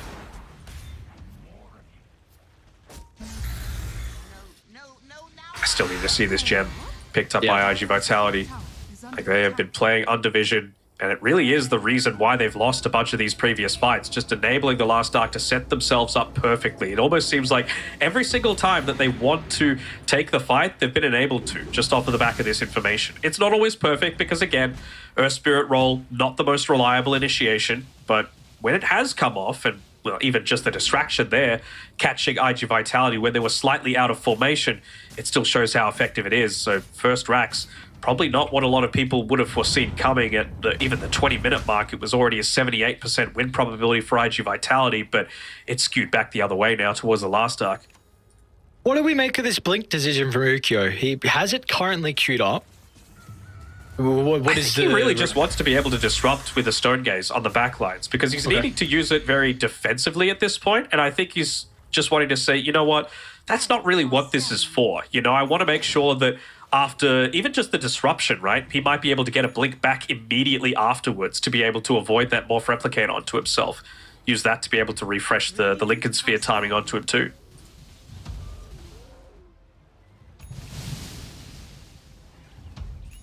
Well, we'll see. How's it now getting delivered? How can he look to play with this Blink Dagger from Ukyo? I had a lot of emphasis on Butterfly Effect being the only one to be able to initiate some of these fights on the core heroes. You know, the Shadow Demon, the Beastmaster. Medusa jumping is going to be able to make that time a little bit easier for Butterfly Effect, as we do have a smoke though. Pretty good position for Die with their high ground ward. Echoes once again rolling in aggressively. No hesitation with the BKB. Wanting to make as much chaos as possible for Erica, but the rest of the team's a little bit too far away to follow up. So overzealous, the Earth Spirit. Can they look to just reset is my big question. Off the back of this, you know there's no BKB available. You can see they immediately go for the smoke, covering both entries into the high ground area where they've got that last little bit of vision to be able to play around with. Erica. But Harsh just going to brute force up the high ground. Butterfly Effect attempts to toss, but the instant roar is going to be there. They want to turn to the Tiny, but Tiny's pretty goddamn tanky. Meanwhile, Ukyo is going to be able to stand strong as well. We're seeing the damage that the Deuce is able to output, but meanwhile, Erica once again goes for the solo man fight against Ukyo. They need a way to keep the Deuce alive. Send it to the Banished Realm for the moment, but now with multiple Deuce illusions, Ukyo is gone, and they're all going to die as well. Erica will reign supreme as Last Ark once again have a big window to get some objectives. I think this might be the window for them to be able to close out the game. I mean, if they could look to test for buybacks by going for the throne, they could very easily just look to take that second lane. They're going to force one out. Only one that's available right now. Deuce and Tiny nowhere close to having enough gold, and they're going to go for it. No way they can deal with this. Nope. They'll try, but look at Erica just pumping the damage onto the Timber. Even wants kills as well. Why not celebrate? They know this one is in the bag. Stack pad the tally. With a 12-1-3 performance from Erica, it is well deserved to get some more kills as well. What a performance from him. What a performance from Last Ark as well. This game was looking very difficult for them to be able to find an avenue back in, but in the end, they will be able to take it. They will indeed, and I gotta say, in those last couple of fights, it really just goes down to what they were able to get on the other cores outside of the Medusa and a lot of these engagements. It really shouldn't be the sort of case where it's like, if Deucer doesn't have a fight, we don't have a fight at all. That last fight, overall, IG Vitality, the Deucer did more damage than all of the Last Ark combined. It's just that IG Vitality, the Tiny did 1,000, the Timber did 300. This is not what you're wanting out of these two cores that are able to get that big burst potential out, especially with how early the Earth Spirit ended up using that BKB in that engagement. He should have been melting, and same sort of thing with Shining, right? He was able to get away, he was able to use his own BKB to enable that survivability, but he really shouldn't be allowed to live like that, providing all of that additional stats and attack power over to the Morphling. I mean, last fight, I think Morphling only did about 2.5k damage, not the most. I think a lot of props need to be given to Echoes' gameplay. It definitely was a rough early game and a rough mid game for him. but I still think he fulfilled the role that they needed out of the Earth Spirit, which can be very difficult to do when you do not have a high amount of net worth. But we really just saw all that was required was him just to start the fight, act big, act strong, like they weren't able to kill him, pop BKB, and just allow Erica to freely right click. And that happened in multiple fights, and I'm quite impressed with how much he was still able to do this game with the rough start that he had and the low net worth he was playing with. That's a bit of cope, I think. You reckon? Okay. I mean, he was kind of feeling like that's the sort of thing that you do with like a position 4 clockwork support, you know, like where you go in, you try and get a lot of attention focused in onto you. You might have a BKB to be able to play around with. He didn't have a lot of net worth. He didn't have a lot of damage as well at the end of the game. Like he did the most with what he had, but I think Shining needs to be the one given props for that one. Like just the 2 deaths, he got out of the laning stage with a really high amount of net worth. Yes, it meant that the Deucer was farming, but he was farming a good amount as well. And it was off the back of a lot of the stacks that Normal End was able to pick up for him. I think for this game, Normal End and Shining were the ones that were really just pairing really well together, making sure to always get the disruption onto the Deucer because, I mean, a huge portion of the damage coming out, Normal End had the most damage done by his team, and it was all off the back of those Deucer illusions. A lot of that is on the vision. A lot of that is on my boy Echoes for being the first one in and just making space and stopping Butterfly Effect from getting the supports. All right, so people watching can't see it, but I want you to have a look in game. Look at Normal End, the breakdown. Look at his damage breakdown. He does about 2,400 right-click damage for himself, same with a Disseminate, about 4,000 with a Shadow Poison, 1,000 with a Demonic Purge. With the Deucer, 12,000 damage. He does, like... He does more than pretty much the Earth Spirit just on his own in terms of what he was able to steal away. You're not listening to me, though. I'm not speaking about the Earth Spirit damage. I'm speaking about his... I understand what he did in terms of creating space, but I'm saying most of the time it's a position 4 that does that role. All right, we're just giving it to the big numbers coming from Erica. Oh, it's deserved. Come on. Erica deserves that. We said this was an incredible Morphling game. If it was able to get to the stage where he could get his items and he could really prove to be a really big issue as this game goes on, and he was very ready for that Morphling pick at the 18th. It was an instant response. It was. I mean, any time that you're going up against a Medusa, you know that the game is going to go a little bit slower, right? So he always had the ability to say, you know what, I back myself to be able to outcarry him. I know it's a good game for myself. I've got great targets to be able to use it into, so why not? I thought it was very composed by the last arc to not, tilt, I guess, off the way that first little bit went. I think that is where the prop needs to be given over to Echoes. Maybe it was just on the rest of the team saying, you know what, we're having a good game. You might not be, but you've still got something valuable to contribute to the team. There you go. We got you there in the end. So overall, last arc, a great performance from them to be able to find a way back into this game. And like you said, the composure out of a team who is brand new as well is very important of a sign for them to have already. So a great showing for them. But of course, it is just game 1. Are IG Vitality going to be able to hit back in game 2? We'll find out after the break.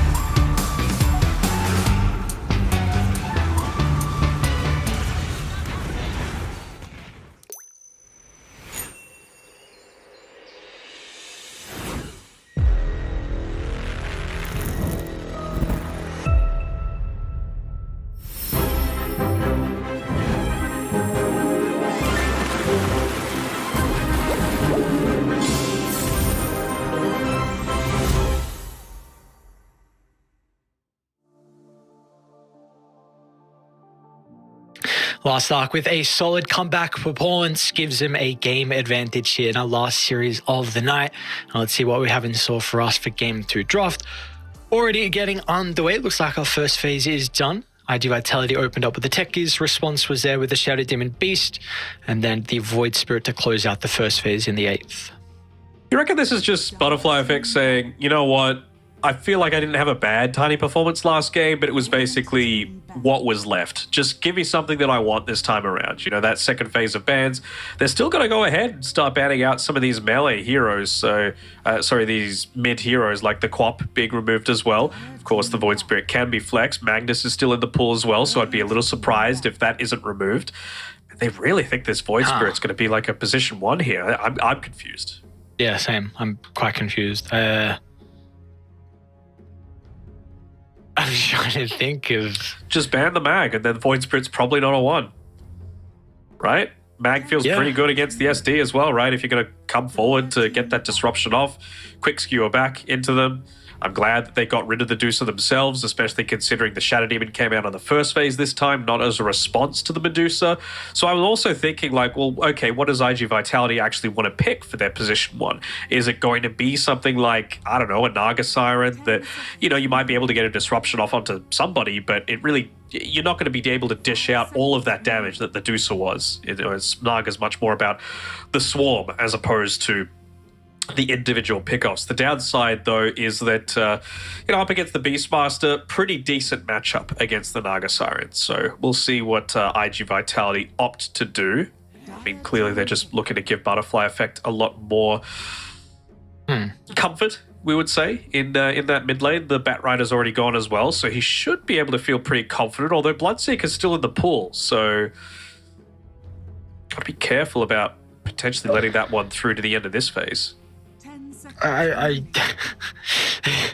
Second phase of bans is so interesting, man. You even add a TA to that, which is a Butterfly Effect staple. So carry multiple games previously for Cactus in the last tour. So they must still in the pool. Yep. So I mean, last arc they can pick it if they want, give it to Echoes or Erica, but definitely would like IG Vitality to grab it up the 16th, 17th, and I think for last arc, probably going to be looking for the second support. I'd like Echoes to pick it now, just because against the Void Spirit in mid lane, pretty great matchup, you know, high physical damage. You've already got the Hawk vision to be able to find those pickoffs with the skewer back, decent-ish burst damage off the back of the Disseminate just to be able to buff it up a little bit further. Really wouldn't hate seeing them go down that sort of route for last arc. They're going to go Wind Ranger instead. I'm neither here nor there about the Wind Ranger. I mean, you are going to be able to get some reliable shackles off the back of a disruption, sure.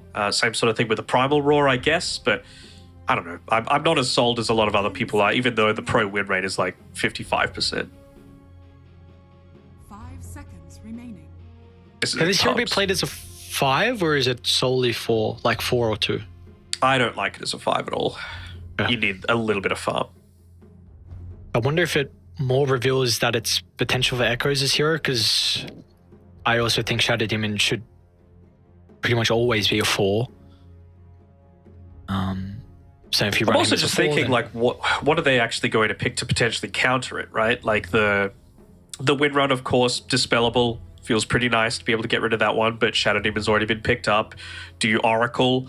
Honestly, Oracle's not the worst. You're always going to be able to have that false promise to be able to provide protection. If the Wind Ranger is a core, then Fate's Edict onto the Wind Ranger, disarm for a big duration of the focus fire wouldn't be the worst. And would you look at that? They're just going to go for the Magnus as a pretty decent pairing for the Void Spirit. So now it actually doesn't reveal that it's going to be like a mid-Void Spirit. You also take out one of the big counters. You find that pick-off, BKB Piercing Disable. Just a really strong hero. I feel like IG Vitality should be relatively satisfied with this early phase of the draft.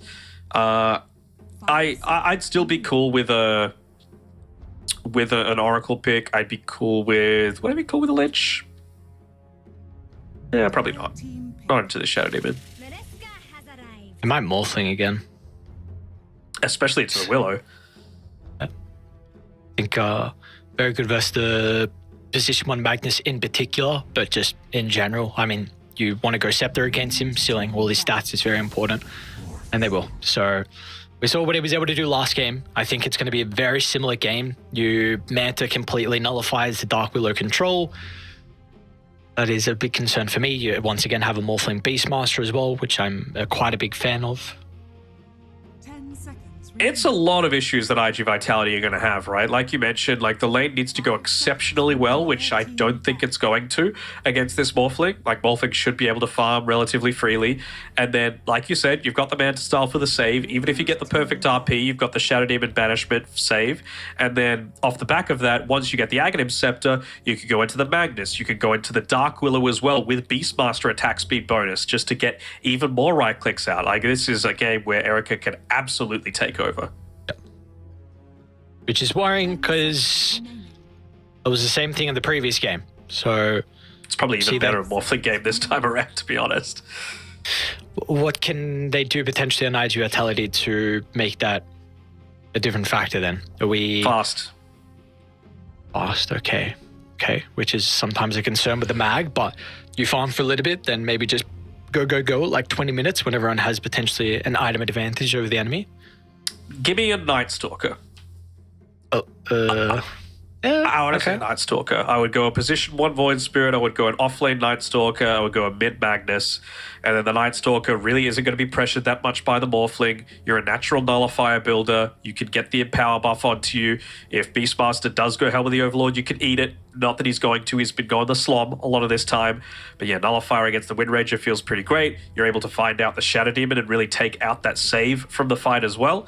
And yeah, you really don't need that much to be able to come online. You can probably just afford going like Armlet into the BKB Nullifier on him and feel pretty satisfied. Maybe just a couple of braces in replacement for the Armlet as well, considering it did get a little bit of a damage buff in the recent patch. If they do put the mag as a 3 though, what carry is a potential for Ukyo? Because you said they are double banning carries now for last arc. Could still be a Shadow Fiend mid and a 1 Void Spirit. You want something that's a butterfly effect hero that's able to end the game relatively fast if it has a good time. Not SF into Morph though. He also gets destroyed by Scepter. I mean, sure, but my situation is you don't care about Scepter because you're ending the game that quickly. You know, you want level 15 and you want to just go. And you're probably going to get that early-ish. Mid-Venge. Okay. They are really just... This is a full Protect 1, if I've ever seen one, right? Like this Venge, they just say, get a bunch of levels, buff me up, and make sure you've got the range for the swap. Because you've got a Faceless Void now, of course, to be able to factor into the equation. But if Erica's alive, I think they're saying, we got this.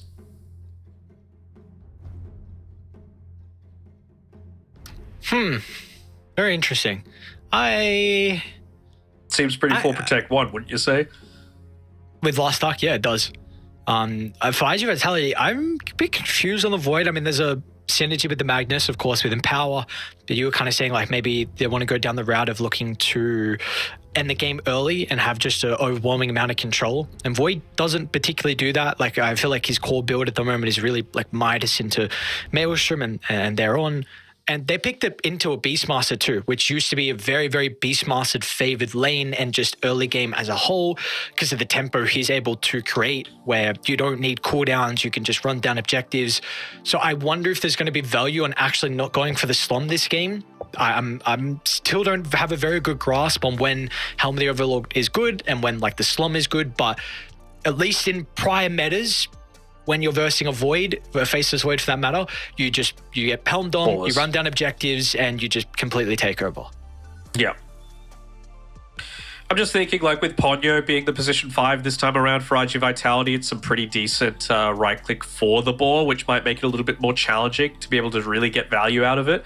But, yeah, this certainly does feel like a Helm of the Overlord style of game. I mean, you've even got Avenge to be able to play around with, right? So just another one of these things that's going to benefit from that Vengeance aura. Again, it leans even more into the 4 Protect 1 style, just having that Vlad's aura as well once you've eventually got that and the Morphling online as well. So, yeah, I really wouldn't hate to see that either. I just saw it now as well, like they have 2 saves versus Chrono. Yeah. That's just enough said. Just a very That was an instant Venge pick too, so which is crazy in itself. I wonder if they would have gone for it even if there was a different hero on IG Vitality, if it was a different carry. But I still have question marks around the mid Venge, but I do prefer the Dire draft. I do as well. Of course, it can be very different if IG Vitality crush lanes and look to get really aggressive, but I'm interested to see what the item build from Yukio is. Maybe they're just going to feel confident saying, hey, we've got 3 legit cores and they're going to have 1. 3 greater than 1. We got this. But I don't know. I really just have a lot of faith in the Erica Morphling, even when he was gone by Poyoyo, one of his best heroes. Yes. That it was indeed. He's able to highlight how incredible of a Morphling player he is in the previous game. You're mentioning you feel like this is a lineup where it's kind of 4 protect 1 that they should be able to enable him, which makes it even scarier because it is, again, a very good Morphling game. So let us see what we have in store for us. Interesting. Echo starts with the Wave of Terror. So, I mean, I guess it does Secure 5... Yeah, I was just, that's what I was looking at. Magic Missile does 90 damage. Wave of Terror does 85. So very, very similar in damage to be able to secure range creeps. Also against a Void Spirit brings him down to 0 armor, so your right clicks are actually even more impactful. Venge, a universal hero, can't discount that. Oh, God. I honestly hope Echoes is onto something. I really hope this Venge actually has a good game because we have not seen this hero in a very long time. And we all know Universal Heroes are dumb strong right now. So I must say I do hope it kind of plays well. But you just have a look at the item build that he's going for, right? Maxing out the stats early on, early bracer, treads, pretty natural stuff. But, again, for a core universal Venge, feel even better. And Aghanim Scepter, even just that, it's going to feel very logical, and you're not even like nerfing your own progression in terms of right click damage if you end up picking it up. Just so much stats. I do wonder how active the Venge is going to get, because we've spoken a lot recently about how we feel like mid laners need to be the proactive ones, and you have kind of your carry is always that win condition at the moment. So I do wonder when Echoes is going to consider about making plays on the side lanes, or if it really is just a game for only him. I think Echoes needs to probably get like level 12 Aghanim Scepter, and then he's going to feel confident to be able to join the rest of the team. When it was played as a position 3, it was a similar sort of thing as normal. It has to be a little bit careful here. Should probably die. Bit too late for being careful now, it looks like. Stepped over the boundary in IG Vitality. We'll be able to penalize him for that, so first blood's going to be picked up for Ukio. But yeah, like it's very much play selfishly so that you can play selflessly later on. And you're going to have the Beastmaster. Again, he already does have that Helm of the Dominator queued up for himself. Sorry. It'll be fine. Resonant Pulse. Normal End isn't going to be able to refill the bottle though, but he's going to be satisfied enough just making sure the Butterfly Effect doesn't get that water rune refill. His lane's pretty much, I don't want to say over, but his next minute is very difficult now. He kind of needs a support to die in the side lane to refill. Maybe you go get the bounty, but they'll probably even take that away. So he could consider about getting this next creep wave and going base, but that's a huge rotation just to take the water rune away from the void. Yep. The supports are completely healthy. They really don't want to be dying. So we'll see what Normal End ends up doing. Hopefully he's able to force them back a little bit here on the Faceless Void and yoink away that bounty rune, but might be Ponyo that ends up taking it as well. Not sure if he really wants to do this. He will get the D-ward off though. When he takes it. I don't know. I asked in the draft like how you feel about Win Ranger 5. Very close. I think he missed up the high ground as well. Can you kind of elaborate a little bit more on why you prefer Wind Ranger 4 over Wind Ranger 5? I think you just need to have a little bit more kill threat. Wind Ranger is one of those heroes that thrives with not a lot of net worth, and you need a tiny bit. Excuse me. So I think just as that position 5 off the back of the smokes, the wards that you need to be buying up, you don't allow yourself to get into just a couple of those value items. You can see she's a universal hero, so she's just going into the bracer, providing a little bit of that extra regen, meaning that you might not need to go tranquils, for example. You could just look to play off of brown boots instead. But it just means that you need to skirt that line of being selfless, but also On mid still lane? contributing. They might just get return kill. Echoes. Fraser delivered. She has plenty of stats, so shrugs off that attempt from the supports. Meanwhile, it does free up top lane, so Marblu might be vulnerable as well. They're not going to be able to get that kill. Back to mid we go, though, as Butterfly Effect is getting chased down, snags up the water rune, and they will not continue to put some pressure on. Normal lane is going to be an absolute pest, though.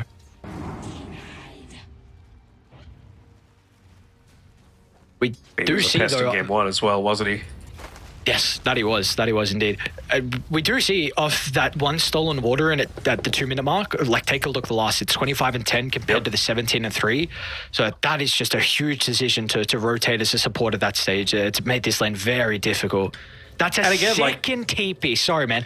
That is another support that just TP'd mid to refill the bottle. That's crazy. It is, and I'm not sure how great I feel about this purchase. I was about to say that you could probably look to not get the boots for this Venge lane just because you're not really going to be looking to make a lot of these rotations, right? Universal Hero, just buy out the Belt of Strength, buy out the Gloves of Haste so you harass out this Void Spirit even further. But you know what? Maybe it was just the quick buy, sending on through and force a habit. These lanes are going incredibly well. You see Marblu, with all the emphasis they needed to put on the Void Spirit to be able to make his past couple of minutes bearable, they've left the mag Might be in solo. trouble. And he will indeed. Echoes in normal end. Oh, big wand. Means he'll get the blast off. They'll still be able to secure the kill. Normal end gets it. Sure, he'll be asking Normal End to just stick around at this bounty route, make sure that he doesn't get that one over for free. They've still got the bounty at 3 minutes, by the way, that Hara might look to yoink away, but yeah, you know what? Yeah, at least Butterfly Effect sees the funny side of things. Hara might be telling him that he's got those to be able to play around with, but no, they're just going to have another TP from Ponyo to be able to get that. Oh, they didn't actually get the refill. Oh, they messed it up.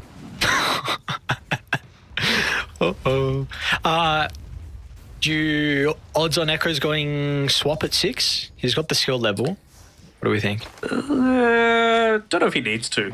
Might just look to get like more points into the stuff that's going to be able to harass him out. A Blaine Marblu. Some danger. Erica knows no fear with a waveform over the top. It's a kill onto the Magnus, being able to slow down his Dame. And meanwhile, bottom lane, that's not going to continue to get easier because Echoes, he's rotating with the haste rune.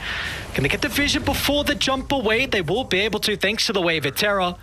They won't be able to chase down Ponyo, but that's going to get Shining closer to the Helm Dom. Like we were saying, Denok, this Helm Dom versus the Faceless Void.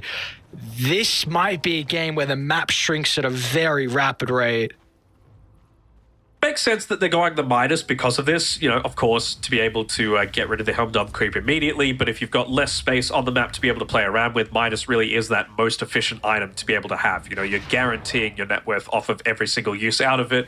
Battle Fury is where you just want to hit as many creeps as possible, but if there just isn't space to be able to do that, then Midas probably the best tool that you've got at your disposal. My big issue is that I'm assuming they were expecting the lanes to go a lot better than this. I know it's only a 1k net worth lead, but again, this Morphling is just going to get to this period where he's just going to fall completely out of control with all of the buffs that he's going to have to be able to play around with. And he's at the stage where he can start to play solo on the Morphling. Levels is really the big thing for him. Almost got treads completed, so see why is maybe I said an extra Y there, but he's able to start playing with Echoes, Butterfly Effect. Let's use both ultimate charges. Secure the Arcane. I'll take any sort of scraps at this point. Just let me have a lane.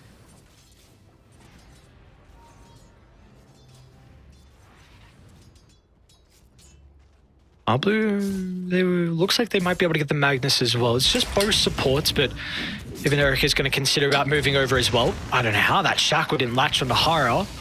Norman should be able to banish himself to protect. Doesn't get it off. Hara's damage. Wasn't able to estimate how much it was actually going to be from the Dark Willow, so it is 1-for-1, but of course, happy with that exchange. Your carry Morphling gets a kill. You also shut down Marblu once again. I mean, again, you're happy for a support for core trade. Means that you're spending more time in the grave, means that you're not putting any pressure onto the tower, means that the Morphling is going to continue to have more areas of the map to be able to play around with. And again, they're closing in on that Helm of the Dominator, just about 200 gold away. It's going to be around that 10-minute timing as well, so... Ooh, Echo. All right, finally gets something taken away from him, but it's going to take some fancy footwork. They're actually committing. They've got the Chrono at the ready. Swap over the right side. He's got some damage reduction thanks to the ultimate, but is that going to be enough to keep Echoes alive?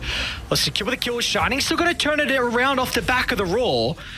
Will be a 2-for-1 to favor them, but with so many creeps from Shining, it's going to mean the supports get chunked down. He'll be able to get some distance away, but the banishment from normal end means that Erica should be able to get involved in this skirmish we've got going on, but won't be able to secure the kill into the Void Spirit, so has to go for Ponyo instead. So in the end, it will be a 3-for-3. Does look like Butterfly Effect's going to be able to secure the power rune, but bottom tower will still go down now. It will, and he's got that Helm of the Dominator as well, so plenty of damage to be able to go into this one. They got nice little shackle there.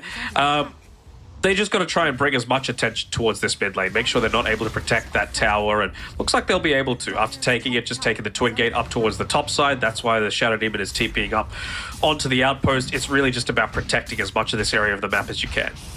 Although the Chronosphere was used as well, so feeling pretty confident just to be able to throw out that disruption, but they still get the tower. All right. A little bit slow with some of the movements there from the last arc.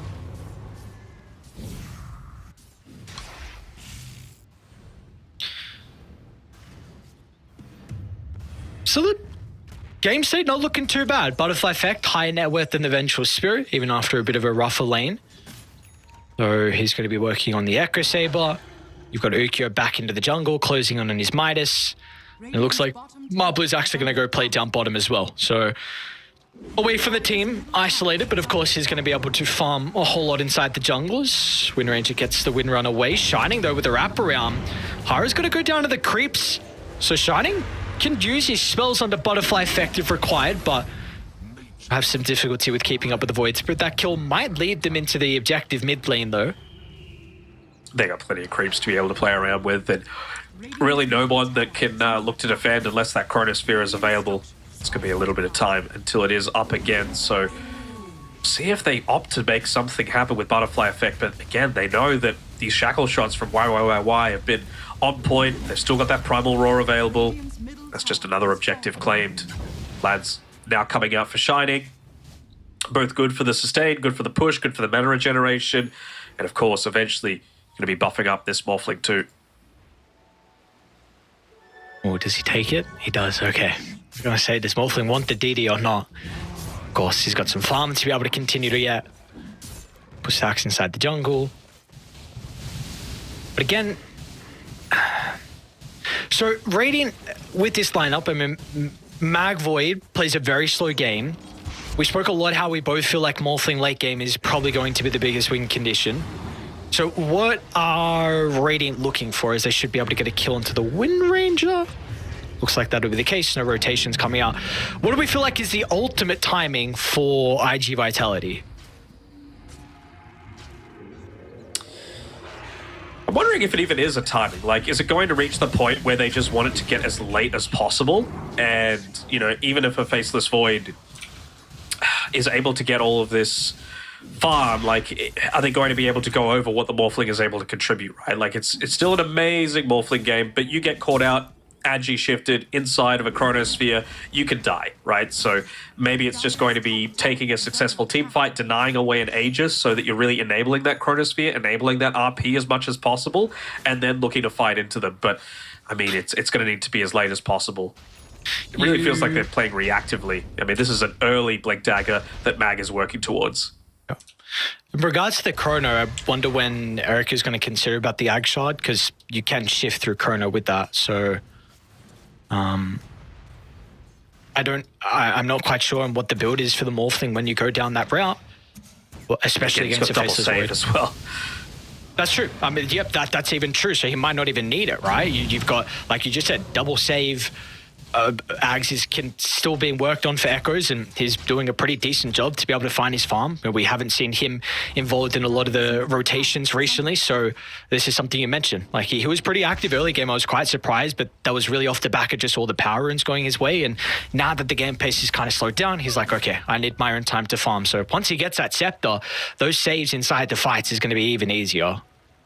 And now they've got the Helm of the Overlord as well. This is a pretty early timing, 14.5 minutes. The fact that they've been able to take 2 tier 1 towers already, it involved a bunch of the team being around. But again, like this was pretty much all on the back of Shining on his Beastmaster. So if you're able to just take those away, opens up more of the map for you to be able to farm, means a little bit less pressure for the Vengeful Spirit to be able to get into that greedier item with the Aghanim Scepter. She's almost, she's getting close to that level 12 as well, right? So that's really the thing that I'm looking to see them play around most. As they're trying to get a quick pick on Tahara, was just a little bit short on the range for the Demonic Purge, so it looks like she'll be able to get away. What are your thoughts on this Diffuser Blade from Ukyo?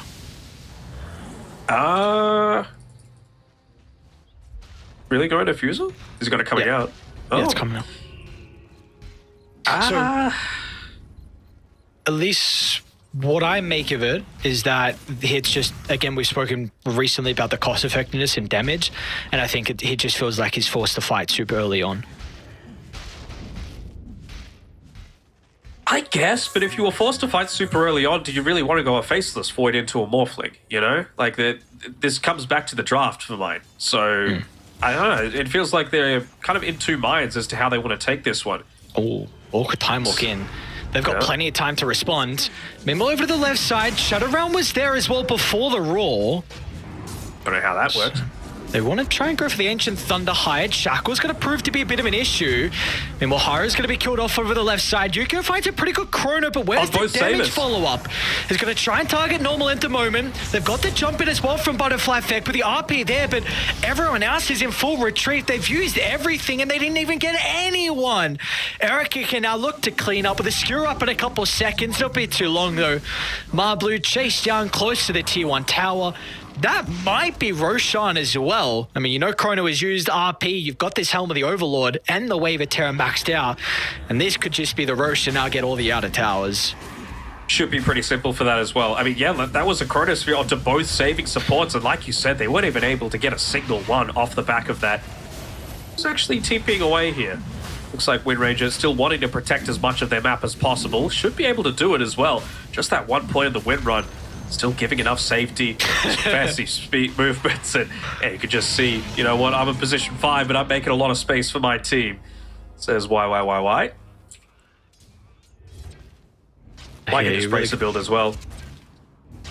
Really not gimping him in terms of his damage, in terms of his survivability. Again, not needing to go Tranquils. Just the brown boots is enough for that base little bit of movement speed for the win run to be able to be maxed up on top of. Dire's bottom tower is under attack. What do you feel like is realistic for the Last Dark to be able to get off this Aegis? I said I think all outer towers, maybe it's just 2. Do you think that's realistic? 2 tier 2s, are you saying, or just 2 towers? 2 tier 2s. I think you'd be very disappointed if you're not able to get at least this last tier 1 tower and 1 tier 2 tower. Just because I think they're going to put a lot more emphasis onto particularly this top side of the map on IG Vitality. You know, you need to maintain control over this ancient Syria. You need to make sure you've got a little bit of high ground to be able to defend, because they've still got a Magnus to be able to play around with. They've still got a Techies that they want to be able to safely set up some proximity mines to be able to scout out all of these smokes. And I feel like if you give away too many of these towers, I mean, that one just melted. You give away a lot of that potential. So they're going high ground. Sure. Oh, that's right. I think they've got a Dragonlance coming out as well for the Morphling, so not rushing into that Ags, but again, makes a lot of sense, right? You've got a Dark Willow that you're playing up against. She's only got the 2 points in the Shadow Realm at this point in time, but I mean, eventually... Will she max it out? I hope she doesn't, just because that is going to be so key for Erica. You just need to be real creative here on Butterfly Effect. Bottom lane, Ukyo? What's going on between the two? Okay, they now know the Morphling's not mid. This is pretty awkward of a fight for Daiwa. Echo's going to be started on, Nice but he's got roar. the scepter. Echoes doesn't mind if he gets killed off the start. Although isolating Shining is really important for IG Vitality. They're going to try and target down the Beastmaster with all the spells. RP used as well. Any defensive? There we go. Banishment from Normalen's going to be able to keep him alive. Chrono as well from Ukyo. Morphling starting to rotate over. They're going to be quick with getting the kills because now with Erica here, he's looking to find some revenge inside the river. Ukyo and Marblu combination together. Finds another one. And the retreat's been called, but can they get away with Marblu? Screw over the remnant to the T1 tower. Normalen Banishment is still on cooldown, and wait, Butterfly, he actually wants to jump in. Sees a freebie with Normal, and Ponyo as well provides the damage. Beautiful read from IG Vitality. They see that Erica showed bottom, and instantly they go for that fight mid.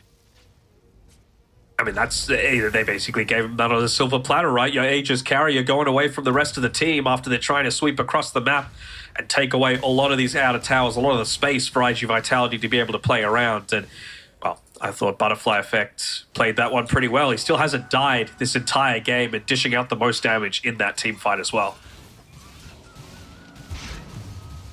Even an Arcane Rune to be able to play around with on this top side of the map. All right. I don't know. How has he got no kills, though? 0-0 and 5? Butterfly Effect? Power up with the third point into Shadow Realm. Radiant's bottom Not a tower fan. is under attack. Really can't afford to just potentially give this one over to a Morphling. Do you think that's the best target this game? Has fallen. I think so. I mean, you've got the Dragonlance for range, you've got a Beastmaster for the attack speed. Everyone will die. You like high ground as well. if you're really on point with the Shadow Realm, if you're morphed, you know, Chrono comes in, just go into the Shadow Realm. Don't even need the save coming through from your supports. Are fortified. Dire's top tower is under attack. Do they want to Still stick got about around? 50 seconds on this Aegis, so you can just look to put Erica onto the front line. Still 30 seconds away from the Chronosphere being up, and well, hopefully for their sake they can see this. And I think that's a big cooldown. Marblu as well might be able to go with the Banishment now used, but his Echo is really your target. He's going to show himself. Oh, the swap to start, and now the turnaround with the Roar as well. Terrorize a little bit too late. That caught me off guard. Wasn't expecting Echoes to go for that swap, and maybe it caught Marblu off guard as well. As now a full set of barracks going to be claimed bottom, and they'll get on out without a further fight. Ukyo was at least able to take the tier 2 top, but probably not the trade that you're wanting at this stage of the game. Somehow it's still only a 2k net worth lead. It's off the back of him just being uber greedy up on this top side of the map. Trying to be, I mean, it's not worth dropping Chronosphere for a Wind Ranger though. This is the thing that YYYY has done so well. Just being able to play around this one. I'm wondering if maybe they just opt to send a Hawk up towards the top area of the map just to see if they can spot out wherever Ukyo is farming, because they've got solid enough pickoff for him. Still going to be a little bit of time until he's got Lincoln's coming out to him now. Oh, he actually went into the Ag Shard for himself. So maybe just wanting to bait out a few spells really quickly. So who got the Ag Shot? Void's got it queued and probably going to go into it. So I was watching the Wind Ranger miss 4 free CS with no one contesting. Mr. Banner Creep, Mr. Catapult as well. So You see him to see Morphling it. with Ags as well at 22.5 minutes. oh yeah, wow. So let's see. Shadow Realm's maxed out. And the Hawk as well for the vision. Get a glimpse I mean, of don't get me Haro. wrong. Ukyo is still a good target for it, but the fact that you've got 2 great ones is Yeah. pretty ideal. I mean, even just the Void Spirit, right? You're going to have the silence coming through from the True, stealing true. over the Resonant Pulse. A lot of value this game. They're going to try and smoke. Does get broken. Instant swap from Echoes into the Found Roar him. as well. They're going to be able to blow him up before the response is Marblu. He's too late. He's still going to be able to skew 2 members into the RP with Butterfly Effect in the middle. It's a lot of damage, but now they've got the Venge Illusion to be cautious of, as once again the swap from Echoes puts Ponyo into a compromised position, and Erica knows no fear. Leaping over the top, he sees free kills, and he should be able to find it as well. No, Unless- oh, wait, hang on, Erica? Erica, oh my god. Just gets up by the skin of his teeth, almost went too far. It means Normal End will end up dying, but now maybe they can't get this tower. Really playing on the edge there, just looking to try and take out anything that they can. Will settle just for that Sated Tormentor for the plus 250, but it's a couple of times now that Eric has just gone a little bit too deep or been a little bit off with his play. He actually ended up walking into a bramble as well after the pick-off of the Faceless Void, so wasn't actually able to follow up when that RP came through and they were able to pick off the Venge for the first time. So that little thing's not quite going their way, but again, he's just got the Dragon Lance recompleted. He's up to level 16 now, so all stats maxed out, all abilities maxed out. Looking to go into the Satanic this time around. This is the good game for the Satanic. Not into the Medusa, not going to have any of that that damage blocked up by any sort of pesky mana shield or anything like that. Going to get full value out of it. I wonder if this is going to be another combo we see in some of the further fights now, that swap instantly into the Raw. I'm going to call it the Void off guard. There was definitely great communication there that was going to be the game plan for the last arc inside that fight. So, of course, if you do go for that play and then overcommit on Ukyo, it could set up for a multi-man RP, and then that could spell disaster for last arc. So that is the one thing that Radiant are playing with. It's a crap load of team fight. So with a wombo combo, but it's just, can they execute? And you don't have the vision advantage, so it will be that much more difficult to do so. I'm really struggling to find a way that they're going to be able to take this one. The Roche is spawning up towards the top side, and IG Vitality have set up their vision beforehand, in addition to a proximity mine. Hara won't scout it out, but if they check the pit, you will see that it's come up, and looks like they'll be able to do that, although rotations are coming through from the last arc all at once. Are they going to be able to have the damage to do it? I still think they need to play reactively around all of these mines. You know, if they can potentially get a Blink Skewer back into them, it's going to be such a key way to be able to start out this fight, especially if it's on to the Beastmaster. They're going to know. They're using the boar. Send him in. Get the Hawk now for vision. They scout out Summon it Ukyo. again. They see it though. They've just got to keep... Beastmaster's got boar available. He needs to send that into the mines. Just take away all of their vision that they have to be able to play around with. Oh, Marblu. It's a good start. Just a Diamond 5. playing around their ward on the high ground. Echoes gets a swap back once again into the Raw. They're going to target Marblu and instantly blow him up. Can they continue with the fight from IG Vitalities? Ukyo gets a pretty good chrono onto 2. Both supports should be killed off. He's lacking the damage now. Ukyo's still going to be able to get the time walk out defensively, but Eric is on the prowl. Wanting to try and close the distance. He's time dilated. Some stuns, but he doesn't have a way out, as Eric has got plenty of damage. The bash as well from himself, thanks to the Scepter. Does look like Dark Willow's going to be able to escape. I don't know how that one worked. What's that? Huh? The Willow. Yeah, does he not bash on Time Walk? Can you not do that if you can't right-click them? I don't know what happened, but anyway, the basically what happened there was Morphling ended up giving the Faceless Void a taste of his own medicine. It morphs into him, gives him the time dilation. Even though he got a good first time walk off, means that he wasn't having the cooldown. It was frozen in time and space, and well, this is going to be second Roshan off of losing just a Wind Ranger. You know, again, this really isn't that big of a hero commitment to be able to take that second Roshan down. They take down the Chronosphere as well. They know that's not available, so really shouldn't be anything stopping them from being able to go in onto this high ground. And, well, look at that. They've even got a DD on the bottom side of the river if Echoes is able to quickly scout that one out, but he's just more keen about joining the rest of the team, making sure that they can make the most out of this Chrono being on cooldown. Still hasn't gone into the Willow, just because, again, it's such a good thing to be able to just take away the voids. Well, they'd have to be a little careful. They're even going to be able to claim the Wisdom Rune as well off the back of this. So maybe Erica just saying, you know what, I want my level 18. We'll be able to grab it off the back of that Wisdom. He's They're time to be able to make the full push, though. Well, they're fighting Marblu. That's a good start onto normal M. The Shadow Demon's been a bit of a pest in these recent fights, but the swap Nice defense swap. of the Echoes gets him out. No way. Butterfly Effect still will be able to secure the kill, but it looks like it breaks the formation as Erica once again is just going to be able to clean up another fight where the Morphling goes completely uncontested. They're even looking for Butterfly Effect as well, but they don't care. Objectives is the only thing on their mind. Ooh, Lincolns. Still haven't used them. Actually, no, never mind. He is still into the Faceless Void. But this is the last glyph that they're probably going to have for this entire game. So unless Marbleu gets the perfect skewer back, he's still got the RP available to be able to make plays around with. Might be like an Ogre Seal Totem forward, into the Blink, into the Harpoon back, because they've still got that Beastmaster Hawk vision to be able to play around with.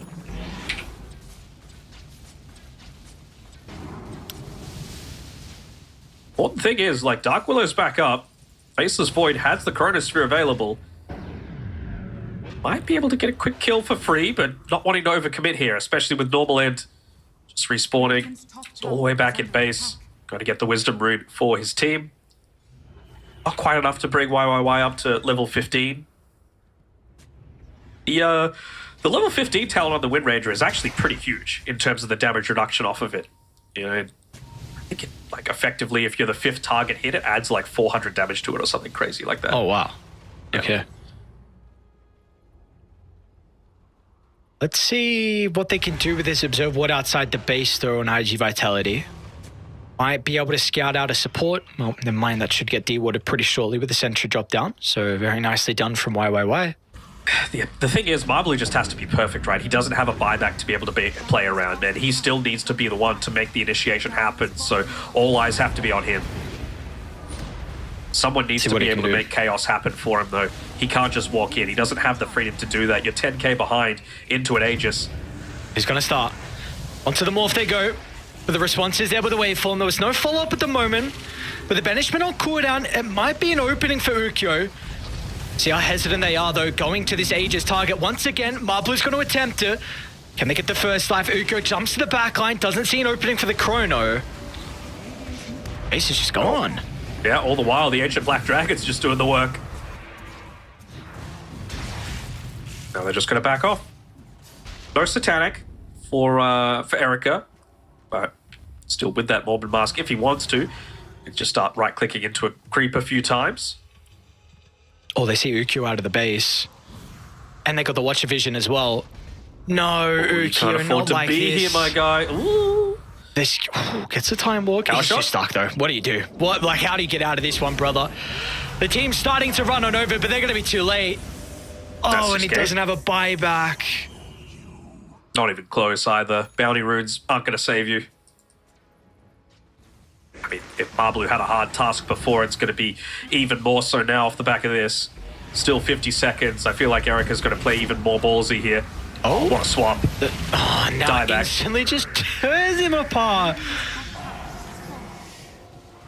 Oh, no, no, no. All right, so the plus side is Erica can now morph into the Dark Willow. Oh, no, he can't. The game's just going to be called. Is there a plus side? I didn't say for who. Yeah, that's true. You didn't. You didn't.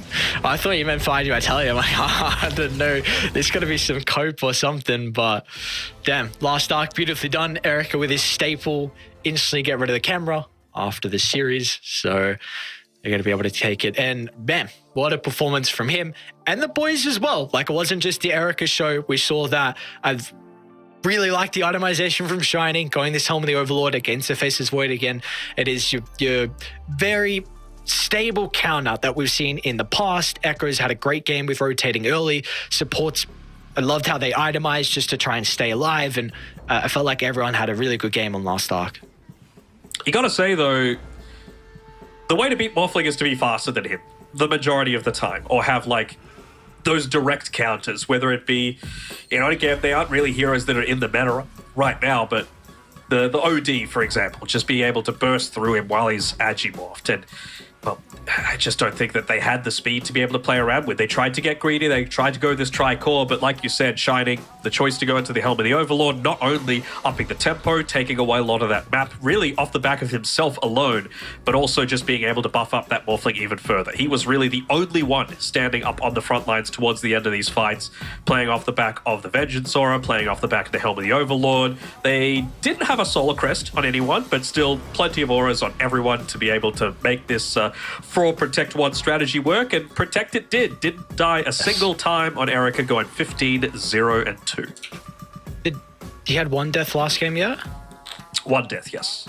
Okay. I was going to say this might be a flawless series as a whole for him, but This is going to be a really nice victory for Last Ark. I mean, considering you, again, I think they are the team that probably a lot of people are expecting to take at least one out of the two promotional slots, and the fact that they lost their first series was a big surprise. So they showcased like truly how strong they can be. They go for a bit of a different strategy with the draft, like instant last pick Vengeful Spirit. For like Echoes, like what was your opinion on the Venge? Do you think this is something that we might see in like another very situational draft? Did you like it? It was fine. I mean, I'm always all for any sort of situation when the Universal Heroes are still so busted to be able to make them work, you know? I still feel like the Broodmother 1 hasn't been fully understood just yet. Yeah. You know, I kind of want to see a Broodmother with a Magnus to empower him and go like S and Y into, you know, a bunch of additional items off the back of that. You could just cleave people down in a lot of these fights. I really feel like that could work in a way that we haven't even seen yet in Dota right now. So, yeah, we're going to see with a bunch of these big tournaments coming up, even Division 2, a lot of teams looking to experiment, especially ones that might already be qualified towards the end of the tour. So we'll have to wait and see. Yes, we'll have to wait and see. So there's a long road still left for these teams. This was that time dilation away. So he morphs into the Faceless Void, time dilates him. Normally, he would have been able to get another one off by now, but it's just slowly ticking down, not enabling him to get back to safety, and they find that key pick off. So why did that not bash? What am I missing there? Because I guess because you can't hit him, I guess, yeah. Okay, yeah. So that was confused the heck out of me. I'm like, oh, what's going on here? I feel like you should get sunned up. But MVP, Erica again, or... Yeah. Okay. So Erica or Shining, one of the two, either fine. Yep. I'm... they're going to make us decide. I'm happy. Erica again. I'm happy with that. 15-0. True performance from him. Definitely what we're honestly expecting out of Erica. It might be too much. It might be a lot of pressure for him, but you're a very, very skilled carry in the region. You've been to a lot of majors. You placed incredibly well at TI in the past as well. I think even like 6th placement, maybe even 5th with Vici, if I remember correctly, something like that. So he definitely knows what to do. And of course, he gets his comfort morphling. I don't know how he's only level 17 on the morphling in Dota Plus. I feel like this man plays it like a goddamn grandmaster, and we definitely saw that in this series as well. So good for the Last Ark to be able to get their first series victory. And it was definitely pretty convincing as well in their games. I've been spending the past minute or so trying to make the Erica's new name, the YSR thing, work in my mind. Like, you're so really overpowered for Erica or something like that, but it just doesn't work. I can't. No, my brain's not on today. But you know what? His was, like you said, dying just the one time in that entire series, getting a clean 2-0 to finish up today, and you know that's gonna put them middle table, you know, still keeping in touch with the top ends. Of course, we're still very early into the season, but IG Vitality, they're already starting to fall a little bit behind, kind of to be expected. I mean, they're playing with a quote-unquote stand-in for the first little bit. They were the 3rd place qualified team coming through from those open qualifiers, and well, we'll have to see how these later days of Division 2 are going to put themselves up. I mean, based off the first week and a half, do you have any favorites that you're going to be thinking towards? I think Zero and Last Ark, even though Last Ark lost their first series. So I think for me, it's just solely just the names. I think I just got to go with the names, but we'll see how their performance is going to fare. And we'll get to take a look as well, like when they're going to be playing and what we have next for tomorrow. So we do have 3 series for our action. Last Ark again is going to be taking on Disillusioned, who is it's the Poke team from the last tour. And we got Supernova Holy Grail, and then Big Brain versus Team Zero. That Big Brain versus Team Zero is going to be nice as well. A bit of a test. Big Brain looked pretty good in their first opening game versus Limit. And again, Team Zero as well, of course, CTY, 7E, Ice. Definitely the players that we're expecting to have a good showing here. Those 2nd and 3rd games, none of the teams have a loss. So they'll all be going into this one completely flawless, which is, you know, exciting to see. You always want to have big stakes on the board. And yeah, I mean, to be able to separate the men from the boys, it's probably a little bit early to say that sort of thing. But you know what? Dissolution, I'm going to be excited to cast them because you and I will be doing that first series, I believe. And I mean, we saw earlier today, it was the mid shaker that Small KK was playing. So if he's able to break that one out again, I'm excited to see if it's going to be able to work against probably a little bit more experienced opposition. So hopefully we get some crazy mid laners as well for Small KK. But for us, we are done today. Again, we're going to be back at the same time, and not just 2 best of 3s. We got 3 best of 3s to be able to close out just week 1 of the final tour here in China Division 2. So we'll see you guys all back tomorrow for some more China DPC action.